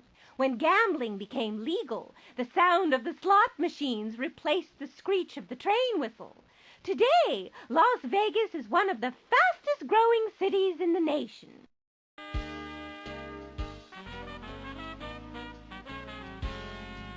Las Vegas has always been a hot spot, literally. It's built in the hottest, driest part of the nation. If it weren't for nearby Hoover Dam, which provides both water and hydroelectric power, the city would dry up faster than a gambler's bank account.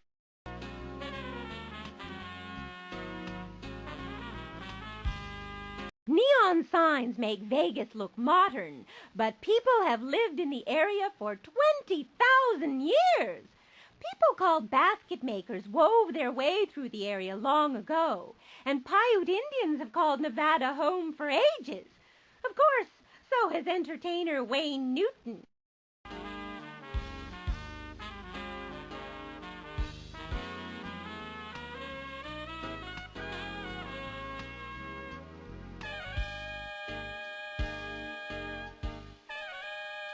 This is the famous Las Vegas Strip, one of the bright spots in Nevada.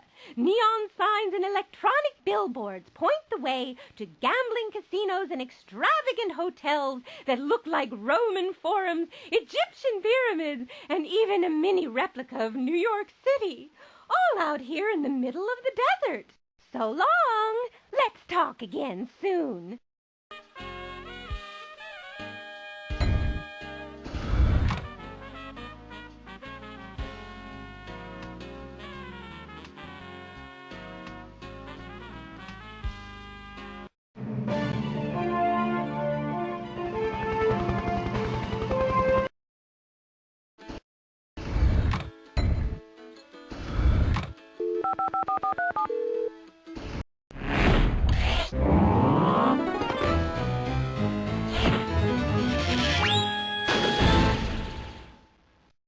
New Hampshire's divine beauty is quite in evidence here. Please join me for a look around the Canterbury Shaker Village.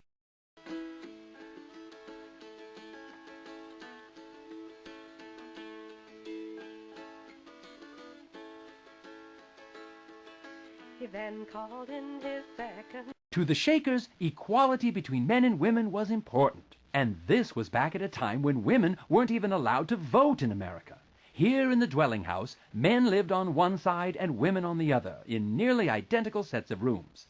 They stayed separate, but they always shared in work, worship, and control of the community. Saying my race is almost run, before my will I... Shaker women worked here in the sisters' shop. Hands to work, hearts to God was their motto, and it showed. Shaker tools, foods, and other products were top quality and sold well all over the country. Even today, original Shaker furniture is quite prized, therefore quite pricey. Now make what share of toll do you intend to take? Here's the Shaker Children's House, where children lived with their caretakers. Shakers didn't believe in marriage or having their own offspring, but they adopted orphans, raised them, and cared for them. Once they reached adulthood, they could either stay in the community or move back out into society. The no-marriage rule is the main reason the Shakers died out. The old mill wheel kept turning round and round. Canterbury was one of a dozen Shaker religious communities in the United States. During the 19th century, thousands of Shakers lived in communal farms like this one, sharing their belongings and praying and working together. The religion started in England, where its leader, Mother Ann Lee, was jailed for her beliefs. That's why the Shakers moved here, for religious freedom. His son replied, whose name was Ralph. The Shakers weren't always called Shakers. They got the nickname because of how they worshipped. Here in the meeting house, men and women stood in separate groups facing each other, singing hymns and shaking with religious fervor. The religion's official name was the United Society of Believers in Christ's Second Appearing. Shaker is just a little catchier, I'd say.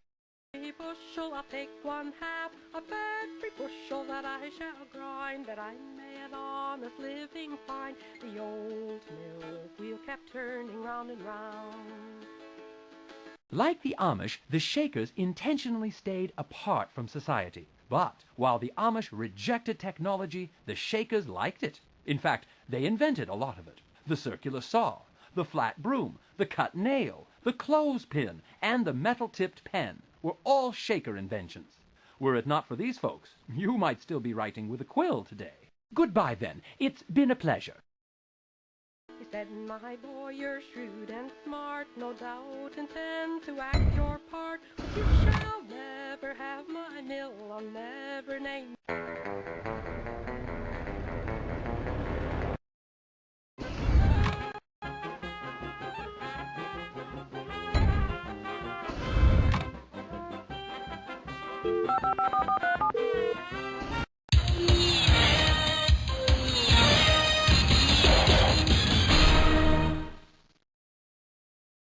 Let's have a look around the sandy Cape May, New Jersey, along the Atlantic coast.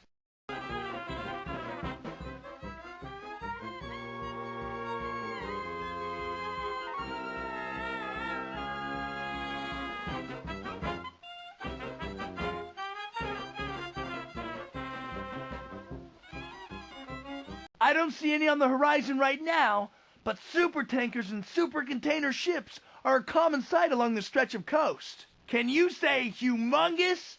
Some of these ships stretch over 300 meters long. That's more than 3 football fields.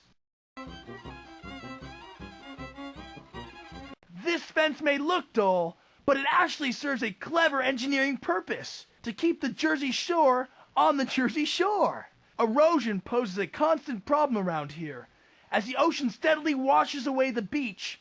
In fact, 2 previous versions of Cape May's lighthouse had to be rebuilt because of the advancing sea. Erosion control fences like this one were recently installed to hold beach dunes in place and hopefully keep the ocean at bay.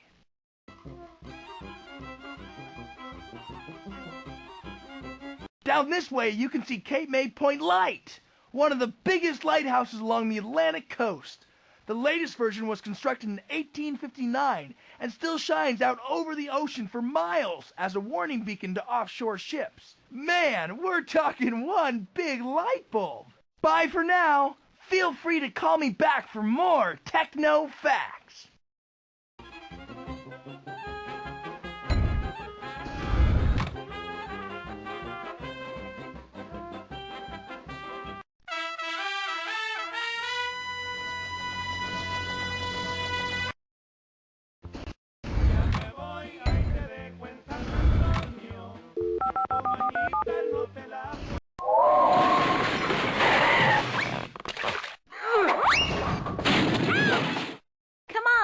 I'll show you some intriguing sights here in Taos, New Mexico. The natives of the Southwest baked bread in ovens made of sun-dried mud bricks called adobe. Oddly enough, they used the same kind of adobe to build their houses. I hope that doesn't mean their homes were as hot as an oven.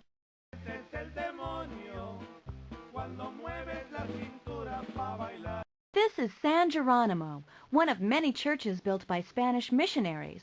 Although European settlers and missionaries tried to influence native cultures, the Pueblo Indians are people after my own heart. They preserved their past despite outside influences, and their tribal customs have been mostly unchanged for centuries.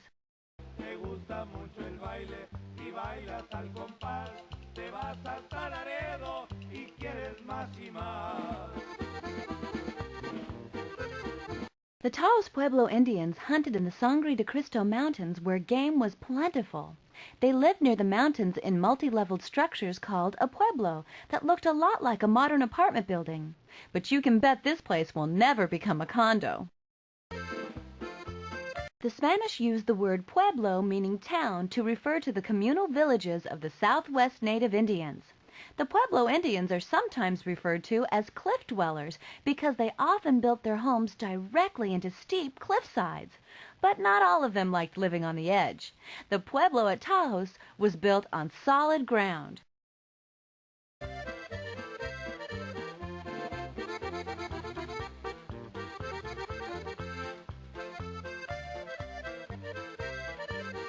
Modern Pueblo Indians are believed to be descended from the Anasazi who built many-storied homes thousands of years ago. It may be bad luck to walk under a ladder, but don't tell the Pueblos. Like their ancestors, they used long wooden ladders to move from floor to floor. I'm history. See ya!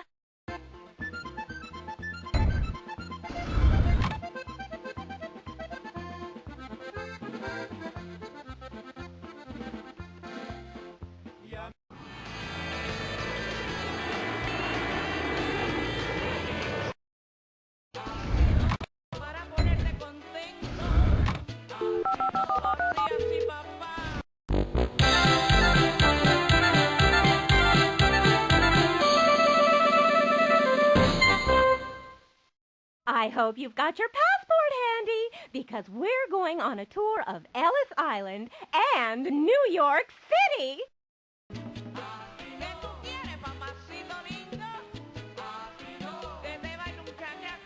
Take a look at Ellis Island, the gateway to America. During the early part of this century, up to 5,000 people a day pass through Ellis Island. Today, the island is a museum honoring the thousands of immigrants who helped shape the United States into the marvelous mixture of cultures we find today.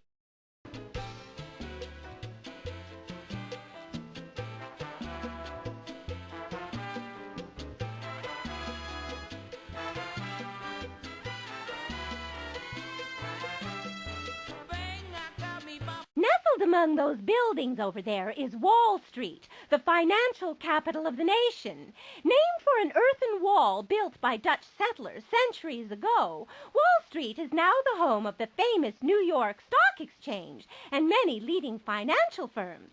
I hope that raises your interest.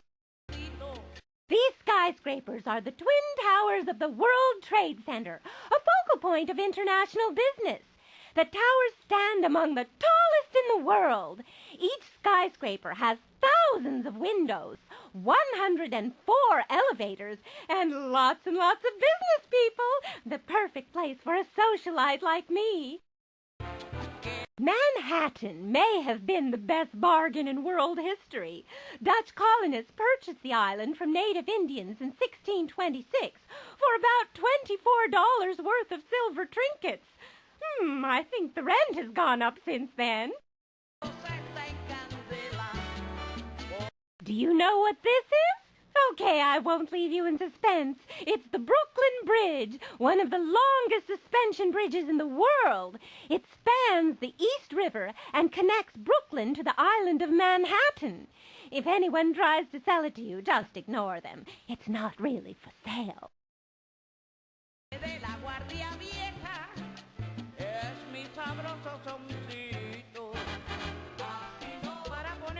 This magnificent copper monument is the Statue of Liberty. Completed in 1886, the 151-foot-tall statue was the first object sighted by many immigrants sailing in from Europe. Lady Liberty herself is an immigrant. The statue was a gift from France, commemorating the long friendship between France and the United States. So long! Let's talk again soon.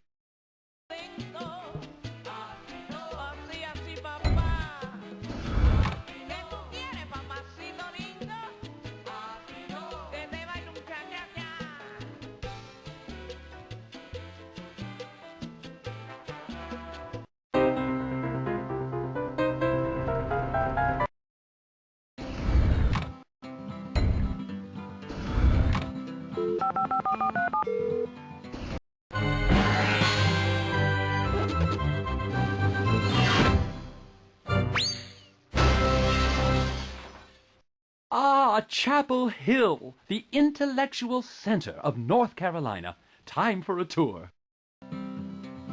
Here's the Old Well, official symbol of the University of North Carolina at Chapel Hill. But it's more than just a symbol. For the school's first few decades, this was the only source of water on the campus. That was before the days of Perrier and Evian.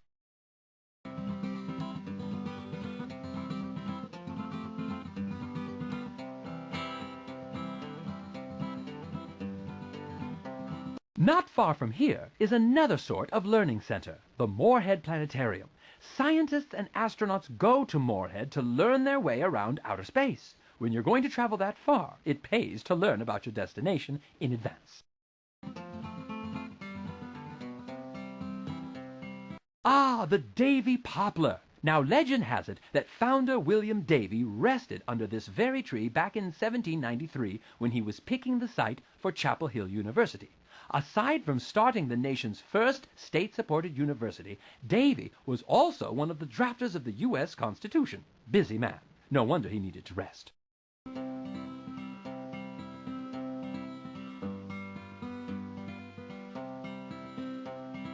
Chapel Hill makes up one of the points on North Carolina's Research Triangle. The other 2 points are claimed by Duke University and North Carolina State University. Inside this triangle, lots of research on lots of different subjects is carried out. The whole area is crawling with PhDs. It seems like you can't toss a Bunsen burner without hitting one. Goodbye, then. It's been a pleasure.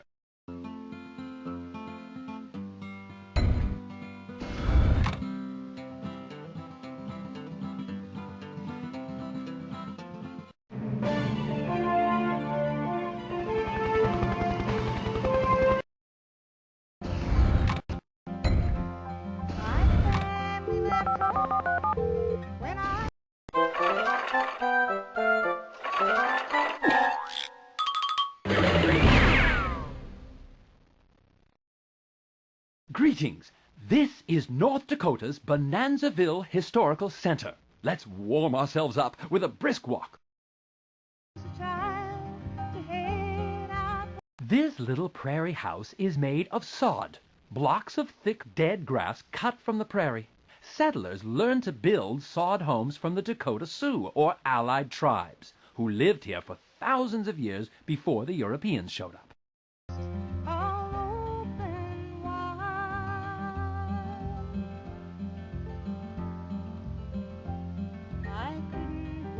The Haberstad family moved into this log cabin back in 1874. They were immigrants from Norway.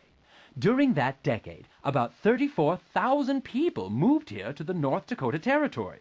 The government gave away millions of acres in small land parcels to people like the Haberstads, immigrants with little money but enough energy to tame a wild place.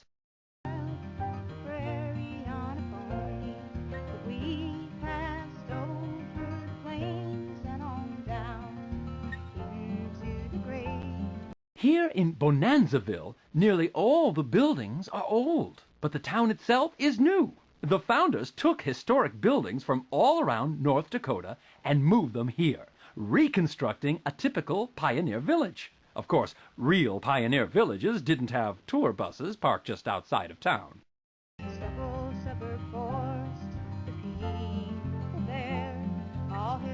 Ah, the Fernberg General Store.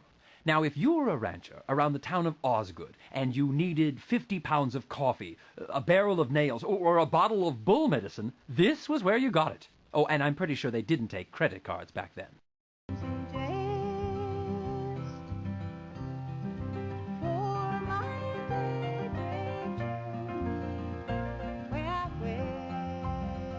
This house came from Fargo, North Dakota, just up the road. It was the town's first permanent building. It may not look like much, but this little place was home to a pioneer family and the local jail and a hotel. I think room service was pretty slow back then. Goodbye, then. It's been a pleasure.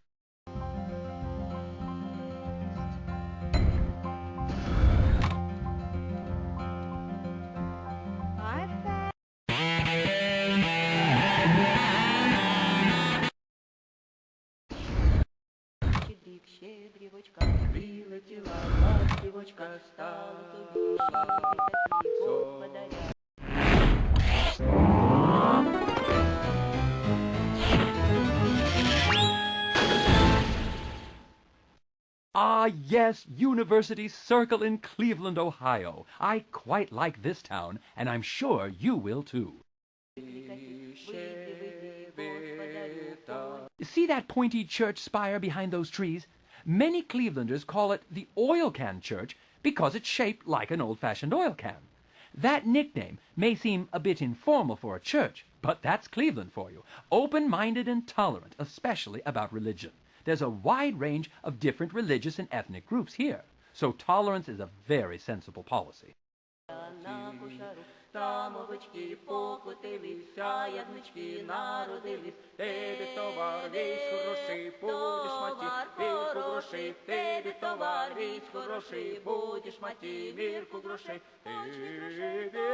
Ah, the Cleveland Museum of Art. Now you could stand on these steps and survey all of surrounding University Circle. Schools, museums, lakes and gardens. Or you could wander inside and see 30,000 works of art spanning history and coming from places around the world. A tough choice, but either way, you can't lose.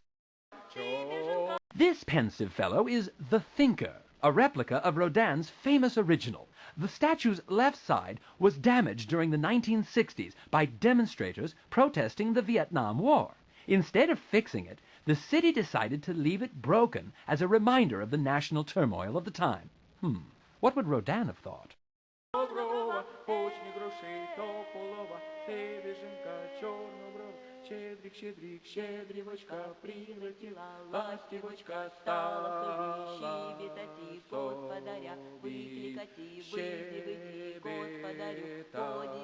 Cleveland's loudest landmark is the Rock and Roll Hall of Fame, a new museum dedicated to the history of rock music.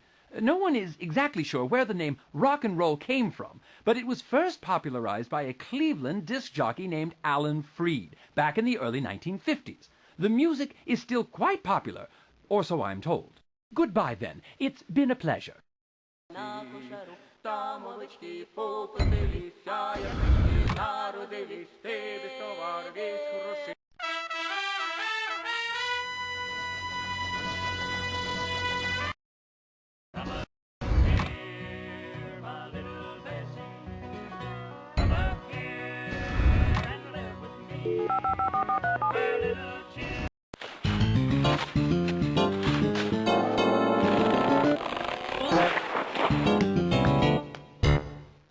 Okay, let's tour Indian City, Oklahoma.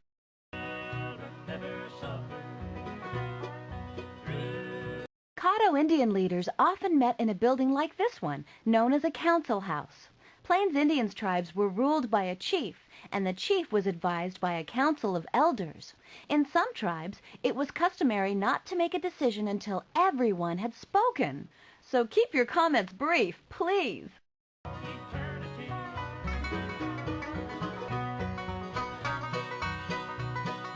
Many of the Plains Indians lived as nomads, following the herds of buffalo, which they hunted from horseback. They often dried the meat by hanging it in the sun on racks like these. Anyone hungry?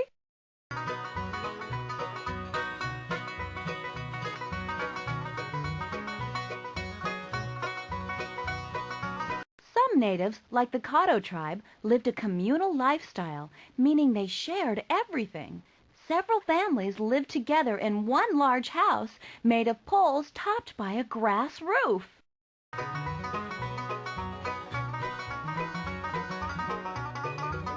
Only a few Indian tribes are native to Oklahoma. In the 1830s, many Indian tribes were forced to leave their native lands and relocate here in Oklahoma. Their forced march became known as the Trail of Tears due to the great hardships suffered on the long journey.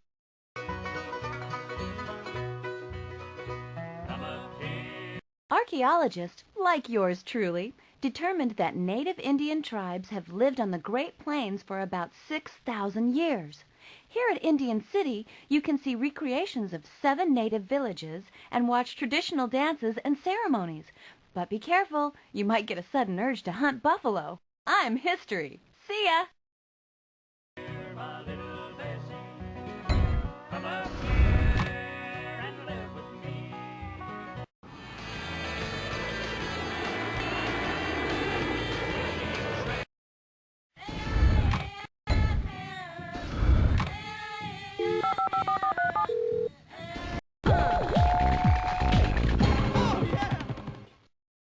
We'll start our Oregon exploration here in Washington Park, just outside Portland. Come on, let's look at the landscape.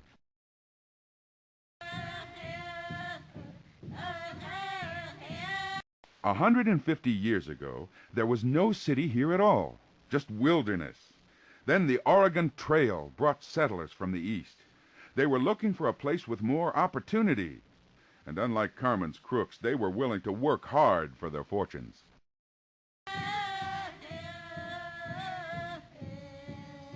Here's what makes Washington Park smell so good. The International Rose Test Gardens. You're looking at 10,000 rose bushes of 400 different varieties. And if you get here in June, you'll see them all bloom at once. It's worth the trip.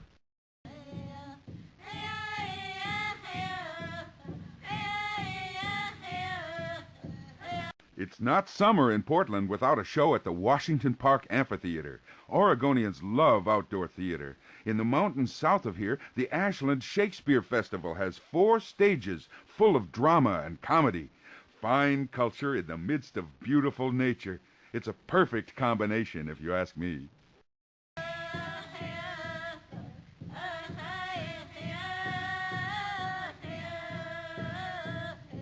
For a city, Portland isn't so bad. Maybe it's all the green grass and trees. I'm even rather fond of the rainy weather.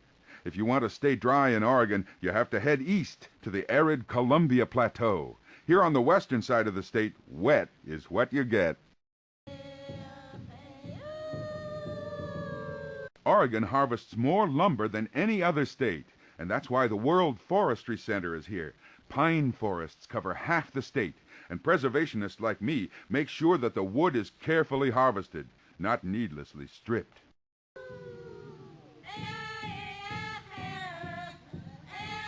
You're looking at my favorite thing about Portland, its view of Mount Hood, Oregon's highest mountain.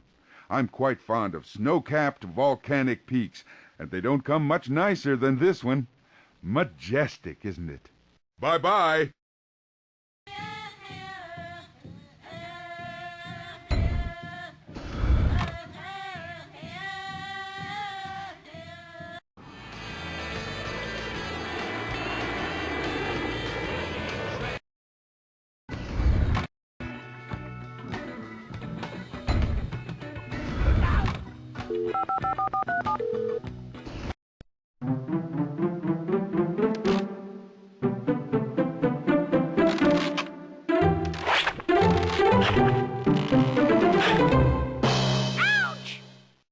Feeling friendly? Let's visit Philadelphia, the city of brotherly love. Over here we have Independence Hall, where the Second Continental Congress met. Once called the State House, this historic building witnessed the birth of a new nation.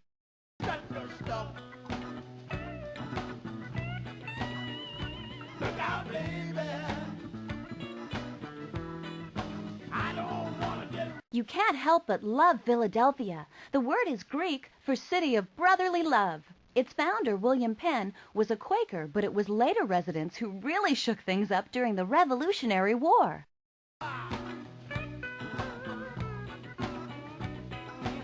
Well, this is very appealing. It's the Liberty Bell, which rang out in 1776 on the day the Declaration of Independence was first read to the people.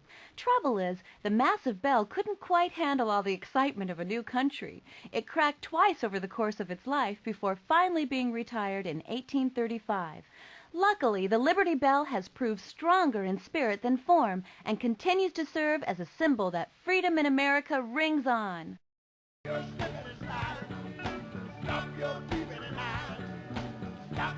Benjamin Franklin's house no longer stands here in Franklin Court, but Franklin's influence can still be felt. He helped write the Declaration of Independence and pioneered ideas such as fire departments and streetlights. And as the first U.S. postmaster, Old Ben definitely put his stamp on history.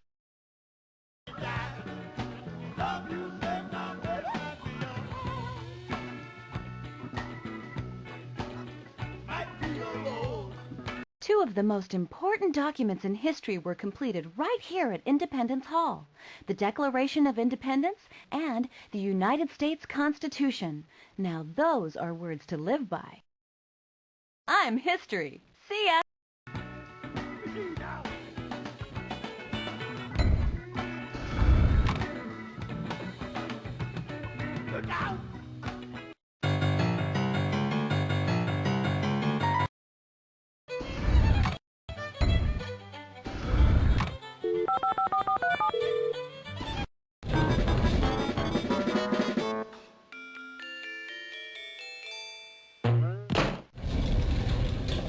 Time for a tour of Toro Park, here in Newport, Rhode Island.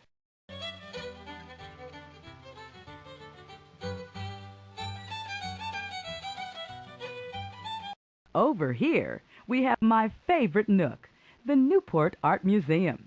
Stick around, and you'll notice it was built in the stick style, a type of architecture characterized by the intricately carved wooden latticeworks used for decoration. The exhibits in the museum feature art from both Newport and the surrounding New England area. Not far from here, you can find Toro Synagogue, the oldest Jewish temple in the United States. It's also considered a masterpiece of 18th century colonial architecture. You could say the architect had a unique angle. He built the synagogue with a particular orientation in mind, facing directly towards far-off Jerusalem.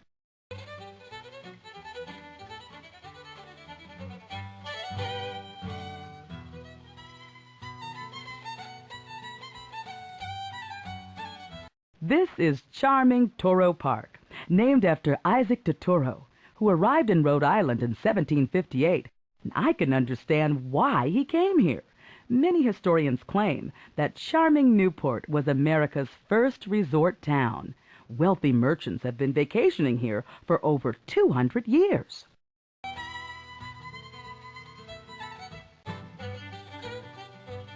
Two statues in Toro Park represent two different kinds of pioneers who both made their start in Newport.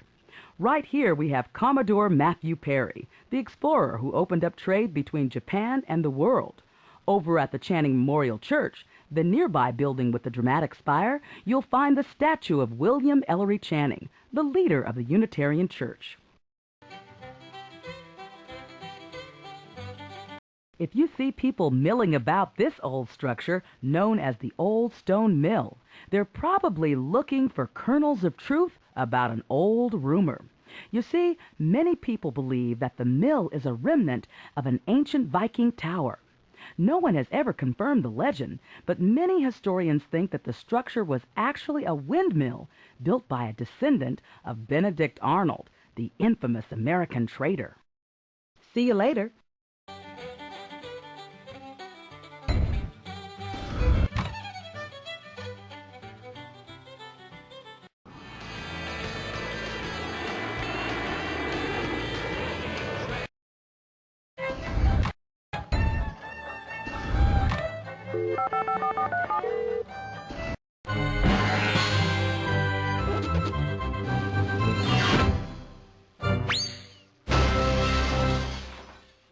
Here we are in charming Charleston, South Carolina. Let's take a walk and see what we find.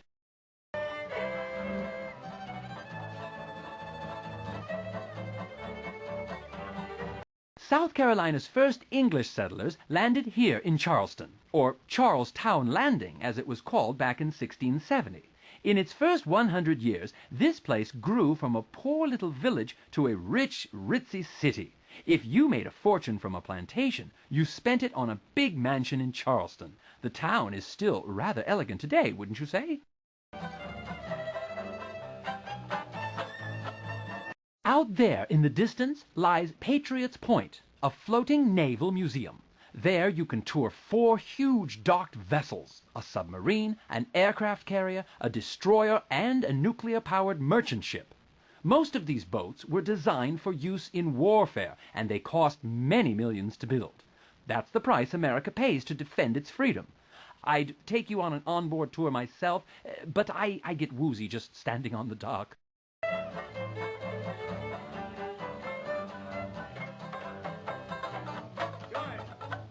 Recognize that island fortress? It's Fort Sumter, where the Civil War began.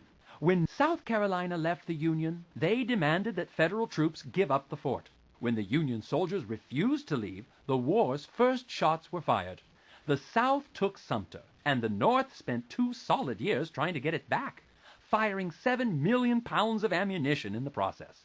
You can't tell it from here, but the place is quite dented up.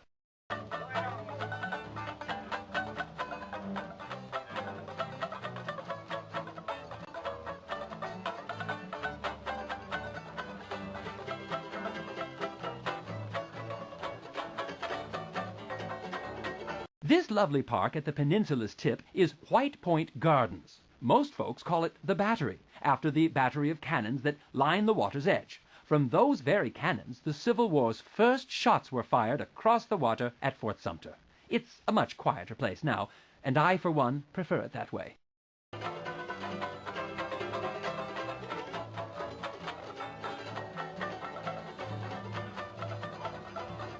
Colonel Charles Alston, a wealthy rice planter, once lived in this grand antebellum mansion. In case your Latin is rusty, antebellum means before the war, meaning this mansion was built before the Civil War. From the columns in front, there's a grand view of Charleston Harbor, which has a long and memorable history. In those very waters, Blackbeard the pirate once dropped anchor. Goodbye, then. It's been a pleasure.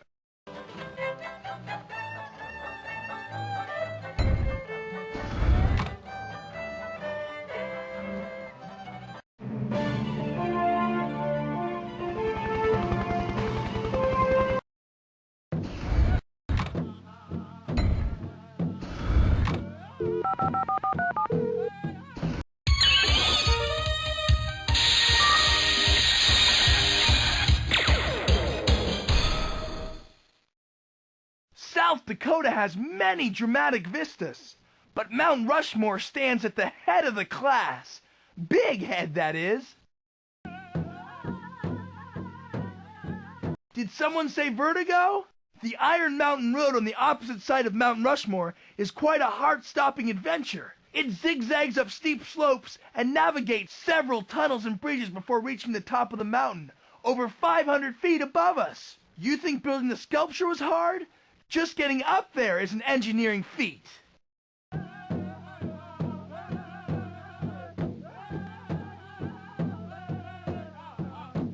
The stony faces before us are carved from pure granite, a low-tech material which has some high-tech properties. Granite is so hard that dynamite blasts were needed for much of the carving, and it's so tough that weather hardly makes a dent. Over the next 10,000 years, these 4 presidential heads will erode only a fraction of an inch.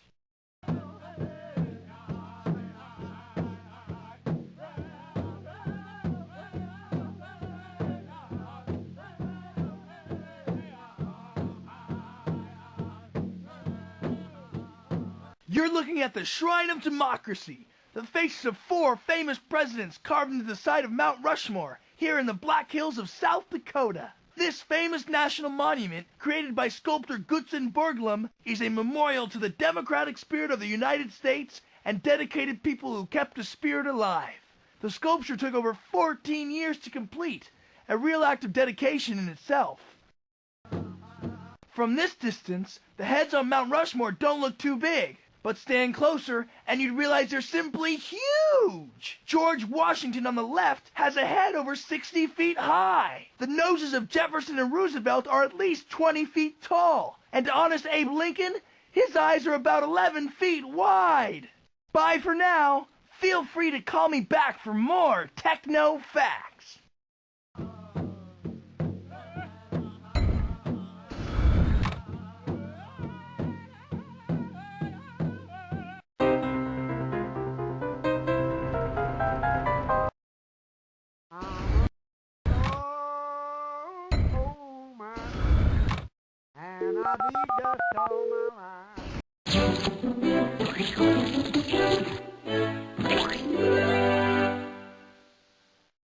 Hello. Let's see if Nashville, Tennessee, home of country music, strikes a chord with you.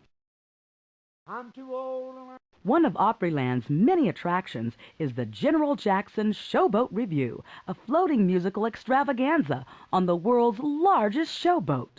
It's a spectacle that really makes a splash.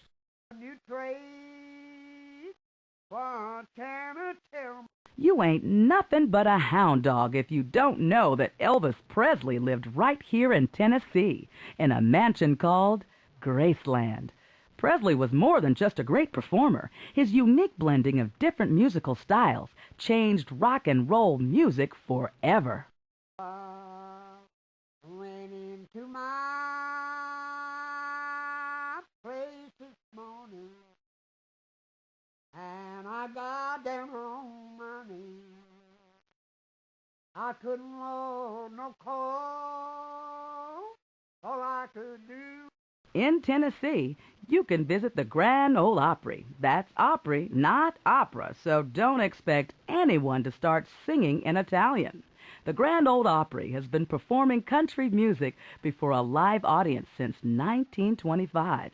It started in the famous Ryman Auditorium in downtown Nashville, but has since moved to Opryland. The most famous names in country music have performed at the Grand Ole Opry, including Roy Rogers, Johnny Cash, and Garth Brooks. So, if you want to be a country music star, polish your boots, tune up your guitar, and head on out to the Opry. See you later.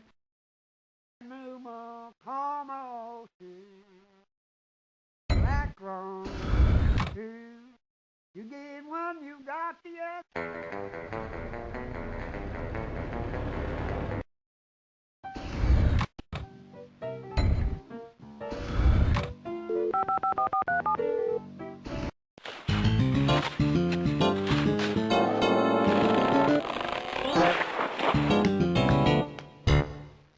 Howdy, partner. Let's mosey through the Alamo here in San Antonio.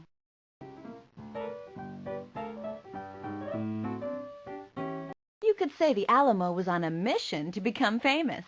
It began as a collection of small huts, then grew into a Spanish outpost, and eventually it became a full-fledged mission when the first church was built in 1758.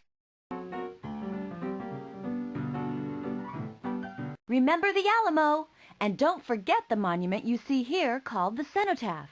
It's dedicated to the 189 fallen heroes of the Alamo, one of the most famous sites in United States history.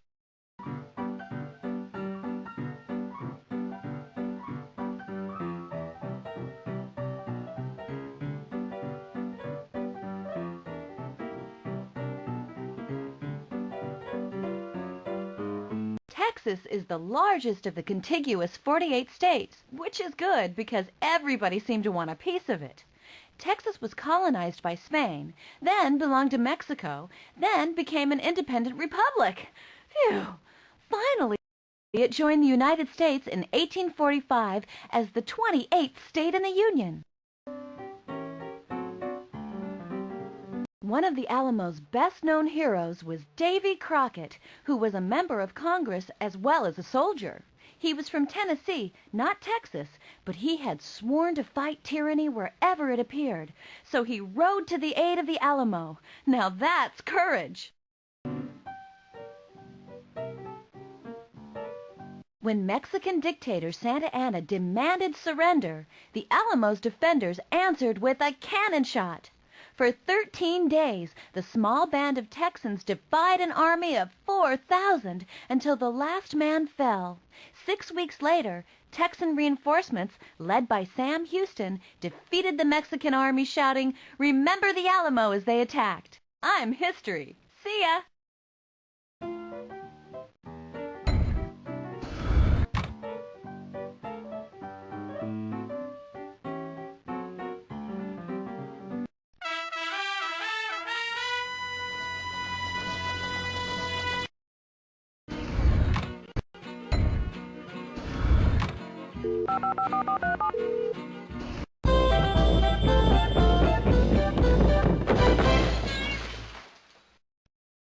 Here we are in Utah, Zion National Park to be exact. Ready for a nature walk?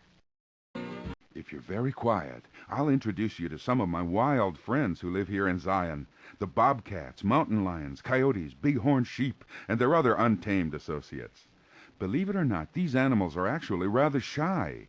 But considering how some people treat them, I don't blame them for avoiding us humans.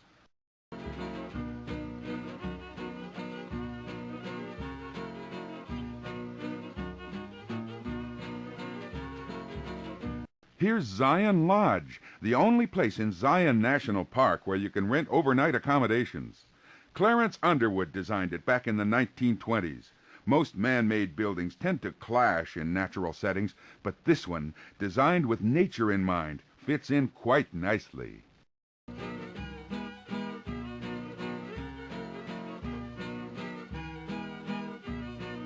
Long before Zion was a canyon, it was a swamp.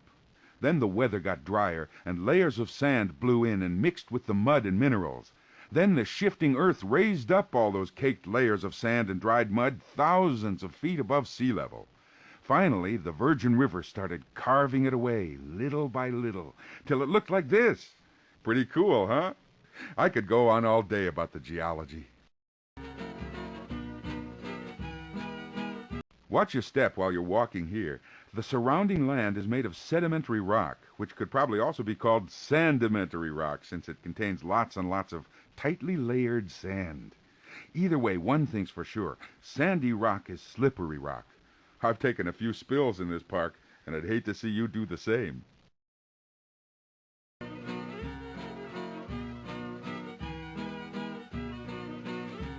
Geologist Leo Snow first surveyed this place for the U.S. government back in 1908, and he made sure to note how beautiful it was. The following year, President Taft made it into a national monument, and 10 years later, Congress declared it a national park. Some things are definitely worth preserving in their natural state. Bye-bye!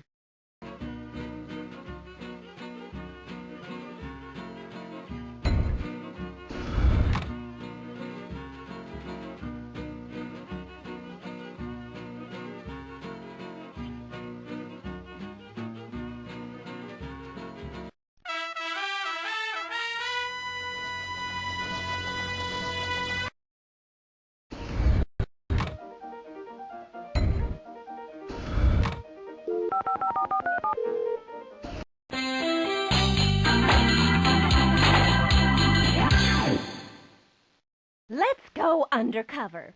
Under a covered bridge, that is, in West Arlington, Vermont. Here's one of Vermont's charming covered bridges. Vermont's economy was a bit slow in the early 1900s, so the state took its time replacing the old wooden covered bridges with newer metal models. Locals eventually recognized the historic value and the tourism appeal of these rustic bridges and started preserving them before they were all gone.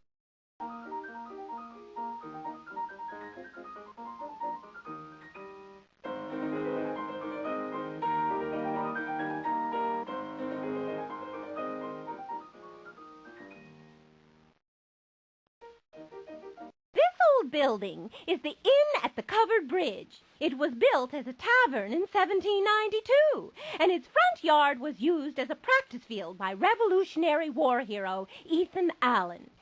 Later, it served as the home for another type of American hero, artist Norman Rockwell. How's that for some inside information?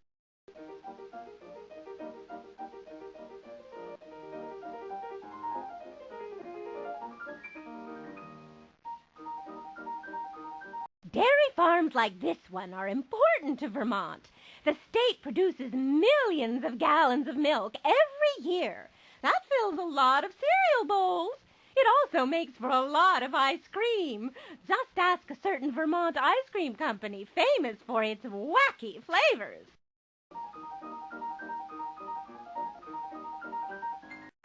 This may sound sappy, but I dearly love maple syrup. In the spring, Vermonters tap maple trees for their sap, which is boiled down to a sugary liquid. Isn't that sweet? White frame churches like this one are typical in the small towns of Vermont. You can usually find them on the main street, also called the Village Green. Their rural charm and elegance may make other buildings, well, green with envy. So long! Let's talk again soon.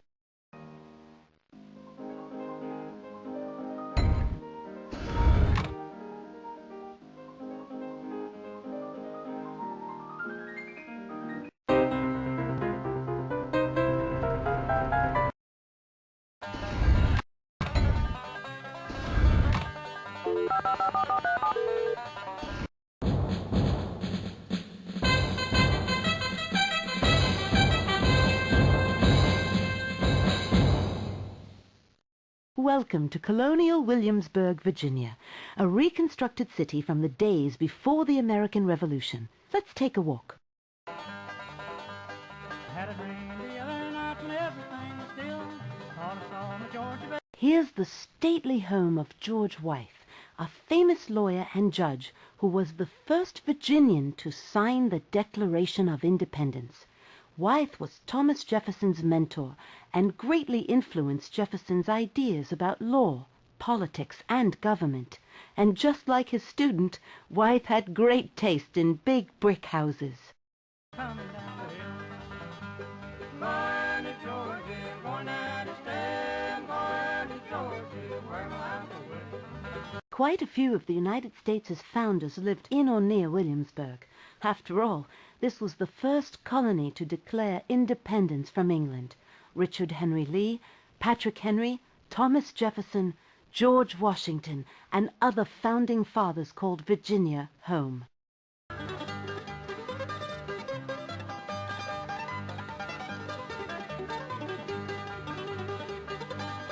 Williamsburg today, as a small, elegant town, doesn't seem too important. But in colonial times, Williamsburg was a crucial place, a training ground of sorts for the Virginians who led the American Revolution. It was the biggest and richest of England's colonies with great political power. Unfortunately for England, all this power and wealth eventually convinced the American colonists that it was time to start controlling their own fate, independently of England.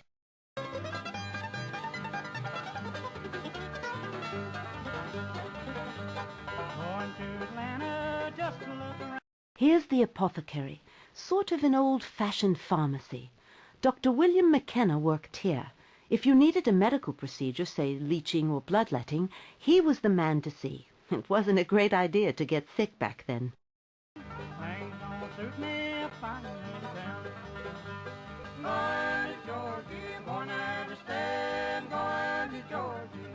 Here's the governor's palace. Before the Revolution, England's king sent his governor here to rule the colony. But after gaining their independence, Virginians ruled themselves, and one of the first things they did was move the capital from Williamsburg to Richmond. Well then, until we meet again.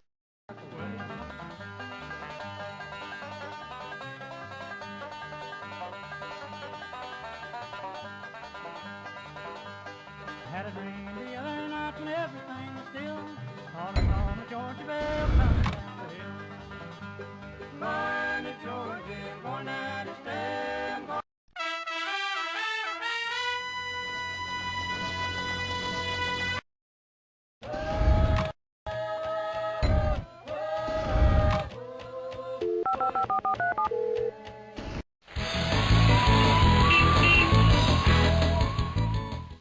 Forgive me while I prattle on about Seattle. Awnings like these are common in Seattle, where rain clouds are a familiar sight. Moist air blows in from the nearby Pacific Ocean, frequently showering rain on the city. The rainy season can sometimes last for 10 months out of the year. Now, where did I put my umbrella?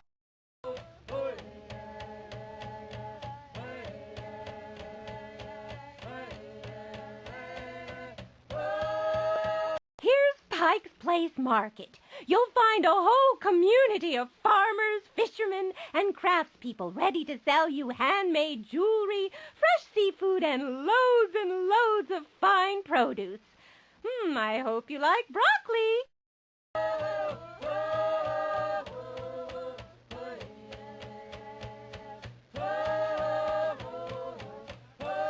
Seattle, Washington is home to the world-famous Space Needle, a 600-foot high tower that was built for the 1962 World Fair by architects who had a point to make.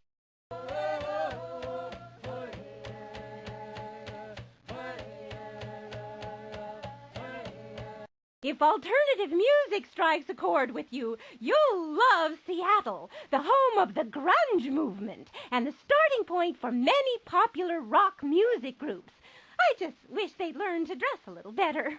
So long! Let's talk again soon.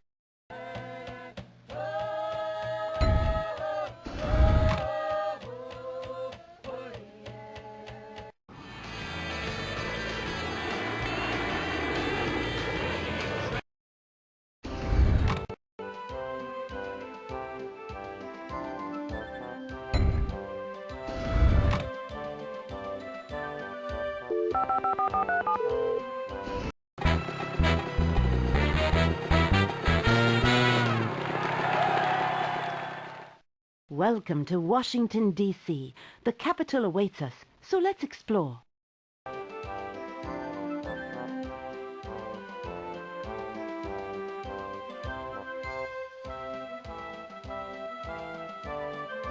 Here's a popular spot on the Washington Mall, the Museum of Natural History.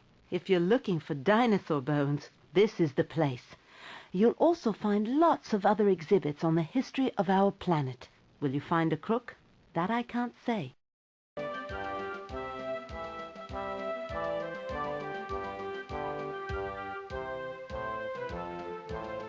I'm amazed by the White House, and here's why. In a lot of countries, the leaders keep their distance from the people, but not here. The first family lives in a house that thousands of tourists visit every week. Just think, you could be admiring the White House banisters while the president brushes his teeth only a few rooms away. Now that's democracy. Look closely at the Washington Monument. See how the color changes halfway up? That's because they halted construction during the Civil War and didn't get going again for another 25 years. By that time, they couldn't find marble that matched the original. With all the political folks here in Washington always ready to argue, it's a wonder they ever finished the monument at all.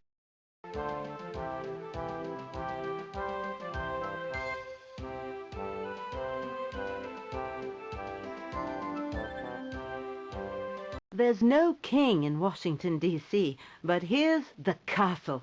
That's the nickname of the Smithsonian headquarters. This was the first of the dozen Smithsonian museums now existing here in Washington. And no, they never dug a moat around it.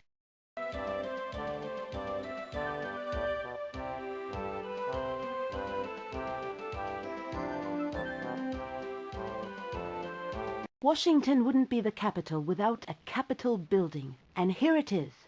Under that dome, you'll find senators and congressmen, both Republican and Democrat. These are the men and women who make the laws of the USA. Your job, Gumshoe, is to catch the thieves who break those laws. Well then, until we meet again.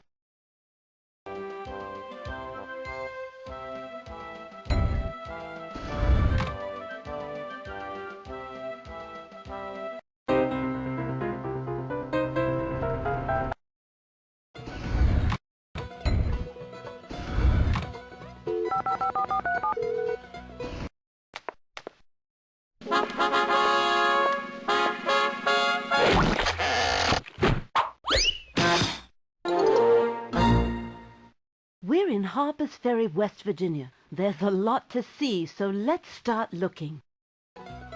This is John Brown's fort. In 1859, the anti-slavery preacher led a raid on the U.S. Armory here in Harper's Ferry. This is the only building left here from that time. Brown's raid heightened the tensions growing between the North and South, and the Civil War broke out soon afterwards.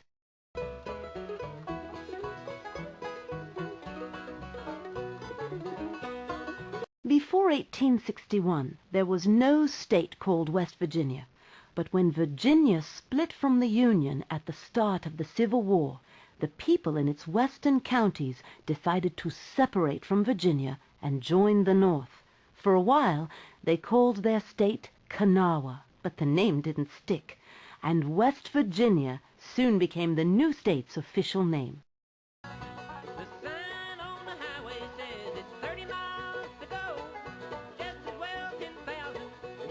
The Baltimore Railroad runs over this bridge.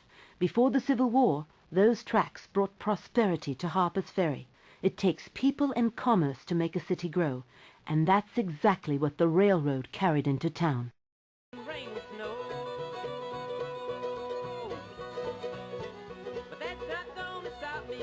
I know just where I'm bound, and if you ever look for me. Here, where the Shenandoah and Potomac rivers come together, once stood the U.S. Armory, a place packed full of weapons and ammunition. The Confederate Army destroyed it during the Civil War to prevent the Union from using the deadly armament against them. Now the place is a park. A far better choice, if you ask me. I'll be found. If you ever look for me, you know where I'll be found. Up until the 1860s, Harper's Ferry was a big, bustling port with factories and lots of people. But because of its strategic location between the North and South, it was a prime place for fighting during the Civil War, and as a result, the town was almost totally destroyed. It never grew back into a big city, and I hear that's just fine with the local folks who like it quiet. Well then, until we meet again.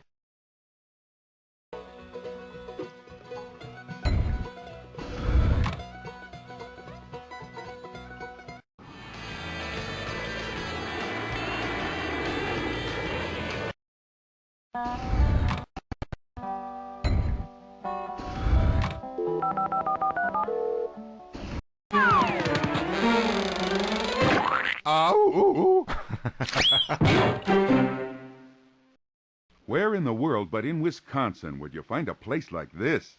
Nowhere, that's where. Let's explore the Freshwater Fishing Hall of Fame. There's the Wisconsin state fish, a type of northern pike called the muskellunge. Of course, that's not a real muskie. It's a 4-story building shaped like one, with an observation deck in its mouth. If that were real, it would be swimming in a freshwater lake, and it would be slightly smaller.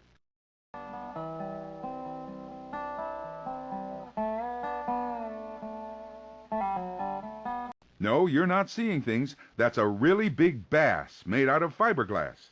Wisconsin's fishermen love nothing more than to sit in bass boats on lakes up north and troll for these wide-mouthed babies. They prefer the non-synthetic type, of course. I'm told fiberglass isn't very tasty.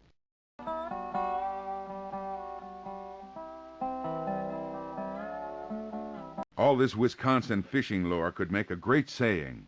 Give a man a fish, feed him for a day. Teach him to fish, feed him for life. Sometimes I add a third line. Steal a man's fish, and Acme will reel you in.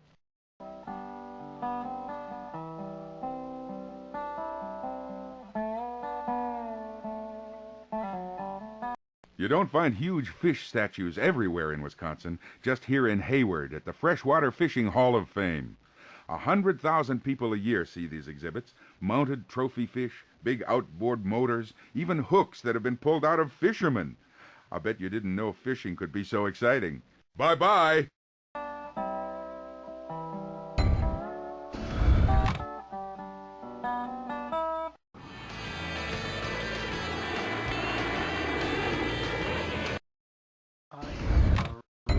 Cowboy, I'm here all dressed in rags. I use... Wyoming is wonderful, especially Grand Teton National Park. The mountains await us, so let's start our trek. Be a tough one and take on great big jags, but I got a homeboy. One of my favorite things about this place is the people, because there aren't very many. In fact, even though it's the 9th largest state in area, Wyoming has a smaller population than any other U.S. state. With so few people around, the beauty of nature really gets a chance to shine. A good one you all know, although I haven't seen it for many years ago. But I'm going back to Dixie once more to see them all. I'm going to see my mother when the work's all done this fall. Of all the different ranges in the Rocky Mountain system, the Tetons are the youngest. That's part of the reason they're so tall, jagged, and angular. The wind and weather hasn't had time to wear them down yet, in a process called erosion. In a few million years, they'll be rounder, like me. I am a roving cowboy, I'm here all dressed. Wyoming has lots of amazing scenery, but nothing tops the Teton Range. Those 13,000-foot peaks are amazing from every angle, and they hide a wealth of coal and other minerals. Speaking as a highly trained geologist, I can describe the Tetons with one highly technical word. Wow! Rags, I used to be a tough one. Wyoming isn't all mountains. In its flatter parts, ranchers raise cattle and sheep. But the land is rugged, and the grass is thin, so it takes about 50 acres just to feed one cow. If you were a cowboy here, you'd ride lots of miles rounding up your herd. Bye-bye! Take on great big jags, but I got a